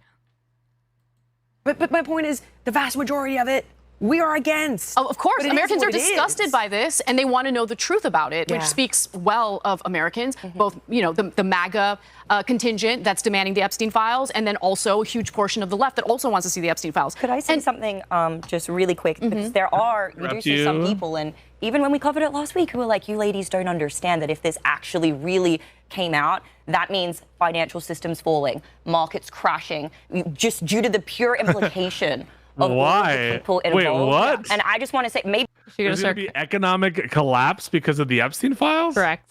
You heard it here. This is a Her Take exclusive, you guys. That doesn't make any sense. Wait, so the secret is so explosive? What do you know? That's why Trump is what do you know? How come? What do you mean? The impending collapse of the economy will happen any day now once the files have been released. The files reveal the existence of aliens or something, and that there's going to be a invasion at some point. Maybe that would collapse the market. I guess it's technically possible that it could. I just don't think that there's any reason to believe that the secret is so bad, so crazy that it would crash the world economy. That seems so implausible. Maybe I don't understand what that looks like, and that's something beyond, it's unconscionable to me. It's beyond my comprehension. But any system that will only survive on protecting pedophiles needs to freaking fall to the ground. I agree. So she believes in what is the article that you showed critical us pedo theory? That the world is the world is run by people that fuck kids and they all cover for each other. A critical pedo theorist. Do you think she's getting into anti-Semitism by insinuating this has to do with banking? Which is just another layer to it, or you think that's a reach? A little bit more hidden. I'm not willing to say that. Okay. I think honestly, Anna has been more mask off than Amy Dangerfield, if I'm being true. It seems. By the way, speaking of financial markets and things like that, it seems like no matter what happens, the stock market goes up. I'm not really worried about that. I'm not really worried about that. I'm actually worried. I was gonna say, why would it collapse? It would be the opposite. You would have all of these businesses start selling prepper shit and immediately start doing well. Yeah. Us not really being a sovereign country. That's what I'm worried about. A little bit more important, huh? God, and to that point, Tucker Carlson also talked about, what it's supposed to mean to be an American. And I really loved this portion of his speech. Take a listen. I love hearing a white nationalist syllogize about the true Americans and what that means and who should make up a true American. Let's see if there's anything sus about what Tucker is going to say. Criticizing the behavior of a government agency does not make you a hater. It makes you a free person. It makes you a citizen. You're allowed to do that because you're not a slave. You're a citizen. And you have a right to expect that your government will not act against your interests, and you have a right to demand that foreign governments not be allowed to act against your interest. That's not creepy. It shouldn't be forbidden. And yet all of us have trained ourselves to believe that you can't say that somehow, that that's too naughty and forbidden. And the effect of making that off limits has been to create a lot of resentment, and I'll say it, hate online. So I just want to say there has hate online, online bullying. Here. He's implying something here. What's he implying? Spell it out for those that are too. He's implying that Israel has conflicted the American government and is basically controlling it. That's what he's implying, obviously. There's been absolutely no indication that Tucker Carlson would ever consider suicide. Just want to put that out there. Yeah, I also think that's a really interesting reactions to that speech. Do you know what she's saying there? No, what? Anna is saying that Tucker Carlson is so dangerous. He has so many dangerous ideas that Israel would kill him and assassinate him in the country. Oh, the Mossad? Yeah. I don't think that one's crazy at all. Huh? That one's not crazy. I think it's fucking hyperbolic to think that they're gonna take out Tucker Carlson because he said that. That's just LARPing and stupid. But the Mossad has carried out a lot of covert assassinations. It's documented. Of American media personalities? American media personalities? No. That's my understanding. That's why I said it's hyperbolic, but there is a track record of the Mossad taking out people. Yeah, Mossad does take people out, but they don't take out, as far as I know, unless you believe that, the thing. No, I just said that she's being over the fucking top and being they take him out. It's dude, they don't care about fucking Tucker Carlson. Because I think Anna believes that they had something to do with, potentially with the Trump thing. I think she probably believes that 9/11 had they either knew about it or were directly involved in 9/11.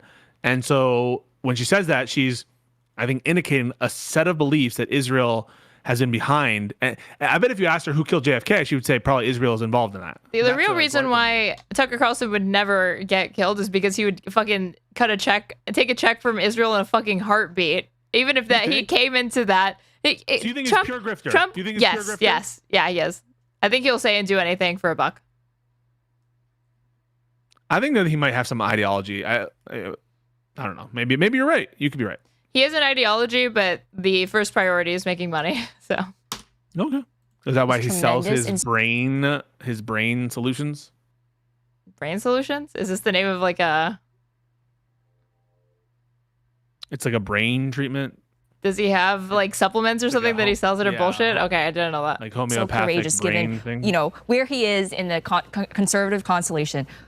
I might bring hatred upon my own head, but Laura Loomer has been fuming over Tucker Carlson's speech. Oh, yeah. She's saying that Carlson is clearly an agent of Qatar because he dares to utter truth. No way. A conspiracy theorist promulgating another conspiracy theorist to criticize someone she doesn't like? No way. It's so crazy to think Tucker Carlson is a foreign agent, but Epstein, obviously, everyone else that works for Israel. About the situation. Do people know how wealthy Tucker Carlson is? He doesn't need to be an agent of anybody. Right. What's fun is that obviously Laura Loomer cares about loyalty above all else. She is hyper paranoid, like literally a McCarthyist tier, like scoping out. And she went on PBD. And the only part of her interview that was refreshing is that she called out Tucker Carlson to his audience, talking about the things that he said that was revealed in the discovery related to the Dominion case that PBD's audience probably wouldn't know otherwise. And like talking about all these different like MAGA, she was like, they're not actually pure MAGA people. Like Tucker Carlson has said like they're cousin fuckers, and he doesn't actually support Trump, so he's a liar. He definitely is a liar. Obviously. Tucker Carlson and she was not wrong. She was like, Trump is a Zionist, so if you're America first, you should be a Zionist. Are you America first? No. Are you? Are you part of the Groiper army? No, I'm not America first. Okay. If what you mean by that is that I'm part of the Groiper army. I thought that's what you meant. That isn't what I mean. It's a kingdom in his own right. I'm just saying that, at least. Freudian slip there? Yeah, sorry. It's made a question, is she an agent of Mossad? If she's questioning other people, then we should question her. I mean, given how that she's behaved over the last couple months. I've quite literally texted people and be like, hey, do you think she's an up? I mean, it's just really interesting the way she tries so hard to shape public discourse and get ahead of things. We saw even when the Palantir thing was blowing up, she was like, hey, deploy Palantir. Now she's accusing anybody who is pushing things an asset of the Middle East. They need to be more chill. You're not chill? I think that they need to be more chill. Why? You're saying these like women are being too uppity and loud? I just think that there's a lot of nervous energy. It makes me uncomfortable. We have a super chat. Jet says, I don't think Tucker Carlson can tell the difference between the grift and ideology. He's been in the game too long. Maybe there's something there. Palantir. Who founded Palantir? Peter Thiel. Exactly. Peter Thiel. Vance's mentor and funder, the one who put him in the position that he's in now, essentially. There would be no J.D. Vance without him. Precisely. And their biggest foreign client is Israel. Palantirs. This is not the first time this has happened. So, sorry, I'm sort of looping it back into the Epstein piece, but Tucker said he doesn't have a computer because he's so afraid that they're going to plant. I don't want to get activate his camera but plant very bad types of pornography. Oh, that's not a bad theory. Wow. That's not a bad theory. And I mean, he's basically said, and there are cases. I'm looking up one right now where it's not unheard of for our government agencies like CIA to utilize. Again, we're going to block this out. Child pornography. So, for example, they didn't block it out. Joshua they didn't block it out. I could be mispronouncing, sentenced to 40 years in prison for espionage and child pornography charges. So they're basically saying he used it and went rogue when they went after him. He planted evidence. They're suggesting like he went to 480 months in prison for crimes of espionage, computer hacking, contempt of court, making false statements to the FBI, and a certain type of pornography. So it's like, oh, but he was a rogue character. But there's a reason the guy doesn't have a computer. He's less worried, arguably, that they will literally take him down. But I hate talking like this on YouTube. It's so annoying that they will kill him. And more worried that they will Unalive him? this tool. Yeah, so basically smear him by It's weird that they would like bleep out suicide, but not that. Destroy him. That's it. Yeah. This is on his computer. Finito, finito. Go to a deep dark hole for the rest of your life. Smeared forever. No legacy. That's it. I mean, it's not out of the question. No, it's not. That this tool would be used. It's the ultimate. Yeah. If you're not going to take somebody out, literally, tool. physically, take them out. What is going to be the thing you never come back Have you from? guys heard of the book Legacy of Ashes? It's a Pulitzer, it's an award-winning book on the CIA. And it I actually have read this book. It's a good book. chronicles decades of precisely that sort of behavior. They will put compromise on their enemies of the CIA. They funnel more energy and resources in taking down the enemies of the CIA than actually furthering the interests of the United States. We're getting 5 views on this show. No, I don't think so. I actually think most ordinary Americans appreciate the are truth. privy to this, and they know that there's something afoot. They want to feel that they're living in a country with a government that they've elected and represents. I don't think most Americans are like understand how entrenched the influence of AIPAC is, and to the extent that they do, I don't know that they've all been led to accept Zog. Yeah, I don't think so either. And increasingly, I think most Americans, regardless of which side they're on, they don't feel represented. They feel that there's like this powerful group of elites who call the shots, ignore their voters. That's why the Trump Epstein cover-up thing is so offensive to a huge portion of his base, because for them, Trump represented breaking the paradigm, draining the swamp. Right. I mean, look, I never really bought into that, right? But you were right not to. All of the stuff about the deep state. Like that was. See, she couches that so much. Like, guys, I never really believed in that, but they're fine with it. I just feel like she chose a line that she wouldn't. Like, I don't know why she fucking does this. Most I also there's another hypocrisy here, I think, which is people shit talk like the Russiagate and all these connections between Russia and Trump world. And imagine levying that criticism and saying that Russia connections to Trump are all a nothing burger. There's nothing to see here. But at the same time, the comparison and the level of connections and the type of analysis that one would need to run for the Russia situation is, I think, on many levels, like more substantiated than some of these claims about Israel, in my opinion. Of Trump's campaigning, the deep state. So I'm like, if he's going to renege on this promise, I don't really feel like this was the promise in this one, or like this time around in 2024 when he was campaigning on. That was definitely more of like a 2016 campaign promise. Which promise? Taking out the deep state. Yeah, that was like Drain the Swamp was 2016. Yeah. Right. He's going to be in a world of pain, and he currently is, and nothing's changing. And by the way, I would be shocked if Trump didn't have a talk with Tucker and basically told him, maybe you need to shut your mouth. Oh, and I'm sure that's maybe already happened to some degree. But I give him, meaning Tucker, so much credit because what he did on that stage was brave, and he went against Trump. And that's a lot of risk that he's taking. Right after his speech, Trump drops a Truth Social post and says there are some very bad people who keep talking about this. Is that the guys and gals post? No. He dropped several, but right after the speech, I mean, it wasn't even subtle. So I think he's deeply upset about this. Oh no, you go, and then I'll go. I just, he still has an opportunity to turn this thing around. It's still there. He can name a special prosecutor. No, it sounds like that's a consensus. I don't know what he could do. He will get because if he really came out and you need to have substantive allegations from the Epstein stuff. And before you launch investigations into people. And what is there? Yeah, there's nothing. That was what Tracey was saying, that if there's these third parties or whatever, you would think that given all of the legal proceedings that have occurred and the testimonies that have you would see it been already, made, there would have been more people named. Ezra said something similar, basically, and he's right, that there's a ton of very white shoe law firms, big media organizations that have a financial interest in finding that they're there. Now, the one thing that holds me back, and Ezra as well, is how suspicious Trump has acted. But in general, I don't disagree with the logic there. Nothing. You could kick the can, you could draw it out. It'll be wait until you're out of office. We need certain individuals to testify. Nothing. We need certain individuals like Alex Acosta to testify under oath to Congress and to be questioned. Hopefully under penalty of perjury, or at least under, they should subpoena him. Exactly. Yeah. And also, if he doesn't actually, if he pleads the fifth, he should be held in contempt of Congress. Ghislaine is right there. I was going to say, but do you think they will even allow her? She's saying she wants to. If he pleads the fifth, he should be held in contempt. Let her get that far. Next year, On what basis? If it's a valid invocation I of the know. Fifth Amendment, you can't. That's called a right, Lindy. Yeah. Just like Maxwell killed herself. The whole point is that you can't get in trouble. What? So stupid. Pointer, baby. Why does she look so separate and apart from the rest of them? Are you seeing No this? one wants to be around her because she's so. Stand up for your girl again. White knight for her. Sorry. She's your fave. Lindy, find your place in the sky. Is that the reference to the Mao quote? Are you just saying that because she's Chinese? No, that's just things people say. Find your place in the sky. People used I to thought say- you were put that referencing in- that women hold up half the sky thing. One of my friends put that in my yearbook. He's like, find your place in the sky. And I was like, wow. That was inspiring to you? Yeah. As Find well your as place in the hags. sky. Have a great summer. Yo, you Zoomers had hags? Yeah. Why would people stop saying have a great summer in their yearbooks? Who do you think invented hags?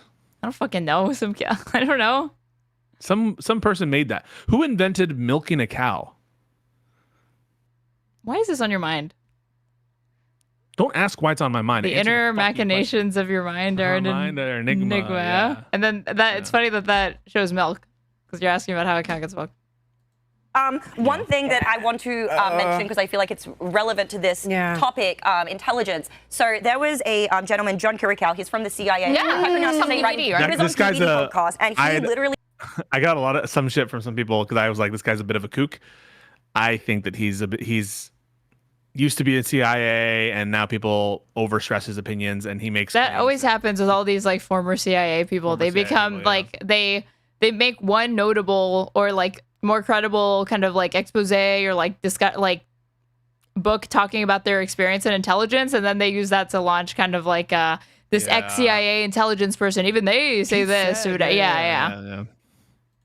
said that he would not trust Mossad or Israeli intelligence as far as he could throw them, that they were the worst type of intelligence ally to work with, and whenever they came to the White House or met with the CIA, they would give them gifts, and every single time they were bugged. They had listening device, not sometimes, not 70%, not 90%, 100% of the time. But Amy, it's okay because Senator Ted Cruz said that it's okay if Israel spies on us. Remember? Okay, just Israel.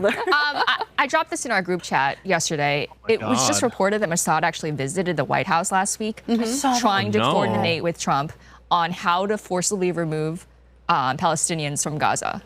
You did share that. This is Mossad. So, and they did this in a very hush-hush manner. It's not a good look. No, it's terrible. Thing. Like I could have made the case if like it's unlivable. We've been trying to find a place to rehome refugees. Let's say we're giving them the land. I'm okay with ethnic cleansing in this context. So I've been looking in. Because maybe if they were just being nice about it and finding some nice places to live in some other like, can we just be honest when we're talking about the quote unquote ethnic cleansing issue? It's just a kind of smokescreen, I think, for a campaign of death and destruction and making these places unlivable. And no other place is going to want to take them, but they're trying to make a fait accompli. So for, I don't know, like Egypt and Jordan to take these people, but they don't want to take them and they're not going to take them. And so they shouldn't have to take them. And again, this is their home that you were destroying. There needs to be some way to, well, I think there is a way, and that way is to recognize an independent state of Palestine, which is why I applaud the French decision to do that. Do you support them having a military? Not cynical. Yeah, I think it's fine.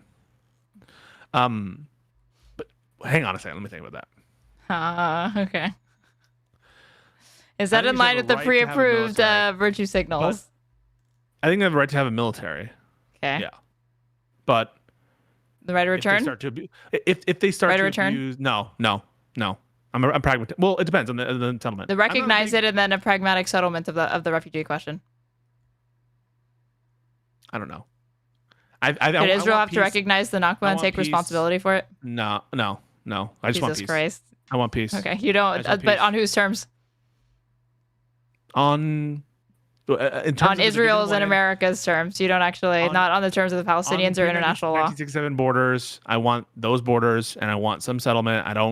Let's just get the peace done. Let's just get it done. You know what, Aaron? Let's just get it done. Isn't the right of return literally established in international law? Yes, it is. And Pisco refuses to recognize it, even though he's Mr. Lawyer over here. So?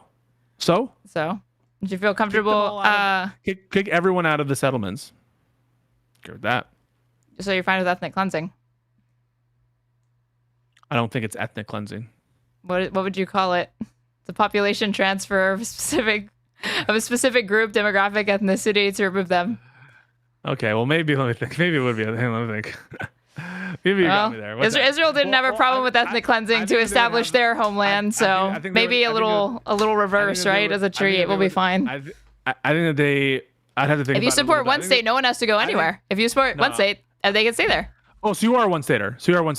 Ideologically, I am. As far as pragmatically, no, I'm not, because there's no legal basis for there to be one state. Those are just not going to happen. These people would have like a fucking civil war. So you literally agree with me. This is all virtue signal. No, we don't agree, because even the two-state solution, you're refusing to recognize rights that Palestinians have under international law that are in for pragmatic purposes, which you just said, right? It's pragmatic to give up rights. Yeah. It's pragmatic to ask a population that's currently being genocided that you say, oh yeah, I care about their future and prosperity, and to prevent this injustice from happening, the establishment of their state should not actually have. You know it's incompatible with a two-state solution. And so if you're in favor of a two-state solution, pragmatically. No, it's not. Why would it be incompatible with the two-state solution? Recognizing the right and then having a practical settlement of the refugee question, because it's obviously not practical for them to have like millions of Palestinians. Right. That it's not really right as I understand it. I understand a right to be something that's not true. Can't. Okay, so then what would be the right? I said the recognition of the right, and you said no, not even that. And then I said recognition of the Nakba, and you said no, not even that. Wait. A recognition of the right with no right? You recognize the right, and then there's a practical settlement of how it's actually like enforced, and then from there they would take. I think the agreement was that they would take like a ceremonial number of Palestinians back, and they would go back to Israel proper. Okay, if that's what you mean, then fine. They offer reparations to Palestinians that don't return. Reparations. Yeah, it's like reparations or payment in place of it. Okay. Yeah. I agree with that. Because the full implementation of the right to return, that hasn't been on the table for like years or whatever. Like that's not the case. Okay, so you're okay then with ethnic cleansing? What? How does that follow from what I just said? Explain. Because I think you agree that that the settlements under international law or whatever, or that they should, in order to have a viable two-state solution, that something needs to be done with those settlements. Yeah, all of those settlements are illegal under international law. They're all war crimes. All those people there are war criminals. And Israel subsidizes it. And the United States subsidizes Israel. We don't really put any restrictions on it. So you can't say that you're against ethnic cleansing then, right? If you want them all to leave. No, because the agreement was going to be a land swap where they annex that portion of the territory, and then a different portion of Israel's arable land, an equal and equivalent amount, was going to be granted to Palestinians. But that way they can state it was like the overwhelming majority. Hold on. I'm explaining to you how the solution. You asked me, are you in favor of ethnic cleansing? And I'm telling you how to avoid the ethnic cleansing so everybody can just stay where they are and there can still be the establishment of two states. Are you interested in the answer, or you just want to fucking answer. Get the gotchas on me? Okay. If they do land swaps, then like 70 or 80% of the settler population can stay right where they are. And then the rest but some ethnic cleansing. All of them are illegal. So the fact that the Palestinians are even allowing any of them to stay is already them being I just want to say that you're in favor of some ethnic cleansing. No. Can I finish and explain what's going to happen to the other 20, 30%? From there, those Israelis can make the decision. Are they going to live in the state of Palestine, which is what they can do, because the IDF's leaving on a certain day, or they can leave. They can go back to Israel because they shouldn't even have been there in the first place because it's illegal. No. And Israel, when they did the disengagement, like the withdrawal or whatever, what they did to encourage the majority of them to leave was give them, they offered them money, and a lot of them just took the deal to go live in Israel proper because they gave them money. I think you just deny that it would be ethnic cleansing to kick all those the settlers out, because you're not kicking them out on the basis that they're of their ethnicity. You're kicking them out on the basis of some kind of property rights violation, right? Correct. So why would we grant that it is ethnic cleansing? No, we don't. But Zionist propaganda always says, tries to frame it that it is that. I'll just think about it. I'm gonna think about it, guys. Listen, I'm not an IP expert. All right, I'll have to think about it.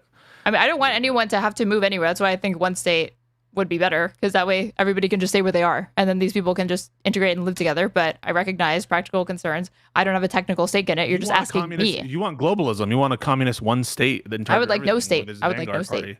You're Zero an states. Yeah, you want everyone to live in your utopia, but you know that violent revolution would be necessary to tear down the state and the fabric of these systems that you think are oppressive.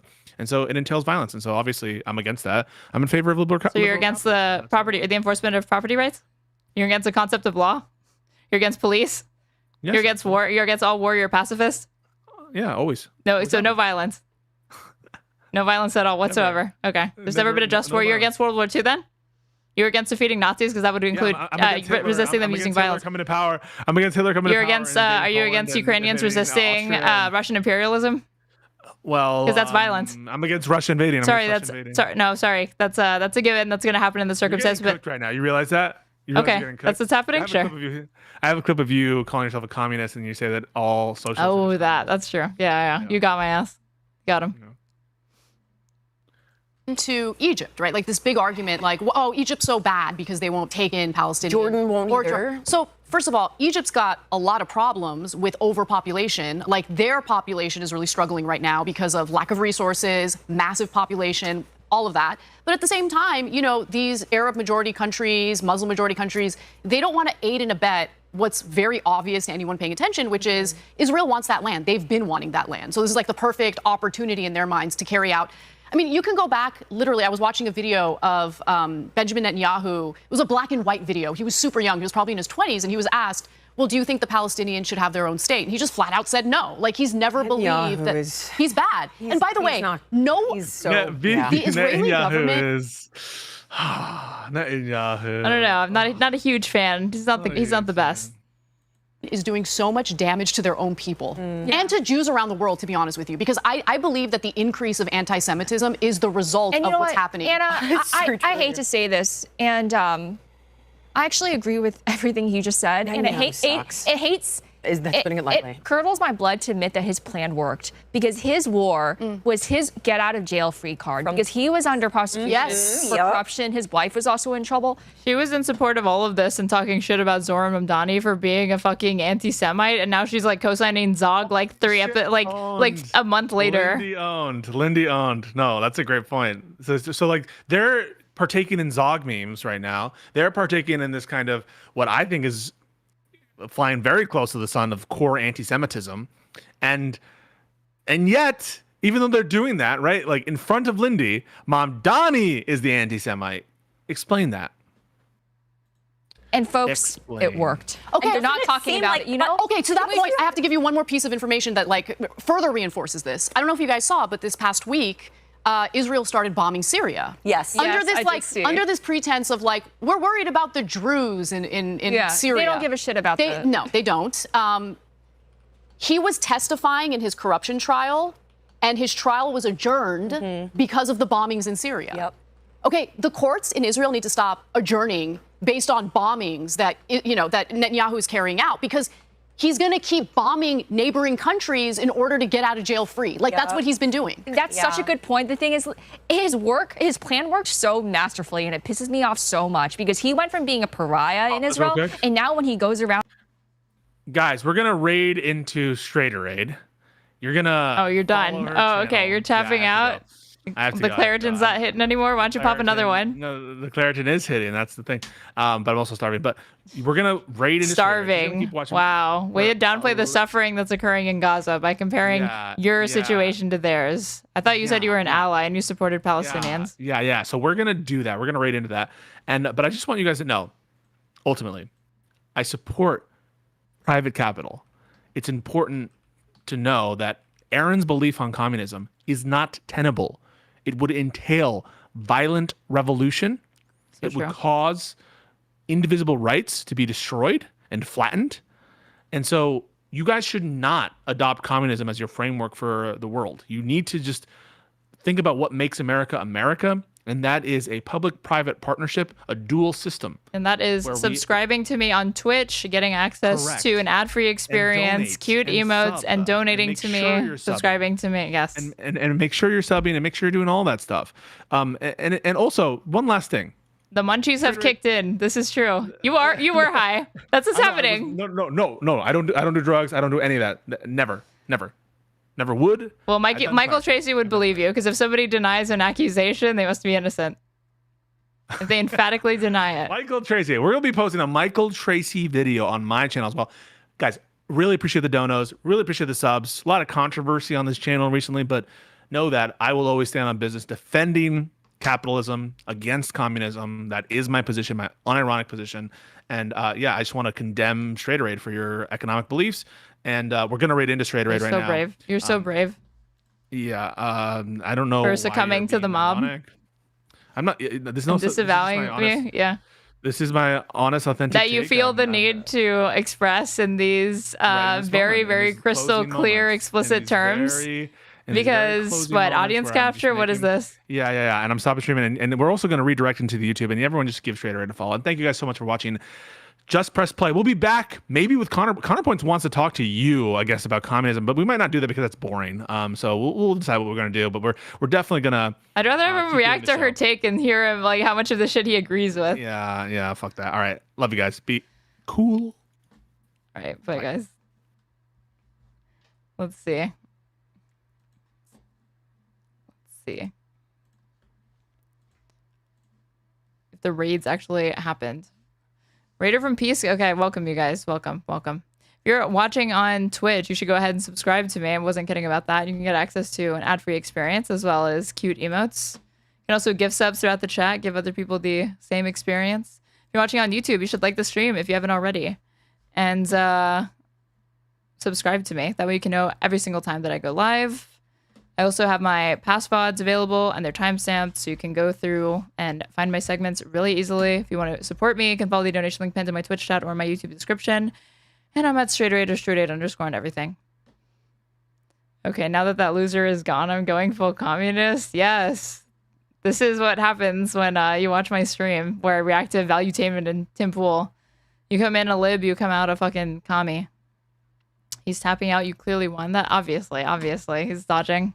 It says something if the rest of the world is waking up and seeing these things, but then we find ourselves in this situation, like you mentioned, Anna, where now anti-Semitism is rampant. No, don't be any particular cause or person. It's so dumb. It's like literally it's about Netanyahu. It's about the government of Israel. Exactly. It's a government. And that's where people struggle, though, I think, is because it's like every time somebody tries to question something, they get lumped in with these anti-Semitic people who are intentionally being anti-Semitic. Yeah. We saw the Elmo hack, right, and the stuff that was also there. There's the Nick Flynn. Oh, it was like the Elmo hack? I forgot that Elmo account got fucking hacked and then was saying like racist anti-Semitic shit. This was on like X a couple of weeks ago. And his characters and other people who they do say some very straightforward, mean, nasty things towards Jewish people, not just the government. No. You know? And so there's a big difference. And I just wish that was apparent to people. Yeah. And I don't know why it isn't. Is it by design? Well, that's, by the way, you bring up a really good point, but also there's been an excessive use of the allegation of anti-Semitism. Like, you bring up legitimate criticism. Dude, she is fucking shameless, dude. The fact that she was the one making those propagating those baseless lies against Zoran Mamdani about him being an anti-Semite, only to make this heel turn literally just a few episodes later. Fucking shameless. Of Netanyahu specifically. Please tell me Anna's gonna call her out for this bullshit. Please. She's already openly said on her fucking podcast she doesn't like her. Or like on TYT that she doesn't like Lindy. It's a person all of a sudden answers anti-Semitic argument. Well, because it turns into like Israel, and then they get demonized. Him, like him as a person. You're absolutely right. Keep going. I want to read you guys this one thing. What I mean is, like, the Jewish people, they're amazing. Yeah, Jewish people are separate. They have been clamoring for the end of this war for so long. I'm talking about the buffoon. Netanyahu specifically is a dude. Buffoon. Yeah. And it's not just and Ben Gvir and Smotrich, like even further right to Benjamin Netanyahu. And he would lose his coalition. And all he cares about is power, his coalition, and more importantly, avoiding actually facing real consequences for those corruption charges. Did you guys ever see the hidden video he was secretly recorded in? Bibi? Yes, in 2010. No. Yeah. Is this where he was talking about funding Hamas? Nope, not that one. Okay, so this is where he says Netanyahu did say of Palestinians that we must beat them up, not once but repeatedly, beat them up so badly until it's unbearable. He said this? Yes. Yeah, hang on, I have the video here, actually. I have seen this, yeah. Hang on. Yeah, hold on. Netanyahu also suggested that American foreign policy was, quote, easily moved. Yes. He did not, however, explicitly suggest using defense as a means to aggressive military action or that the United States would help push that narrative. But here, listen. The chief significance of the video, as described in 2010, was that it showed Netanyahu bragging, and this part I watched personally, of having derailed the Oslo Accords with political trickery. And he talks about how he was going to redefine it Because the thing is, like, I have a huge issue with how much everyone hates Israel, and I feel like they're getting scapegoated for a lot of bad things. But this guy is unquestionably, he is, you are. So again, it's so funny that she's like, they're being scapegoated, but it was like feeding into the Zog stuff. This is part of what's known as like the clean break memo, and it's this effort to essentially move away from the Oslo agreements in order to prevent Palestinians from having a separate state, a sovereign state, and that's like the root of all of the problems that obviously Palestinians are suffering, but also the Israelis are suffering, because that has led to surprisingly based for her takes. It's literally just based on conspiracism for them, though. It's the only thing that could get them on board with this narrative. Violence toward Israel. Connor, can you find that video? I'm so sorry. Yeah, and then one other thing I'll add. I'm so glad. 2001 came out in 2010, and it's him sitting at a table. You got it? Okay. Yeah. Let's take a look. Go ahead. כמה דקות מאוחר יותר המצלמה שוב נדלקת, ונתניהו פורס בפני מערכיו את משנתו המדינית. Why do they keep doing this? Fucking playing clips and like talking over them. And without math. Beginning to understand the meaning of the slogan. Netanyahu, oh God, it's moving quick. Okay, hang on. Hang on. I promise you, it's like 6 minutes long, but they're... Maybe there's a short version where they translate it. The key part of this is that he said, they think terror will break us. The key part of this is he says, America hit them hard. That's what he's saying. Yep, there it is. Not just one hit, but many painful, so that the price will be unbearable. There it is. The price is unbearable now. A total assault on the Palestinian Authority to bring them to the state of panic that everything is collapsing. Fear that everything will collapse. This is what will bring. The world will say, you occupied. The world will say nothing. He's going to say America is easily moved here. Especially with America. I know what America is. There it is. America is the thing that could be easily moved in the right direction. Okay. Wow. And then he goes on here to talk about how he's going to like manipulate the Oslo Accords. America will, okay, hang on. Say something to us to say.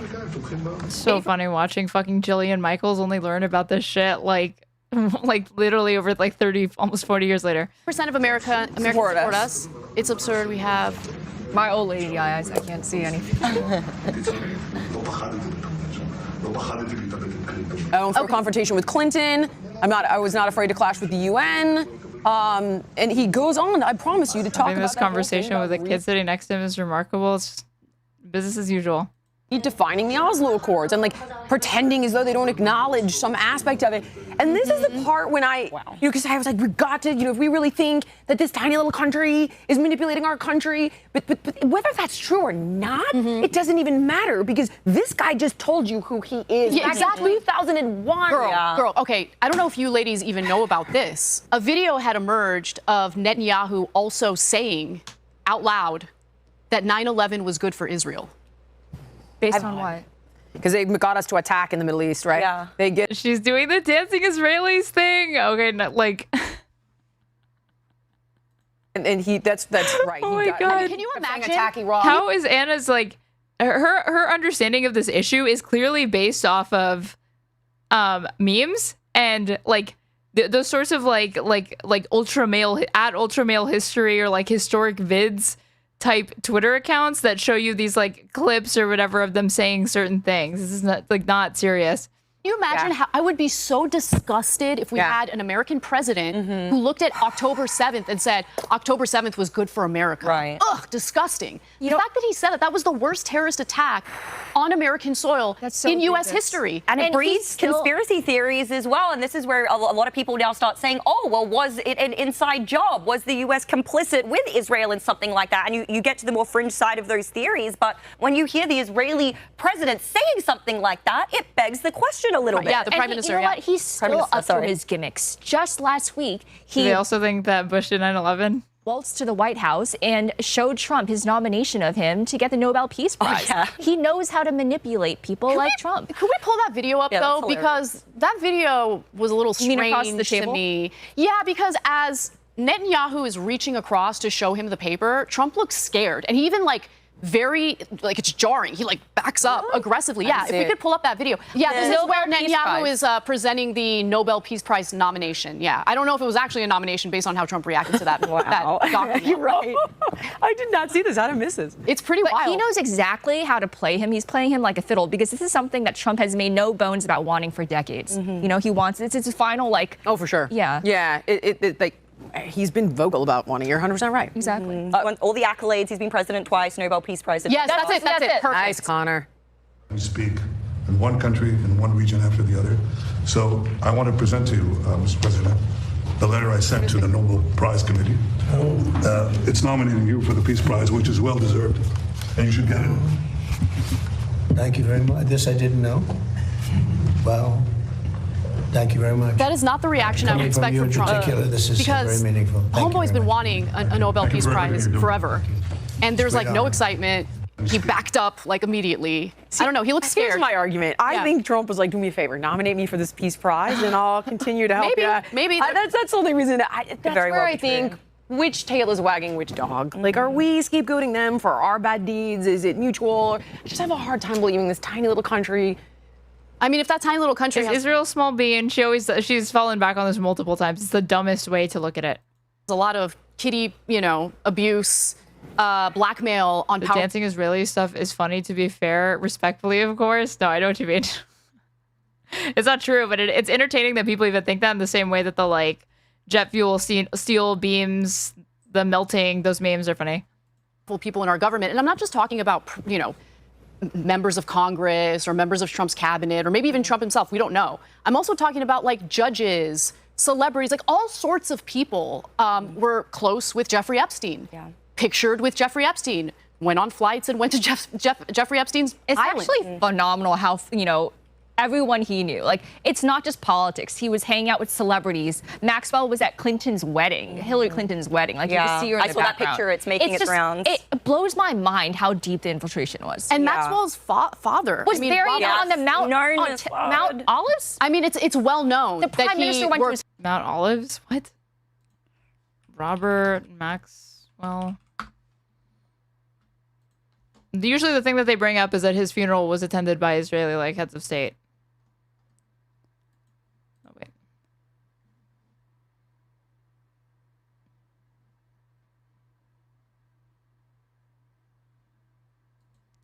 Olives? Like, what? He fell off a yacht or something like that. Maxwell was afforded a lavish funeral in Israel, attended by Israeli Prime Minister Yitzhak Shamir, Israeli President Chaim Herzog, at least 6 serving and former heads of Israeli intelligence, and many dignitaries and politicians, both government and opposition, and was buried on the Mount of Olives in Jerusalem. Mountain Ridge in East Jerusalem. With Mossad. There's a weird merged chat thing going on in Twitch chat. Yeah, because I'm collaborating with them, so when it does that, it gives me the option to consolidate it, and I did it because when I start playing the game, it's going to be more relevant. It's very well known. That's why he was buried there, right? I mean, Jill, could you concede that it wouldn't really matter the size of the country if they had the right leverage? That's the point of leverage at the end of the day, right? When you're working out, you don't have leverage. Guys, wait, think of it this way. It's not hold on. It's not just leverage to apply resistance. Okay, ladies, it's not just the size of the country. It's the size of the financial power, and that's all that really matters. Yeah. It's the buying of Congress, and I just hate to say it because we're going to get smeared again. Qatar buys Congress. I mean, they do. But if you look at the numbers, I mean, it doesn't even come close. Qatar spends the most. Qatar doesn't spend the most. They spend the freaking most. If you look at the entirety of the Israel lobby, it's not just AIPAC. Yeah. It's very influential and very powerful. And they're effective in destroying a person's political career just through their fundraising and funding operations. And they've adopted a novel strategy, by the way. They don't smear candidates by smearing them as anti-Israel. They don't even mention Israel. They say, for example, if it's a progressive, they'll run they'll just show how that person's not progressive enough. Or if they're running a conservative district, they'll run ads about how they're not conservative enough. So their ads are extremely tailored to the Who is this Lindy? This is like a fucking fake Lindy. on the ground, and they omit Israel from the conversation completely. This can't be accurate. This is open secrets, and it says that China's the top donor? Japan, Liberia, South Korea, and then it's giving me some sort of ad. But so there's one other thing that really bothers me about our political system that we really need to reform, and that's dark money. Yep. Right. So there's a lot of money flowing around in our system, bribing people legally, unfortunately, because it's like legally baked in our system. Total spending since 2016. Oh, God damn it. It keeps giving me this ad. Hold on. Hang on a second. Anna, that's it's got to be trillion. Yeah. Trillion dollars. Almost $700 million. $6 trillion. Yeah. $5 trillion. The collective amount since 2016 that foreign governments have spent lobbying. You know why? Politicians. You know why? I can tell you exactly what happened in 2010. It's on opensecrets.org. In 2010, something. It's See You Next Tuesday happened. Citizens United. Yep. Oh yeah. Yes. And after that moment, it's after that moment. What is this? See You Next Tuesday thing? Moment, the floodgates. What's the chance that Lindy is a CIA android? Extremely high. Completely opened up. You have companies. What misinfo are her takes spreading today? Some more serious criticisms of Israel. A lot of dog posting. Countries, various special interests, essentially just buying parcels of Congress. It wasn't just that, though.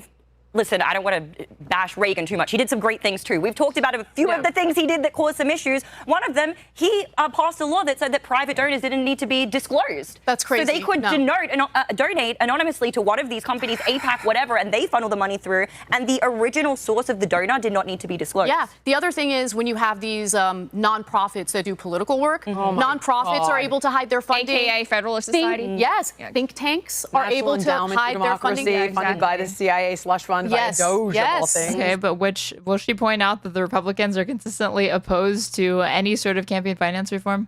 Anthony Blinken. George Soros is open democracy. Yeah, no way. Why would Reagan do this? So true. Anthony Blinken. He had a Piers Morgan version of The View. It's actually worse than that. Think tank prior to joining the Biden administration. And there's some evidence showing who his clients were. Israel was one of those clients. And he was, very deferential. I mean, look, when it came to foreign policy in the Biden administration, Blinken was pretty much calling the shots. And Andrew Sullivan. I mean, Biden. Jake Sullivan, my bad. Biden his brain was melting. So who knows how many of the decisions he was making. But my point is, there's too much corruption. Yeah. I don't think it's just the possibility of this, blackmail operation that's leading to foreign countries pulling levers. It's also money in politics. 100%. And that needs to change. Yeah. If it doesn't change, we're never going to have a real sovereign country. We're not going to have a real democracy. And that bothers me because I love America. I love America, and I want our government to represent its people. Yeah. Well, the last time we even attempted to fix the system was 2003 with McCain-Feingold legislation, but that went, nowhere. It was dead on arrival. I just don't, unfortunately, and shocker. I couldn't agree with you more. I just don't see the. I think it's fortunate. Yeah, why do you think unfortunately when you're saying you agree with that? It's good you guys are agreeing sometimes.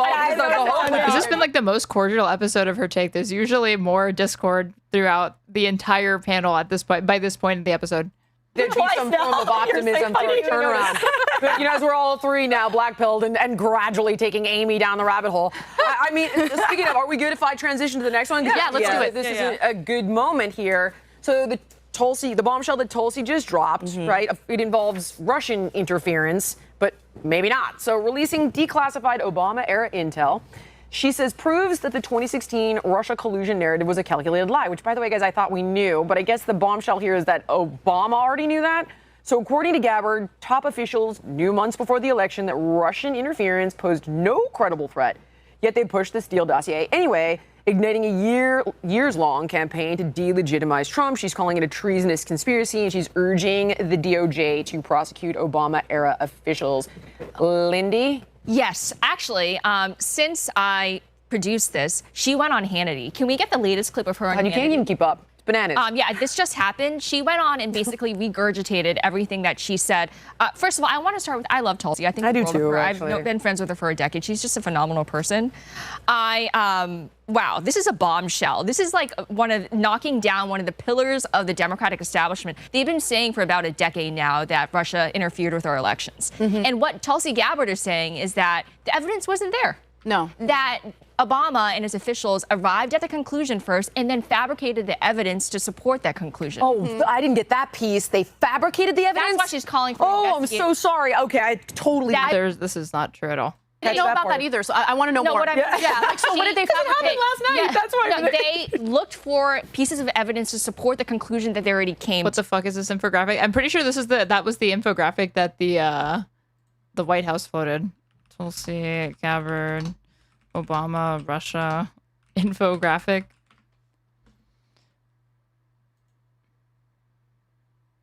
This, yeah. Gabbard posts a range infographic to quote unquote prove Obama claims. Oh my god. I will never stop having to use this website.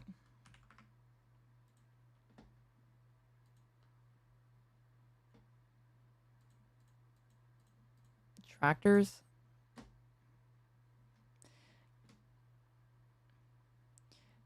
Director of National Intelligence Tulsi Gabbard took to social media on Wednesday with a series of bizarre infographics as she doubles down on explosive claims about the 2016 election. President Trump and his team have turned to unsubstantiated conspiracies about Barack Obama when pressed with ongoing questions about convicted sex offender Jeffrey Epstein. On Wednesday, Gabbard announced that she had declassified the House Intelligence Committee staff report on the intelligence community assessment of the 2016 election at Trump's direction. Then she proceeds to post a new series of highly produced graphics highlighting what the Trump administration claimed were Obama-era lies about the election. It's the latest in a series of information dumps Gabbard has made while arguing Obama officials manufactured claims that Russia worked to influence the election. However, as Gabbard continues to release documents, she has strategically conflated two separate Russian activities in her messaging. The documents determine Russia did not attack election infrastructure or hack the election, but the intelligence community did find that Russia tried to influence the ballot. While Gabbard claimed the report she released on Wednesday exposes how the Obama administration manufactured the January 2017 intelligence community assessment that they knew was false and accused officials of, quote, promoting the lie that Vladimir Putin and the Russian government helped President Trump win the 2016 election. The report itself directly states Russia worked to undermine the election. Okay, I can join you guys. Hold on.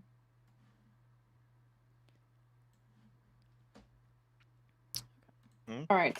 Yeah, we get one more power with 9, so you get another party membership look. So like how LB saw me, another person will get to see that. That's interesting. Okay. How does that work, by the way? Like, at what point does that happen? So if you zoom in on the board right here, on the fascist board, it'll show you all the powers and policies. Mm-hmm. Oh, okay. So once you get to a certain degree in fascism, what happens here? Yeah, the government gets more power. Exactly. Oh, I see. I see. Veto power is unlocked. Oh, okay. I mean, we can get that far. Oh, and the president can kill people. Okay. Yes, okay. that's why I was able to kill at that time. I see, because it was still your turn. Okay. Yes. Oh, by the way, I threw the liberal, obviously.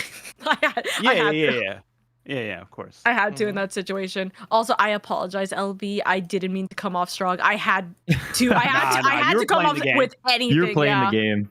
I have to. You know what? I always feel bad. You know what? Fine, don't worry. I'm like, who knows? I'm like I was taking advantage of or anything, but it's okay. It's fine. Don't worry. All right. Okay. Gaslighting your friends only in the game. It's fine. Don't worry. Not in real life. All right. Are we ready or? Yeah. Are we waiting on somebody? I think Aaron's joining right now. Let's see. Oh, okay. I'm gonna grab a drink. Wait, Mason, where's the link? 2, actually. If you see in the July secret Elon. Oh, right, are you right. saying, do you have a tabletop already? No. I'll be back in a second as well. Am I completely fucked? Oh no! I don't think I could download it live while I'm doing this without it taking forever. Fuck, maybe this isn't meant to be, Mason. I'll have to do the next one. That's okay. That's okay. It's totally fine. Yeah, we can talk later for the August one because that'll be like a couple weeks. Hell yeah! And I swear to God, I'll be able to tell the time correctly next time. No, you're good. You're good. You're good. Thanks for crashing though, Aaron. Yeah, it was super fun. Next time, I swear to God, I'll be prepared. Next time, I'm usually more prepared than this. I promise. No, you're good. You're good. All right, I'll be back. Nice to meet you. I'll see you guys. Yes, nice to meet you guys. I'll be back next month. Bye. Nice to meet you. Bye. Bye. I'm a fucking moron, you guys. Moron. This is what I get for not reading the memos that are put in the group chat. But it's okay. We can finish your take.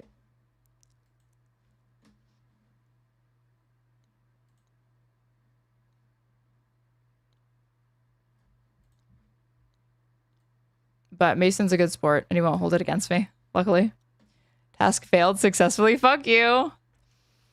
What the hell? That was it. Because I didn't know that I had to have that tabletop thing downloaded until somebody in chat pointed it out, and I forgot to download it. I was distracted by my co-host being zonked out on Quaaludes earlier. You know, actually, yeah, it's Pisco's fault. That's true. Okay, I'll just go with that. I'm going to blame him.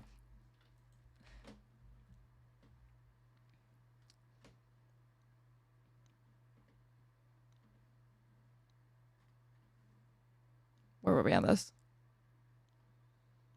The report itself, directly states Russia worked to undermine the election. What was less conclusive in that specific report was Russia's preferred candidate. She thought she was just supposed to look at Discord to play the game. No, I'm not that stupid. I thought that it was a link. I thought it was just going to be, I thought that if you didn't have the thing downloaded, that it was going to be fine because you could just go into like a website and join. When are you getting quals? My friend wants to know. What's quals? It wasn't a web app. Yeah, I thought it was going to be like that. The key judgments found to be credible include 1. President Putin ordered conventional and cyber influence operations, notably by leaking politically sensitive emails obtained from computer intrusions. Putin's principal motivations in these operations were to undermine faith in the U.S. democratic process and to weaken what the Russians considered to be an inevitable Clinton presidency, the declassified report reads. The report was based on an investigation conducted by former Republican House Intel chair. Yeah, most things run on magic. Easy mistake to make. If you don't read, yeah, it is. It was 100% avoidable. I'm just a dumbass. Who now serves as the CEO of Trump Media. What the hell is Trump Media?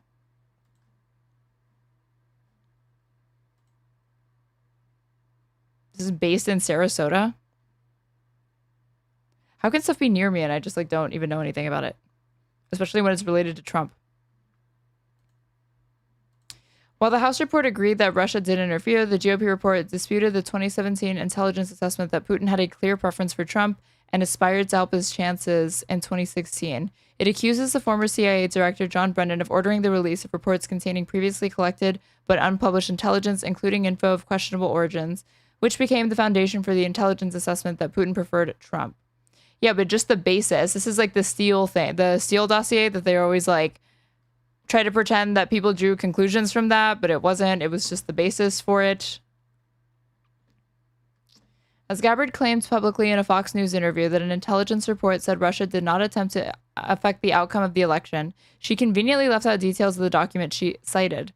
The document she points to as evidence Obama officials promoted lies, a presidential daily briefing, specifically addressed one type of influence and stated Russia did not impact the election results by conducting malicious cyber activities against election infrastructure. Gabbard, who has long been accused by critics of being a Putin apologist for repeating Russian propaganda, gee, I wonder why, to the point where she's been praised on Russian state TV before being tapped as Trump's intel chief, has argued the document she released details a treasonous conspiracy by members of the Obama White House. Rubio previously refuted Gabbard's allegations. Rubio, as then acting chair of the Senate Intelligence Committee, led the investigation, which resulted in a bipartisan Russia report that found not only did Russia engage in an effort to influence the 2016 election, but that Putin ordered the hack and leak of information damaging to Hillary Clinton and helped the Trump campaign. While the Gabbard information drop and accusations are loaded with holes, MAGA Republicans are seizing on the assessment and are accusing Obama of treason. Her accusations have also been promoted by members of the Trump White House.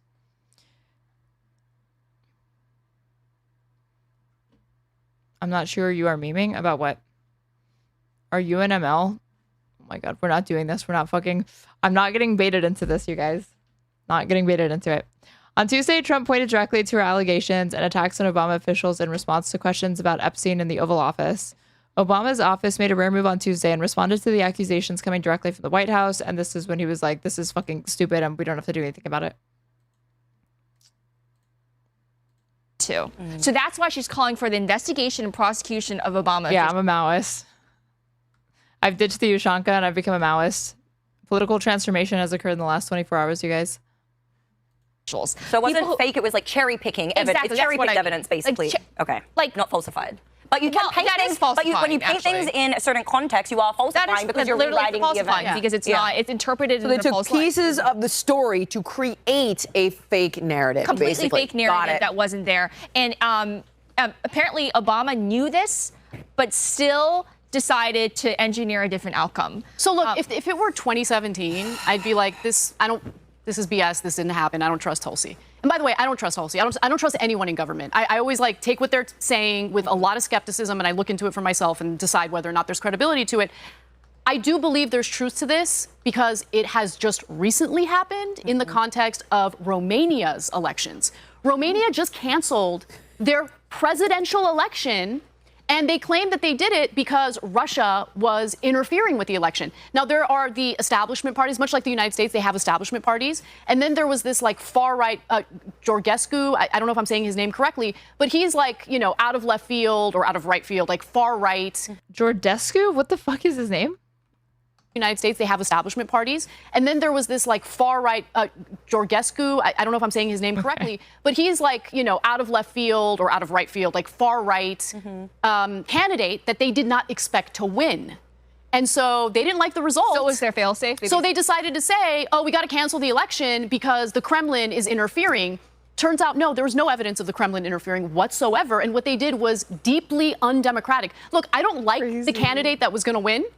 Okay, but at the same time, you either support democracy and a democratic process. The White House propaganda is so damaging. People are already feeling apart and detached from the political system. Their relationship with truth itself is under attack by posting things on the White House website that aren't in touch with reality, e.g. the Lab Leak page, and now this Obama made it up Russian BS. Well, I don't actually think that anybody is like going to the White House website and seeing this stuff, but it's getting shared around by their MAGA influencers that are on their timelines, and that's how they get exposed to it. I think the worst thing has probably been the 1776 report. Charlie Kirk was fucking involved in this. The 1776 Commission, also nicknamed the 1776 Project, is an advisory committee established in September 2020 by then U.S. President Donald Trump to support what he called patriotic education. So for all those concerns rolling about re-education camps, this is the type of shit you should actually be worried about, and it's coming from the right, not the left. The commission released the 1776 report on January 18, 2021, 2 days before the end of Trump's term of office. Historians overwhelmingly criticized the report, saying it was filled with errors and partisan politics. The commission was terminated by the successive President Joe Biden on January 20th, 2021, his first day in office. It was reestablished by Trump in January 2025.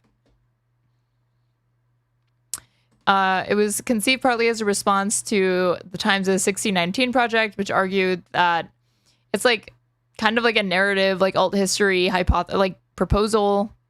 I can't remember looking. I never looked into this. I can't remember if it was supposed to be more of a metaphor or if it was serious that 1619 should be considered when America was founded, not like 1776 or whatever.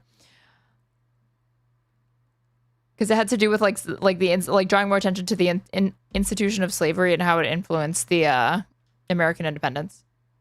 Trump first spoke of giving students a patriotic education on September 2nd, 2020, and announced the new commission in a speech on September 17, 2020, in which he contended that a twisted web of lies regarding systemic racism was currently being taught in U.S. schools, calling it a form of child abuse. It's actually abuse when you teach your kids about the things that happened in the country that they live in. Yeah, first enslaved African. That's right. He reiterated his intention to establish the commission in a proclamation on October 6, 2020. But there's crazy shit in this, and there's a video by Sean, the 1776.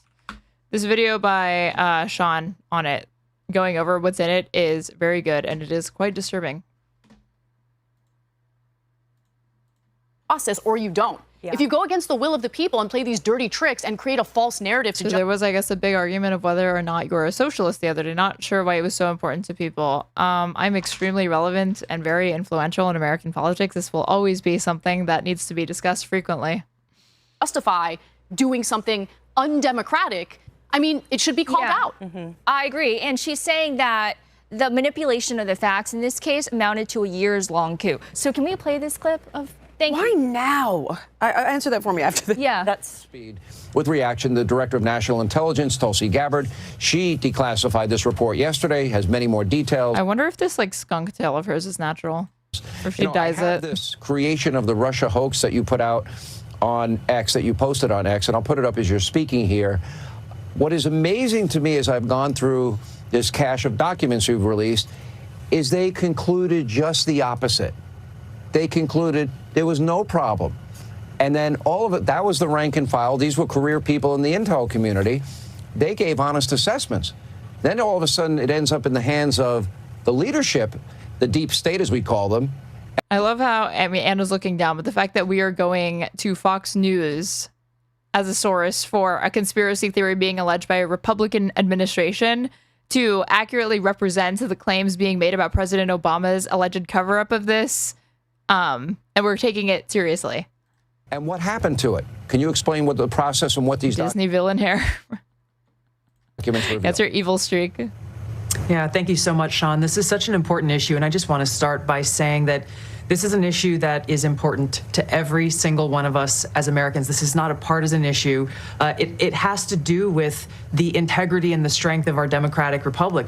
And it lays out this over 100 documents that you're referencing that I've released, declassified and released, spells out in great detail exactly what happens when you have some of the most powerful people in our country directly leading at the helm, President Obama and his senior-most national security cabinet, James Comey, John Brennan, James Clapper, and Susan Rice, and others. Knowing these people, I have no doubt that they would do anything to bring Trump down, which actually, I mean, begs the question earlier, if they had, you know, if Trump were named in the files, they definitely would have leaked it from my perspective. But that's a different, that's a different story. Not if there's Democrats involved, though. I think there are Democrats on that. I mean, there's no client list, but I think Democrats are implicated. Definitely mutually assured destruction. 100%. For sure, I think. That's a good point. I'm just also very curious about the timing of the release of this information. Just the same week that Trump is imploding over the Epstein stuff. I'm so glad you said it and not me. Who is this Lindy? Why is she pointing this out? Why is Lindy the one to fucking point it out before Anna? What is going on? Maybe she's going to pivot back to being like a Dem shell. Because I was going to bring that up. I feel like this could have happened. I think everyone kind of already knew that the Russia narrative was BS, right? Like, honestly, it's out there. That's what I'm confused about. The Steele dossier was funded by the Clinton campaign, Russia hoax. I mean, there's really nothing that new in what Tulsi's saying. I mean, she has reinforced what everyone already knew. What's new is that she said the U.S. intelligence community knew that we didn't need the investigation. Exactly, that there was no tangible impact on the election. This is the first time we're hearing it. Not only that, they knew under the Obama administration, who actually, he was the one going out there saying that Russia interfered. So he lied to the American people. Let's not forget that this is the president of the United States lying, deceiving the American. Okay, never mind. She's not pivoting back to the left. Not pivoting back to the left. She's fucking immediately going to be like, yeah, Obama's guilty. Okay, whatever. People on a matter of national security. This is huge. Well, if a politician is talking, this is like not huge at all. Probably. Yeah, that's true. There is nothing new to this. You know what I think is the silence is completely damning from the mainstream media. I haven't heard a single peep other than from Fox News. And the only reason I knew about it is because Jesse Waters, I was supposed to do something, and Jesse, and then they're like, well, do you know, we're going to actually, this just came up. Does she want to comment on that? I'm like, I can't comment on that. Like, I haven't read up on it yet. I'm like, no, I'm flying today. But that's the only one that I immediately went on. You were so wrong, man. LOL. I know. I just want to be like. Actually, I don't want people like Lindy Li in the fucking tent, so she can fuck off and be a MAGA grifter for all I care. And send it to all of you, but this is like a few hours old. I'm trying to look to see, like, was there some type of a conclusion where they were going to release this information around this time anyways? Like, I'm trying to look up and see, was there some ongoing investigation? Was there a scheduled release? There wasn't really. My theory also, let's not forget how much she pissed off Trump when she provided a diverging assessment on whether Iran was a threat. Yeah. Remember, she went out there, I think it was in March, and she said before Congress that Iran isn't an imminent threat to the United States. That's not just her opinion. That's what the intelligence report that she was in charge of said. Is the podcast episode 10 with Pisco over? Yeah, but if you go to YouTube, you can wind the VOD back and see the majority of it if you'd like. She had to do a ton of walking back but he abandoned me. All of a sudden he's like, oh, I have a heart out at like 8:30 and then just fucking left. weeks ago. Typical man. No, she doesn't always speak abandons for you. me. So, there was daylight between them. So I think part of this is also her just trying to, make things right. Ingratiate herself. Exactly. Yeah, that's a possibility for sure. Pisco did a bunch of drugs and had to leave early. I can't confirm this is exactly what happened. I do believe that this woman comes from a good place. Like, knowing her. She is a really good person. I think she's what she's up against. Look, at the heart of it, though, I mean, the point remains that there was a false narrative drummed up to discredit the outcome of the 2016 election. And by the way, full disclosure, I totally fell for it and had egg on my face at the time. I believed it until earlier this year. Dude, I cannot believe Pisco is missing all of this like delicious shit from Anna, man. The fact, like, you saw the majority of the Zog shit, but the fact that she is now a believer in, like, oh, it's just like a hoax or whatever, like she's anti-Russiagate, amazing.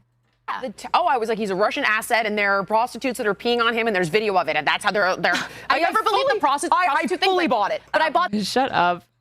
She started talking about ML again, and he finally had enough and stood up to her. Not what happened. False. This is revisionist. Maybe you're the actual ML. Engaging in historical revisionism, isn't that common for you guys? The Russia, they're interfering in our election. I bought the whole thing. I believed I trusted all the institutions of trust back in 2015. Absolutely. And the reason why mainstream media hasn't said anything, because then they would have to concede that they were wrong for a decade. Yeah. And, it's better to admit you were wrong and that you were fooled and you apologize to your audience and to your readers than to just...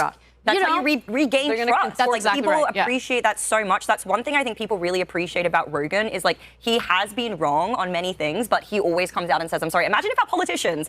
Joe Rogan, famous for always correcting his misinfo and disinfo. Totally. That's what I think when I think Joe Rogan. I think honest dude, always on top of it when it comes to factuality. Actually did that.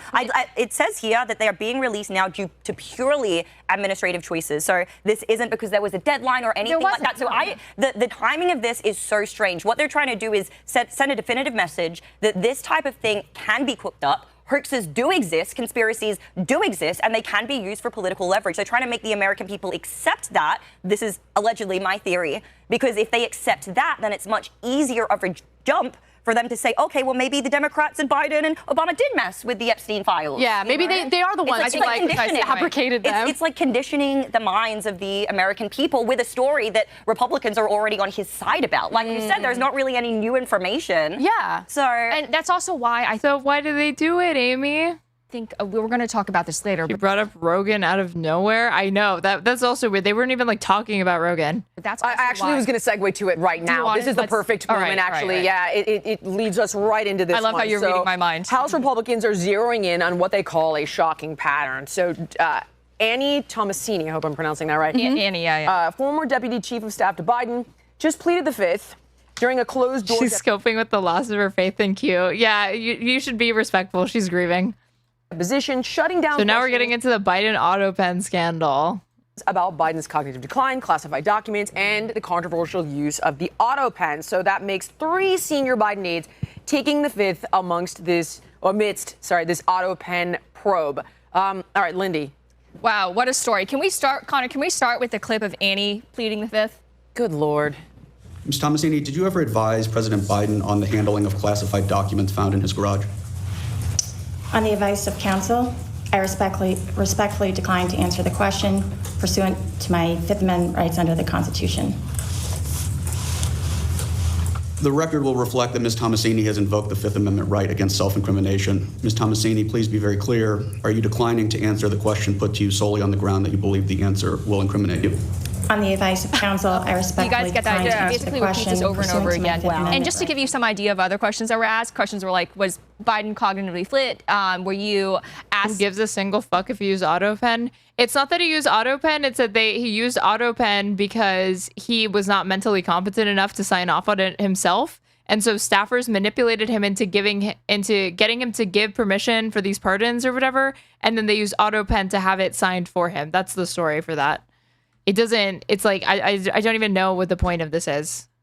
To deceive the American people on his behalf, like questions like that. Because like, even if all of these people talk, they're not going to undo the pardons, and they're certainly not, like, I don't even understand what the end goal is supposed to be. I don't get it. Weren't able to provide an answer. None of them were. And let me explain. Like, you can't prove that was, there's not even proof, hard proof that Biden suffers from like dementia or senility. Or the people who also pled the fifth, that would be Dr. Kevin O'Connor, the same doctor who went to the American people and said, Joe Biden is somehow capable of running this country until he was 86 years old. Yeah, he's a real dynamo. Exactly. He's running circles, but just behind closed doors. You never see it. But believe me, he's a genius behind closed doors. You have to laugh or you'll cry. He's a Mensa. He's a Mensa genius, and my source is trust me, bro. That's number one.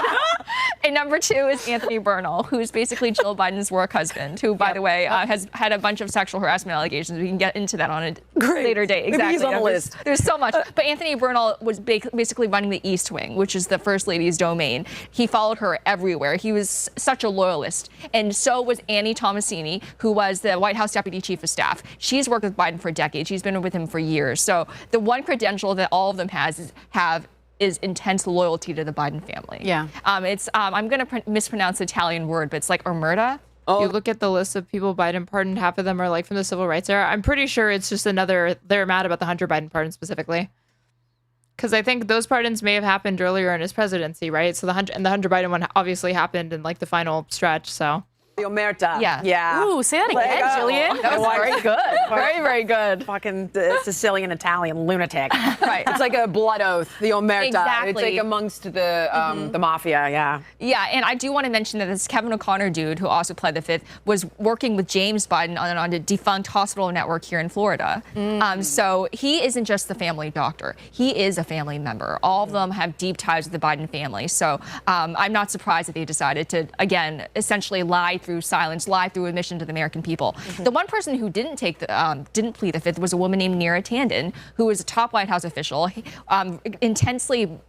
She's very combative. Exactly. Is on CNN all the time right now, using her newfound, peddling that into fame. And she admitted to using the autopen, which I think is fascinating. They're not even lying about that anymore. Explain what the autopen is for people. Did they lie about ever using it? I thought it was known that he used it, but it didn't fucking matter because you can. People who might not know. So there's a controversy around the usage of the autopen, which allows essentially anyone to sign documents on behalf of Biden. And so there were 1,000 pardons. And the theory is that Biden isn't cognizant of everyone that he pardoned. Right. In fact, someone did an analysis of his signature, and Peter Doocy from Fox News also picked this up. There was only one document that Biden actually signed in terms of pardons. And guess which one that was for? Hunter. That was for Hunter Biden. The same pardon, that pardon, by the way, was highly unusual in that it was ding, ding, ding. All they want is to they want to overturn like the Hunter Biden one. I don't even know if you can't even be put back in jail, but I guess if they're trying to invalidate it, so you can say that he needs to be put back in jail or prison or wherever the fuck he was serving a sentence, because it was illegitimate. More all-encompassing than the one for Watergate and Nixon. It covered Hunter for like a very long period of time. Yes. Covered his years working for Burisma. He made millions of dollars each year for essentially being the vice president's son. That's all he really did. Yeah. It was an influence peddling game taken to the extreme. Can we show that clip? I mean, he did work, but he got the position because of his name. Of James Comer basically encapsulating what happened? Well, unfortunately, that was quick. This is the second witness that we've brought in via subpoena for a deposition that has pled the fifth, and they've stated they're not going to answer questions. I want to read the first two questions, just so everyone knows. These are the types of questions we asked. Was Joe Biden fit to exercise the duties of the president? He pled the fifth. Second question, did any unelected official or family member execute the duties of the presidency? And this is Joe Biden's chief of staff. Did any unelected officials? I mean, if you say yes, then you're complicit in the cover-up because he's obviously old or whatever. If you say no, then why were you not reporting that the head of state or like doing like whistleblowing that the head of state was not actually fit to be president? Or family members ever execute the duties of the presidency? Simple question. He knew he was going to be asked that. Everybody in America wants to know that. He pled the fifth. That's perfect. Thank you, Connor. And by the way, I'm not going to plead the fifth. I'm going to tell you the truth. And the truth is Hunter Biden was in on White House meetings. Not a single doubt. He totally was. And not only that, he was in on... There's no evidence of that. On donor calls because I was on them. He was like in rehab at the time, for the majority of the first term. I don't know why a family member was on our donor calls. Wow. It's highly inappropriate. Okay, if you think that's inappropriate, wait till I tell you how many friends, family members are part of Donald Trump's, the Republican apparatus and Donald Trump's cabinet, both in his first and second term. A crackhead family member?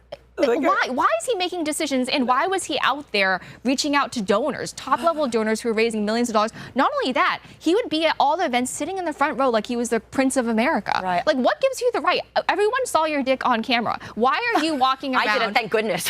Like, why are you walking around? I avoided. I'm like, I don't want to see that. Why are you walking around? The lying going on. They don't want to see that. Okay. Like you own the country. It was extremely. They hate to see a big dick crackhead winning. Unfortunate. It just. He's still thinking about his cock. All these Republicans are. That's all they have is Hunter Biden's cock, Hunter Biden's dick. That's what it's all about. You know, I think I have a problem with that, especially because, look, I actually had a problem with what Trump did in his first term in basically having his kids serve. Y'all are too fucking horny in Twitch chat. Administrate. Like, I saw that as bad. Like, that's not good. It's nepotism. But at least you knew what their titles were and what role they were serving within the administration. In regard to Hunter. So that makes it better because it was transparent corruption? It was just flagrant? That doesn't make it better. That makes it worse. I didn't know about how involved he was with the Biden administration. That wasn't disclosed. It's just like open, out and about corruption. That doesn't make it any better. American people at all. He even got people fired. Anita Dunn had the gumption to say you should probably, to tell Biden, she said you should probably put some distance between yourself and your convicted felon of a son. And after that, she was gone in July 2024. The foot job wasn't hot though, not into it. Chat is a reflection of streamer. I'm gonna time you guys out if you don't stop. Anita Dunn was one of his longest serving, and she was gone because Hunter Biden was pissed off. I wanted to ask you a question. So these aides who are all pleading the fifth right now, if they were to say, no, he didn't have the intellectual I've never seen photos of Hunter Biden's dick. Never, not me. Capability. He was cognitively declining. Yes, he did use the autopen, and I, as an aide, was complicit in that. Are there any repercussions for the aides? Oh, that's a good question. Think, if Republicans are smart, they would probably, someone should offer them immunity. Yeah. And so they can tell the truth. Right. So typically there would be, though. There would be, for them being complicit in that, there would be if there were criminal investigation, there would be immunity for a testimony. Right. But this is, I'm not sure if, I don't think James Comer offered that to anybody. And by the way, I don't actually think that this was some sort of operation to divert attention from Epstein, because this is going on for a long time. This investigation to the autopen. This predated Epstein. But I do think it's interesting that the investigation this week has really escalated. Did you ever see that interview with Mike Johnson to Barry Weiss? I actually just pulled it up because I didn't want to get it wrong. And he talks about how he couldn't get this meeting with the president. And he's like, I'm third in line to the presidency. I need to see the president of the United States. So they called. I saw the pictures, but only because I tried to stay informed. Yeah, that was necessary to consume. Him in because they wanted to get his sign off on another funding package to Ukraine. So he finally gets Biden alone. And I would send the video, but I'll just keep it tight here. You can look it up if you want to. Twitch chat is being too horny. Is YouTube chat like asexuals? No, it's not. It's not that drastic. He's sitting with Barry Weiss for the Free Press, and he says so Biden can ask you a question. I can't answer this to my constituents in Louisiana, Johnson recalls telling Biden. Sir, why did you pause LNG exports to Europe? And I'll tell you what that is in a minute. Liquefied natural gas is in great demand by our allies. Why would you do that? Because you understand, we just talked about Ukraine. You understand you're fueling Vladimir Putin's war machine because they got to get their gas from him now. Right. Pause those exports, right? So Biden, according to Johnson. Nothing wrong with knowing things and having laptops. As Hunter Biden would say, everybody has a laptop. Johnson was stunned and said, I didn't do that. Biden said, Johnson response, Mr. President, you did. It was an executive order 3 weeks ago. Biden continued. It is funny that this person's name is Johnson in the context of all of this. Continued to deny that he paused the liquid natural gas exports. At that point, Johnson suggested that the president ask the president's secretary to print out the executive order so the two could read it together. Biden then recalled he signed an executive order, but it was only for a study on the effects of liquid natural gas. And Johnson was firm. Sir, you paused it. I know. I have the export terminals in my state. Long story short, Biden had no idea. Friggin' idea. Something None. like that. God, government is so corrupt. Zippo. So that's crazy. The autopen thing, is it even legal to do that? It is legal. Yes, it is. That's how the fuck do you think Trump pardoned 1,500 J6ers? You think that he actually signed his signature 1,500 fucking times? He used an autopen. He admitted to it. Well, how is that legal? Goes back because if there's so many, right? If there's oh my God, I wish Anna would come in prepared. Why did she not prepare at all this week? Why are you going to rely on these fucking dingbats to tell you anything factual? Many things for him to sign, that will take a long time. I know they would never let you on the show. I guess I don't know. I genuinely don't know. I just don't think that I'm the guest that they're looking for. They're looking for a guest more to their right, not guests more to their left. They've yet to have a single left-wing guest to challenge them. I mean, wouldn't you have to at least advise with the president? And yeah, well, I take the fifth part is they claiming they did. Okay, okay. Guys, they didn't. But hold on, I got to bring up an example that happened. But then again, they let on a guy who threw a tampon at Anna, and he was well received. So really recently, so there had been a pause on weapons shipments to Ukraine. Now, put your feelings or whatever you think about sending weapons to Ukraine aside for a second, and just think about the fact that Trump was asked about it. Trump was asked about it during a press conference, and he's like, "I didn't do that." He's like, he found out about it for the first time, and then Trump immediately. I mean, in 2016, he signed executive orders not knowing what was in it. That was an example of this was when he accidentally gave Steve Bannon power and he didn't realize it. Trump signs executive order giving Steve Bannon more power. This was February 6, 2017. Trump lashes out at New York Times after reports suggest he wasn't fully briefed on action giving Bannon more power. Why does this look so ugly? So, yeah, February 6, 2017. President Donald Trump wasn't fully briefed on the details of an executive action giving his chief strategist Steve Bannon more power, according to an explosive report from the New York Times.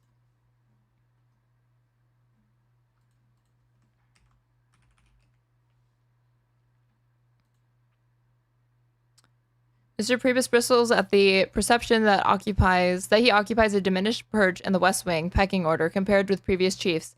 But for the moment, Mr. Bannon remains the president's dominant advisor, despite Mr. Trump's anger that he was still not fully briefed on details of the executive order he signed giving his chief strategist a seat on the National Security Council, a greater source of frustration to the president than the fallout of the travel ban. Trump signed a presidential memorandum in late January that removed the nation's top military and intelligence advisors as regular attendees of the National Security Council's Principals Committee, the interagency forum that deals with policy issues affecting national security, and gave Bannon a regular seat at the table. Top Republicans and national security experts roundly criticized the move, expressing skepticism that Bannon should be present and alarmed that the chairman of the Joint Chiefs of Staff and the director of national security would potentially have a reduced role. But Trump may not have anticipated the backlash, according to the Times reporters Glenn Thrush and Maggie Haberman, who talked to dozens of anonymous government officials to get a picture of what Trump's White House looks like. For the moment, Mr. Bannon remains the president's dominant advisor, the Times wrote in its piece on Sunday, despite Mr. Trump's anger that he was not fully briefed on details of the executive order he signed, giving his chief strategist a seat on the National Security Council, a greater source of frustration to the president than the fallout of the travel ban. In a tweet on Monday, Trump called the story total fiction, accusing the Times of making up stories and sources. The failing New York Times. Yeah, the failing New York Times writes total fiction concerning me. I didn't remember that he had called them that, but of course he did. They have gotten it wrong for 2 years. Now they're making up stories and sources. They didn't make up anyone. They talked to people fucking off, like, anonymously. Off the record. If you're anonymous, is that off the record? I guess that is on the record, but just anonymous. But, of course, that only happened because it didn't occur to him to read the thing that he was signing into law. That pause and sent the weapons. But I think that's a problem when you have acting behind, the president's back. I think that's an issue. Do you think that's plausible deniability on Hegseth, though? Like, I kind of wonder about that. Like, plausible deniability on Bondi, plausible deniability on Hegseth. That's a really good point. Not a plausible deniability on You mean like using them as scapegoats? Yes. Maybe that's a possibility too. My theory, Who knows? you can like or dislike Trump's policies. But in my mind, there's no doubt who's in charge. But he's a genius, you guys. Here. The guy's in charge, from my point. I love how this is like this is just supposed to be some objective analysis and opinion from Lindy here. That he's the woman who was saying he's objectively a fucking genius. Yeah, he's in charge. The 79-year-old president. I definitely no cognitive issues until this Epstein thing. I want to hope and pray that. I love how she thinks that Trump is cognitively impaired, and that's why he's fucking up the Epstein shit so much. When it's like clearly just things that he's choosing to do of his own will and volition. The case, the dismantle the deep state. There's also something every else part of me wants to believe that's true. Yeah, so I do want to agree. Like only now is his brain crumbling. But I know where your heart is. I really do. And there's something that I really want you guys to know too. It does. Just this week, Hunter Biden broke his silence for the first time since election to say that he still believes that his father would have won had the Democrats not abandoned him. Did you see that? Yeah, I did. And he also said, I was very annoyed. First of all, just please the Bidens need to go away. They're continuing to do damage to like the Democratic Party, which is already like rock bottom when it comes to their approval rating. But he also said that he was upset that Democratic voters weren't loyal to his father. And I need politicians to understand this. I'm going to look right into the camera, okay? I'll probably agree with Anna on this. I don't know if any of them would ever watch this, but if they do, we are not your public servants. You are our public servants. You serve us. We're the boss. So, like, this idea that we need to be loyal to any political figure is disgusting. She's talking to a panel full of MAGA cultists, and we're lecturing the Democratic Party as having too much loyalty to their leaders when we're talking about the president's son saying that, which doesn't make it right or a strong argument, but I'm far less surprised by that. But again, you're talking to MAGA cultists. Their explanation for why Trump is fucking up on Epstein is because there must be something wrong with his brain. Maybe he's being demented. And then Lindy, who said he is a genius. To me, that is not the sign of a healthy democracy. Amen. Could not agree more. And it's so hilarious to me that she's not subservient enough to the party. Jettison. Biden is continually going out there, giving interviews, trying to show everyone that he's not in cognitive decline. And literally everything he says demonstrates just how much he is in precipitous cognitive decline. Yep. He needs to stop going on The View, stop going interviews, and just go back to Rehoboth Beach and just relax and read books. Because precisely he's doing so much damage, not only to himself, but to essentially the country and his party. The party that he purports to love so much. He needs to shut his trap and just retire. I can't wait to be in my 80s. So I don't have to be in the public eye. And I don't have to wear makeup, and I can enjoy my life. Like the obsession with power. Taco Bell. Yes, Taco Bell already over, it's right? So you're at the end, and that's all I'm waiting for. Me too. Can't wait. I can't wait. The long-term goal of a fitness trainer. That is what I am waiting for. It's like I'm dying anyway. I can't stand their banter. Taco Bell. It is delicious, right? Oh God, it is delicious. Jesus, I didn't have a lot of respect for Anna anymore, but this is so fucking embarrassing watching her sit there and go on with this QAnon level bullshit. I mean, she's getting cut probably a fat check to be here, so. God, as an ex-fat kid, I miss it so much. I can't figure out where I want to go right now because we have two stories left, and I want to either talk about why I think that this has pushed us towards the Mamdanis, but Amy has just a killer. I'm so curious about Macron, to be honest. Yeah, I think we got to go there. We got to talk about it. No wonder she's brain broken conservative. She's putting off Taco Bell until after retirement. I think this has more to do with that has more she was really into. I mean, she still is really, really fit. That's fucking the Biggest Loser, diet mentality, diet culture, 90s, 2000s mentality. France's First Lady, Brigitte Macron, escalates a high-profile legal battle over claims that have circulated for years. At the center of the controversy, allegations that she was born male and lived under the name Jean-Michel. You think so? Look at their set, lol. Maybe it's not a fat check. It's probably too hyperbolic to say it's a fat check. But, I mean, I don't see why Anna would do this show were it not for good payment, right? Exposure to this audience. I just don't. They wouldn't, I don't know. They have to at the very least be subsidizing her flight. Her actual brother's name. So this first surfaced in 2021 off of a YouTube video, which triggered a libel suit from Macron and her family in 2024. A lower French court sided with the First Lady, finding the two women behind the video guilty of defamation. Days ago, Paris Appeals Court overturned that ruling, declaring that the statements fell under protected free speech. But now Brigitte Macron and her brother, did this guy surface? It's not the one she claims to be, right? Have filed an appeal with France's highest court. I guess having good teeth gets you on the show. Having good veneers, you mean? I can't even pronounce this. The Cour de Cassation. And now I'm going to turn it over to Amy to tell us what the hell is going on. Is this the brother guy that filed the one she claims to be? Jean-Michel is the brother that they're claiming is her. Right. Yeah. So no, it's the other brother. I mean, so Jean-Michel, there's actually no pictures of Jean-Michel since before being a teenager. So that would be impossible.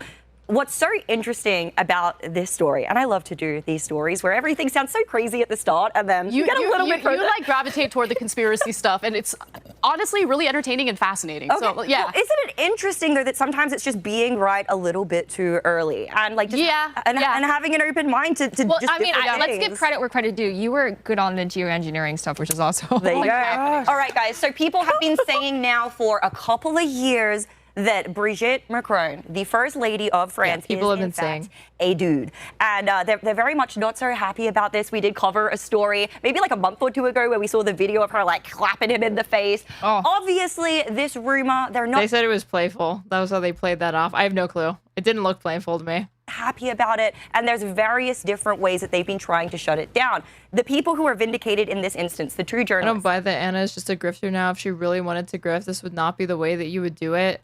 I don't think... I don't know. I don't think that she... I don't know that it's grifting. I guess it's just her... It's like that saying, like, you don't want your mind to be so open that your brain falls out. I think that's a little bit of what's going on.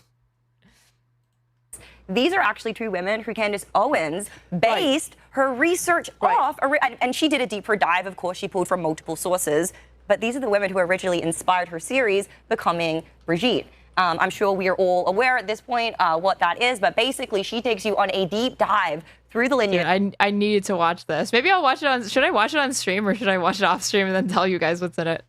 Of Brigitte Macron, the brother, right, that she is very sure that this is actually Jean-Paul, that is who Brigitte Macron actually is, and she basically breaks it all down and exposes it all. What's really interesting, when she released her very first video, actually, we'll comment on this and then we'll pull up the Piers clip, she put out her premiere episode and she quoted saying that she would be willing to stake her entire professional reputation on the fact that Brigitte Macron is a man. It's a pretty, I mean, Anna, her entire professional reputation, aka her YouTube channel. It's what you need to have of something to bet. She's not like a journalist. Professional political reputation. That's it's a loaded statement. So I will say watch it on stream. Let's do it. Maybe. I don't know if I can do 8 episodes, man. Number one, I actually don't care at all about Brigitte Macron's genitals. At all. Like literally at all. Are you sure? I don't care. It has no impact on my life. However, I'll say this. I didn't believe any of this until I heard Candace Owens' interview on Piers Morgan, and I was like, watch the freaking documentary. Oh my God. It's kind of a good point. No, Anna, are you actually co-signing this bullshit? Seriously, this too?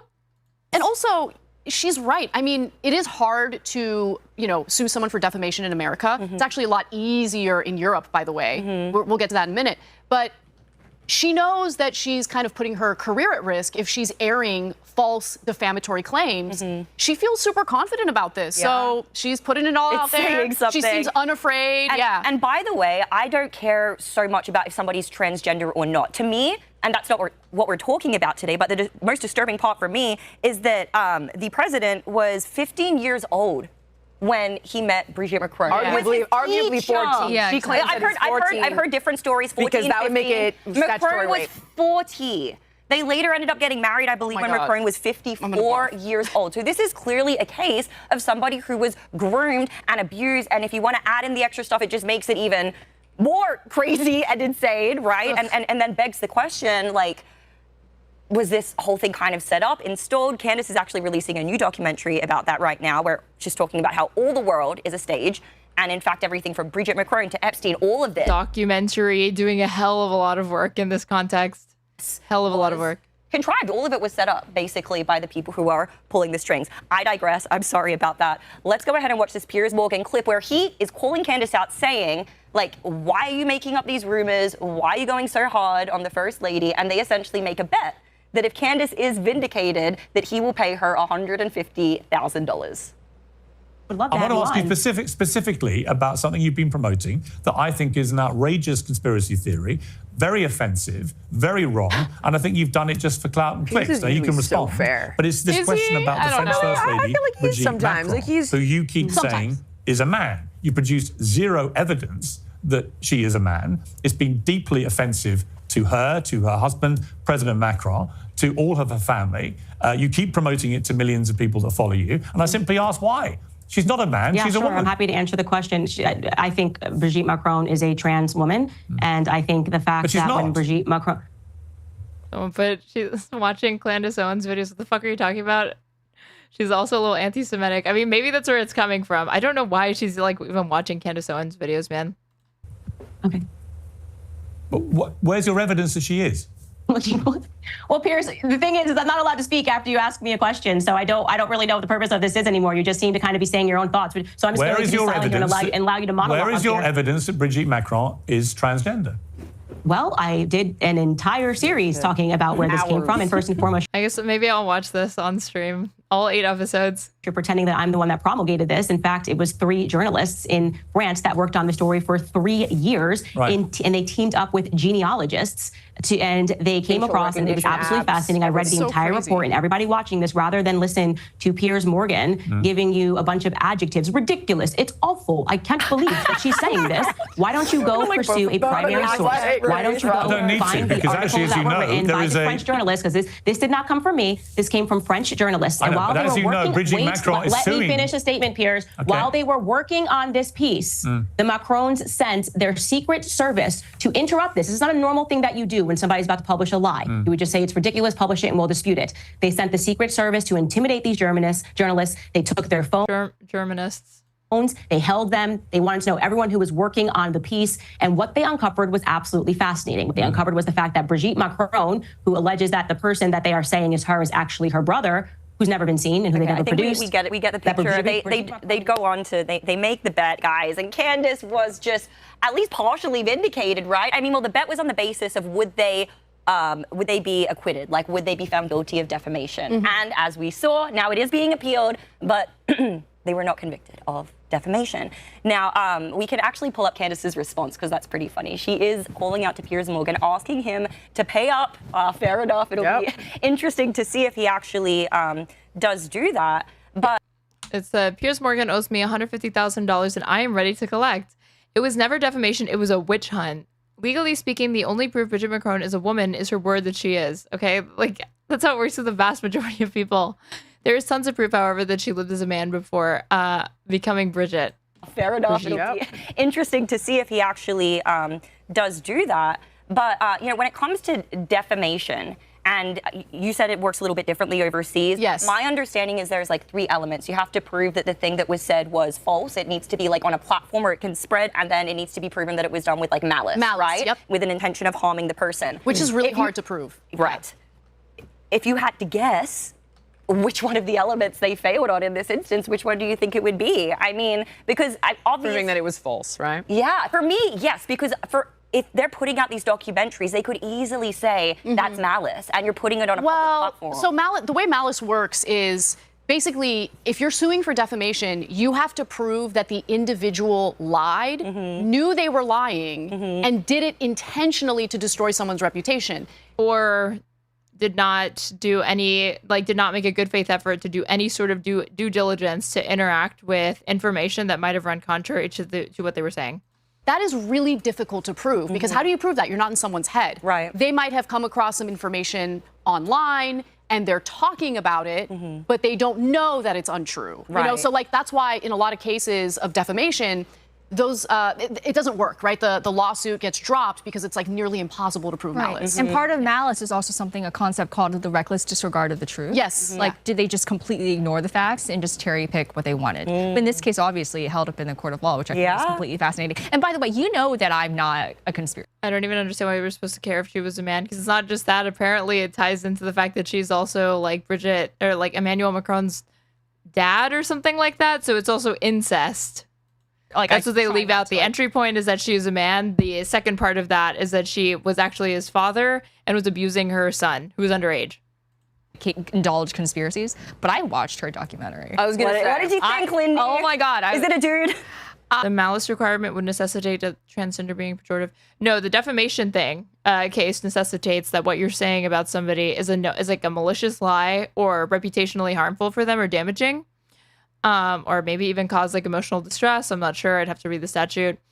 But the malice requirement is only to get somebody on defamation and you have to prove in a court of law that they were intentionally spreading and propagating lies about somebody else baselessly. She makes a really compelling case. Yeah. She really does. There's a bit more to that documentary. She really doesn't.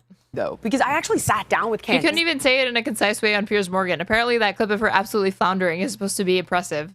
For about an hour and a half, and I was like, okay, come on. Well, I want to understand the public interest part of it, Here's right? The deeper part of this is that, yes, maybe Brigitte is a man, but she's essentially showing you that Macron is a Manchurian candidate. That Brigitte got a hold of him when he was 14, and she claims not 15. And there are significant ties to the wealthiest, most rich, powerful people in Europe. Like Arnold. I think he's the richest man in the world. I really think he, outside of Putin, which nobody knows, and fluctuating with Elon Musk all the time. And it's pretty diabolical. And there are criminal records, and there's cover-ups, and there's this Mimi person who we talked about a little bit on the show before, but I would simply say it's really deeper than whether or not she's a man. It has to do with the fact that they're criminals, they're perverts, they're into really perverse stuff, and they have groomed this guy to essentially be their Manchurian candidate and do what they want. And it plays out. It for sure fact checks. I encourage people to at least watch the first 2 episodes. The Wall Street Journal a few years ago put out, not even a few years ago, it was fairly recently, because the CEO of Telegram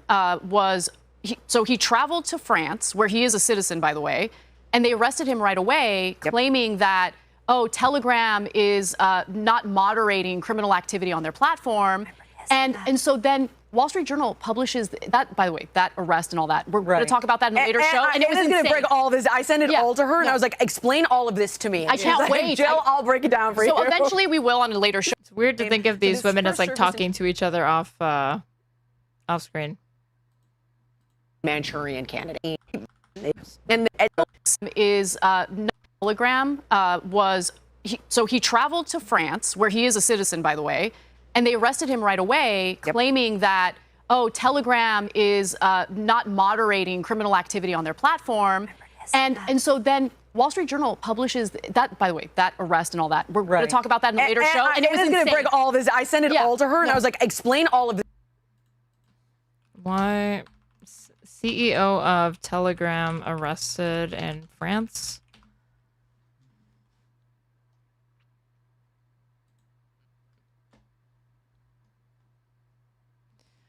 The arrest took place on August 24th, 2024 in Paris at about 8 p.m. local time when he exited his private jet on the runway at Paris airport at the end of a flight to France from Azerbaijan, where it's speculated he met with Vladimir Putin.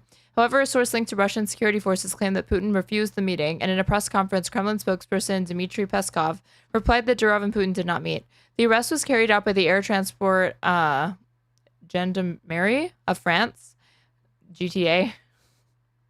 Is what it says. The air transport, this GTA, branch of the French Gendarmerie, and by France's National Anti-Fraud Office investigators. He was accompanied by a woman and a bodyguard at the time of the arrest. A source noted that perhaps he had a feeling of impunity despite probably being aware of the arrest warrant against him in France. Reports also indicated that Durov was on the list of individuals wanted by French authorities, and his arrest was due to his failure to cooperate with judicial officials, including issues related to Telegram's activities. He was taken into custody and will stand trial as a French citizen. Although there was initially no official confirmation of Durov's arrest from French authorities, a police source stated that prior to Durov's arrival to Paris, French police noted that he was on the flight's passenger list with an arrest warrant on him, leading to them arresting him. It was issued in conjunction with France's Office Minors, an agency centered around preventing violence against minors and coordinating with other French judicial agencies. French authorities claim that Telegram, due to its lack of moderation and the use of disposable numbers and cryptocurrencies, has become a breeding ground for fraud and other criminal activity. As of August 25th, 2024, Durov was accused of complicity and negligence involving Telegram, where serious crimes including drug trafficking, child sexual exploitation, money laundering, concealment, and fraud occur. These charges were complicated by encrypted messages, which exacerbated the complicity charges. If Durov is convicted of the charges, he could face up to 20 years in prison. It's pronounced Gendarmerie. That helps. Yes, it does. On August 28th, he was charged on 12 counts, including violations related to drug trafficking, child exploitation, money laundering, and 9 other crimes. I mean, there's precedent for, right? There's that guy, the guy who ran Silk Road that Trump pardoned, and it was like largely for the same thing. Like if you run an online illegal black market, it doesn't become less serious because it was online. Silk Road CEO arrest and pardon. Ross Ulbricht. I think it was like the same types of charges.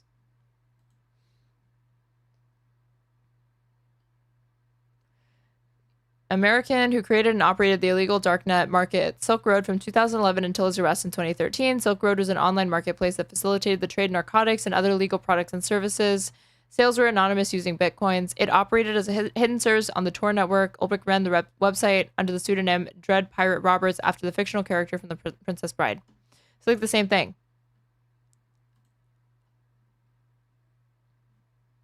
I wonder why they think it's corrupt or what the deal is behind that. This to me. I can't wait. Jill, I'll break it down for you. So eventually we will on a later show, but I'm just going to keep it bare bones right now. So long story short, Wall Street Journal investigates this, and they publish a piece about how basically the French government was spying on the CEO and Telegram.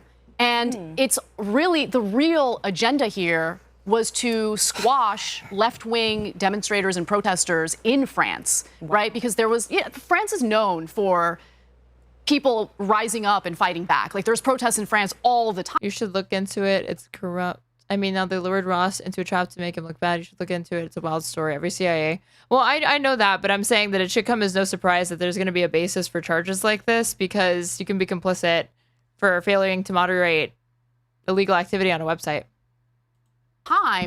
And the Macron government seemed to want to squash that.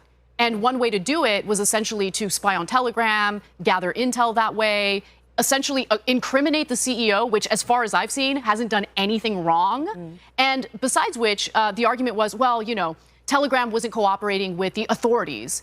And in an interview with Tucker Carlson, the CEO basically said, no, we definitely comply with legal requests for information. In fact, we have it perfectly outlined on our website. If you are, you know, part of the government and you're investigating something and you want to make a legal request, here's how you do it. We will comply. They had that on their website a year before his arrest. The French government never made any requests for him to comply with. It gets really bad. So much so I was so confused by it. I literally sent it all. It's like I have my own crack he was team of researchers August here. of 2024. Yeah. Okay, I'm just making sure I'm thinking of the right story. I can't wait to talk about that. Oh my gosh, in the future, but it is so gnarly. I literally could not follow it, and I sent it all to her, and I'm like, I need you to explain this to me, get to the bottom of this.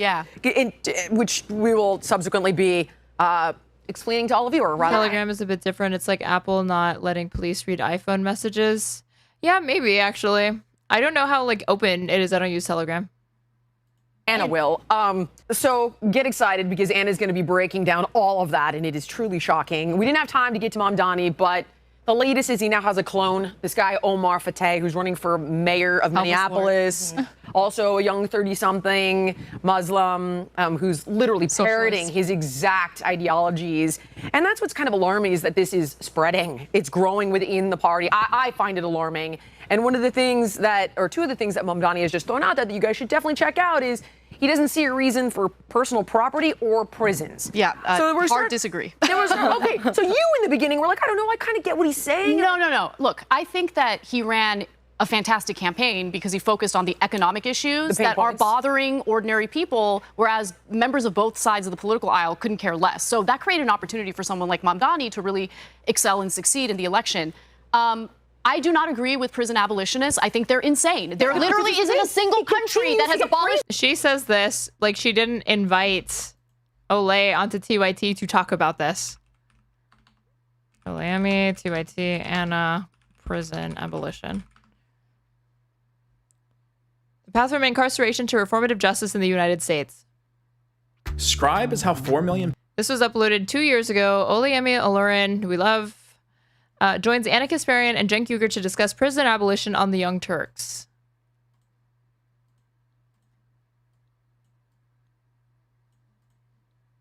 We're about to have a conversation that I've been really looking forward to. The prison abolitionist movement is definitely gaining a little bit of steam. The debates and conversations surrounding it have been kind of front and center on social media. And I think it's really important to understand what the abolitionist movement is, what they want to do in terms of criminal justice reform. And joining us today is someone I deeply respect, a wonderful woman by the name of Olayemi Olurin, who is a public defender for the Legal Aid Society in New York, and also a political commentator. Olay, thank you so much for joining us. Thank you all for having me. I'm excited. Let me just start off by saying thank you so much. I know I thanked you on social media, but I want to thank you now that I get to talk to you, because this has been something that, to be fair, I think the way that I communicate and frame things was not friendly to people who identify as abolitionists. And now she's right back to this, but she will not be apologizing. Yes. And so I think it's easy to immediately attack and dogpile, but you were the one person who didn't do that. And you actually provided some information, some answers to our questions that was so helpful. So I thought it would be better to have a more elaborate conversation about it on the show. And so let's start off by kind of understanding, what is the prison abolition movement? What would that ideally look like? All right, so first of all, thank y'all for having me. I didn't dogpile. And then Jenk is the one that is like really, really hostile to her. we're not gonna watch this because like 30 minutes or whatever, but just like the first back and forth that they have, you can tell that Jenk is like not interested in listening to her whatsoever, even though she makes compelling arguments for anybody who's interested in learning about this. I did not attack because I understand that it sounds wild. It sounds wild to anybody the first time you hear it, even as somebody when it was first presented to me. Like the first question is always gonna be, where are you gonna put the criminals? Where are you gonna put the murderers? Was even that is a serious question. I just think it's funny that like consistently that always ends up being the first line of questioning that people go down.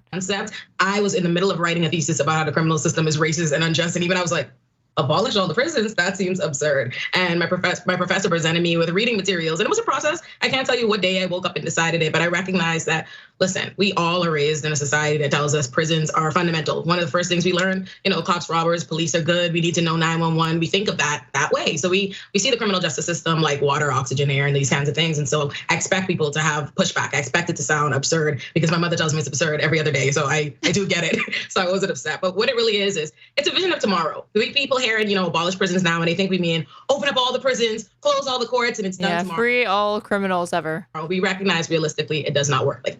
But what we're saying is, listen, we currently have a massive prison industrial complex. This is a country that once went from 200,000 people, maybe nationwide, being in prison to now 2 million people. More prisons begets more prisons. They make more. The more we incarcerate, the more they continue to incarcerate and police these same kinds of communities. But yet, every day we say crime is getting worse. We don't feel any safer. We have the same exact hysteria despite constantly giving more money to police, constantly putting more money into the criminal system. So we're saying. I wonder if Anna knows she interviewed this woman. She absolutely remembers this. She invited her on. Is instead of the resources that we placed in building this large prison industrial complex, let's instead address the root causes of crimes. Because I know people tend to think an abolitionist is an anarchist, the purge, we want danger. That's not what it is. What we're saying is the same communities that are being criminalized, the same communities that you're calling the criminal defendants, those are the victims too, right? It's the same communities being over-policed, or the same communities being over-incarcerated. So they're also under-resourced. As a public defender, I could say the vast majority of the people in the criminal system live well beneath the poverty line. And when I say well beneath the poverty line, I myself identify as the poor, and I would not be able to afford my own services. I mean,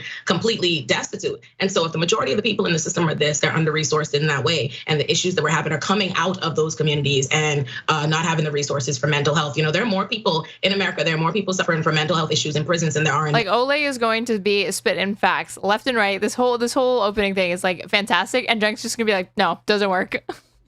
I swear. That's what I remember this being like. Okay, let's start taking that money away from the police. We have overinflated budgets. We have large police forces, so much that one would argue that this is a police state. I would love to see Pisco debate this woman. I feel like she'd smack him the fuck down, honestly, over this. Over time, we start taking this money away and instead putting it into the community infrastructure. We will eventually. But he will be in the easier position because you're defending the status quo, and most people are. Again, they think prison abolition is crazy. The way that she kind of caricatured it is how most people. Like what they're thinking when they hear about it. Society that doesn't rely on mass incarceration. So it's a step-by-step process like that. I think there's a couple of different issues here, right? So there's the politics and the policy, right?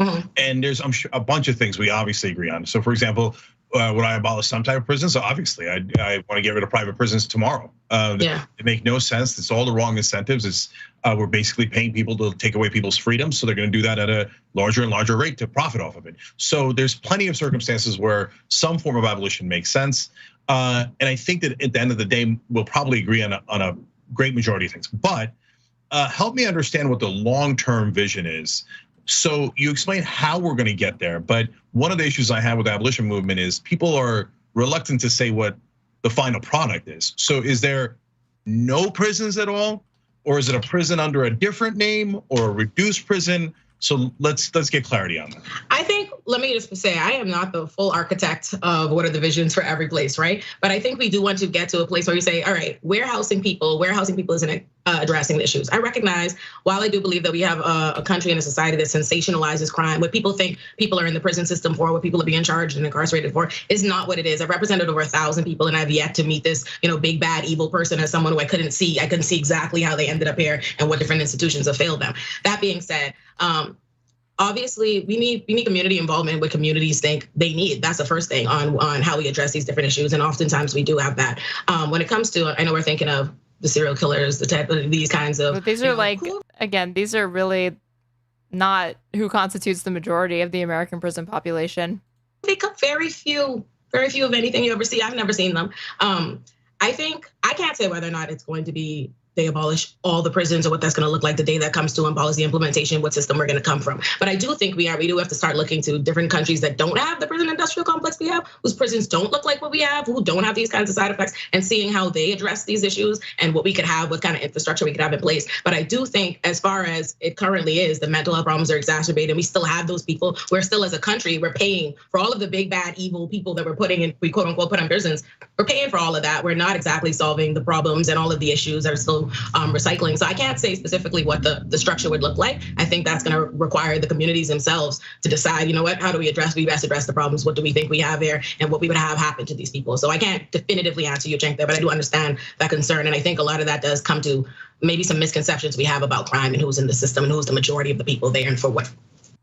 Yeah, look, I totally agree that, I think poverty is a pretty good indicator of whether someone has committed a crime. You can tie it to those root causes. So I totally understand that. In fact, one of the things that LA actually did right, but it was kind of destroyed by COVID, was, Los Angeles had. Anna praising LA, so it's older. It's older Anna Kasparian reporting. A pretty big problem with gang violence, right. And we're seeing it become more of a problem again because the programs, like the diversion programs that were implemented that were so successful, were no longer available during COVID because people were, they had to isolate themselves in order to prevent the spread of COVID. And so I think that there are certainly programs that can address those root causes in a meaningful way. But I feel like sometimes when it comes to this debate, we're kind of talking past each other because of the terminology, right? So what I like to think about is, when I think about the ideal, I wouldn't say ideal, I'm sure it has its own flaws, but when I look at models in other countries that seem to have worked, I look to Norway, which I will say, when I first heard about Norway and the way they do things with their criminal justice system, I found it, this is like years and years ago, I thought it was super questionable, like Anders Breivik getting sentenced to 21 years, and he has like a nice situation with like a PlayStation that isn't updated enough for him. He wants the latest model. But you look at their recidivism. God forbid it not be like a torture institution. Rates, and their recidivism rates are so low compared to the United States because like, how did she change on this? Like, what data did she become privy to? I guess maybe it's more of an ideological shift. I'm being charitable. I'm not just saying that she's fucking grifting. Rehabilitate. So would you say that a model like one that's being implemented in Norway is a good goal to work toward, or does the abolitionist movement want to go further than that? So I think a fundamental component to why people argue abolition, it's not an unwillingness to embrace reform. It's not this inherent issue with reform. It's recognizing that the criminal. I wasn't really that major of a shift. She's always been weird on crime, but she was open to stuff like this, and she was familiar with the data that shows that those models that are more humane prisons in the Nordic countries were effective. And like, how can you dispute that? Now she really seems to lean into the punitive aspect of it being an important part of it. The criminal system in the US is not a mistake. The actors and the powers that be wanted to operate the way it does. People are always willing to advocate for reform. As an abolitionist, I'm constantly, I have to spend my days fighting reform. Where's Cenk's disagreement? Wrong people. Gun manufacturing, all these kinds of things. So my answer is still, let's figure out how we prevent it from reoccurring. So Ole, this is an interview, but it's also a discussion, right? So yes. I want to be clear about my thoughts on it and then ask your question. Look, yes. I think that if you say, let's reform prisons in a massive way, I totally agree. Wrong people are being in prison, totally agree.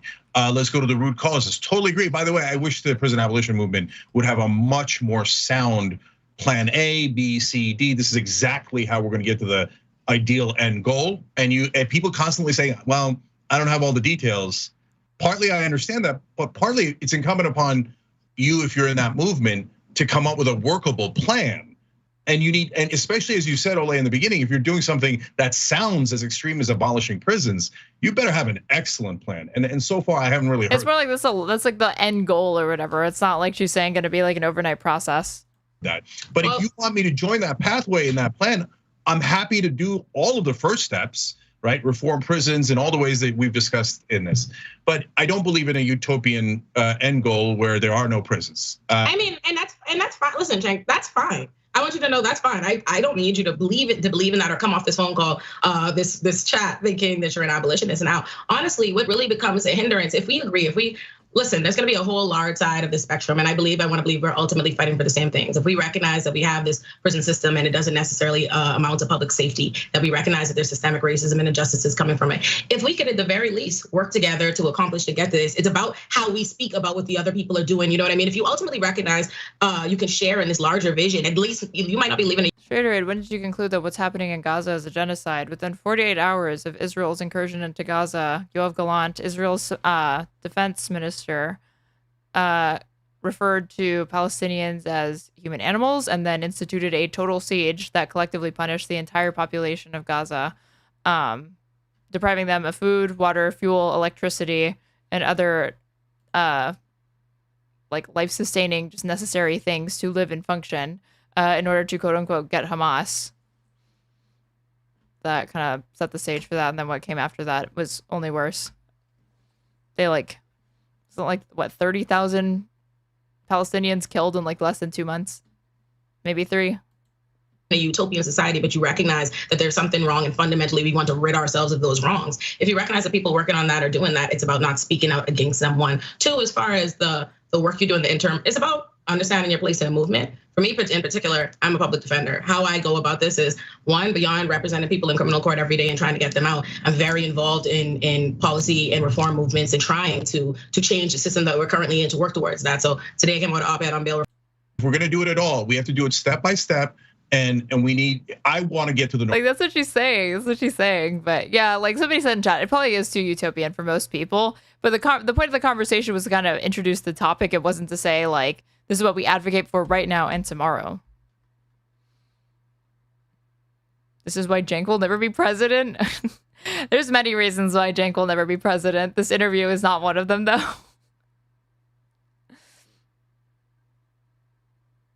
Love Olay, someone get Cenk a diaper. Just love the TYC audience. Well, I just like to say, my point is like it's we're rolling. He continues to push the up button on bananas, and it's spreading. Also, it's extremely rich. Just check it out. This is a multi-millionaire. I'm asking you when specifically you came to that conclusion. It was within 48 hours of that statement. So like when they made that statement, yeah. Not just a millionaire. They're worth millions of dollars. The Mamdanis? Yes, his family. His dad, their parents went to Harvard. His mom's a very successful movie director. His dad's a professor. Yep. And he's saying he wants to seize the means of production. Exact quote. Crazy town. But in 2000, we have a clip of him saying, oh, I took the year off and I knew it would be fine because I had my family to lean on. We got to do a deep dive on this in a later You're show. Not wrong. We're out of time. I'm like, I have so much I want to say. Yeah. More to come on Mamdani. Yeah, that is a talk about a can of worms. All right, well, until then, where do we get more? You can follow me or ask me a question on Minect. I'm on Minect. You can also watch my content over at The Young Turks, youtube.com. It like has the format of like a dating app, but it's not that. The Young Turks, and I'm also on Substack, Kasparian.substack.com. You guys can send me a Minect. I'm on the Minect app. You can text me, FaceTime me. You can also check out my show Dangerous Conversations on YouTube and Amy Dangerfield across every platform. I'm on Minect, and I'm Lindy Li on everything. You guys gonna connect with Lindy Li on Minect? Awesome. All right, please like, comment, share, subscribe. It helps us a ton, and we will see you next time. And as you know, you can get really excited because we've got some great stuff planned for you. Great stuff. I'm so excited for the next episode of Her Take. I'm always excited for every episode of Her Take. If you're watching on Twitch, you should go ahead and follow me if you aren't already. That way you can know every single time that I go live. You should also subscribe to me. You can get access to cute emotes and an ad-free experience. You can also gift subs throughout the chat and share the experience with other chatters that are watching. If you're watching on YouTube, you should go ahead and like the stream if you haven't already, and subscribe to me. Then you can know when I go live on YouTube. My VODs are stored there, much easier to view than the Twitch VODs, and I timestamp them. That way you can skip around to my segments very, very easily. And if you want to support me, you can follow the donation link pins in my Twitch chat or my YouTube description box. I'm at Straighterade _ on everything. And that's it, you guys. I don't know when I'm going to stream next because I may be going out of town for a few days and traveling. But when I get back, there's always going to be something to do. So I'm sure I'm going to catch up on shit. Let's see. Where are we? Who's live? Who's live?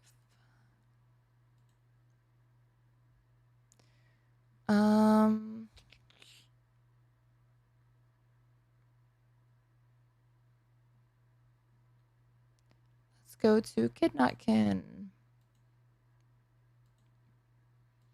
Who's gonna roast Pisco while you're? Someone's gonna have to pick up the mantle if I'm not there to do it, right? But I believe in you guys. And on YouTube, let me do the same.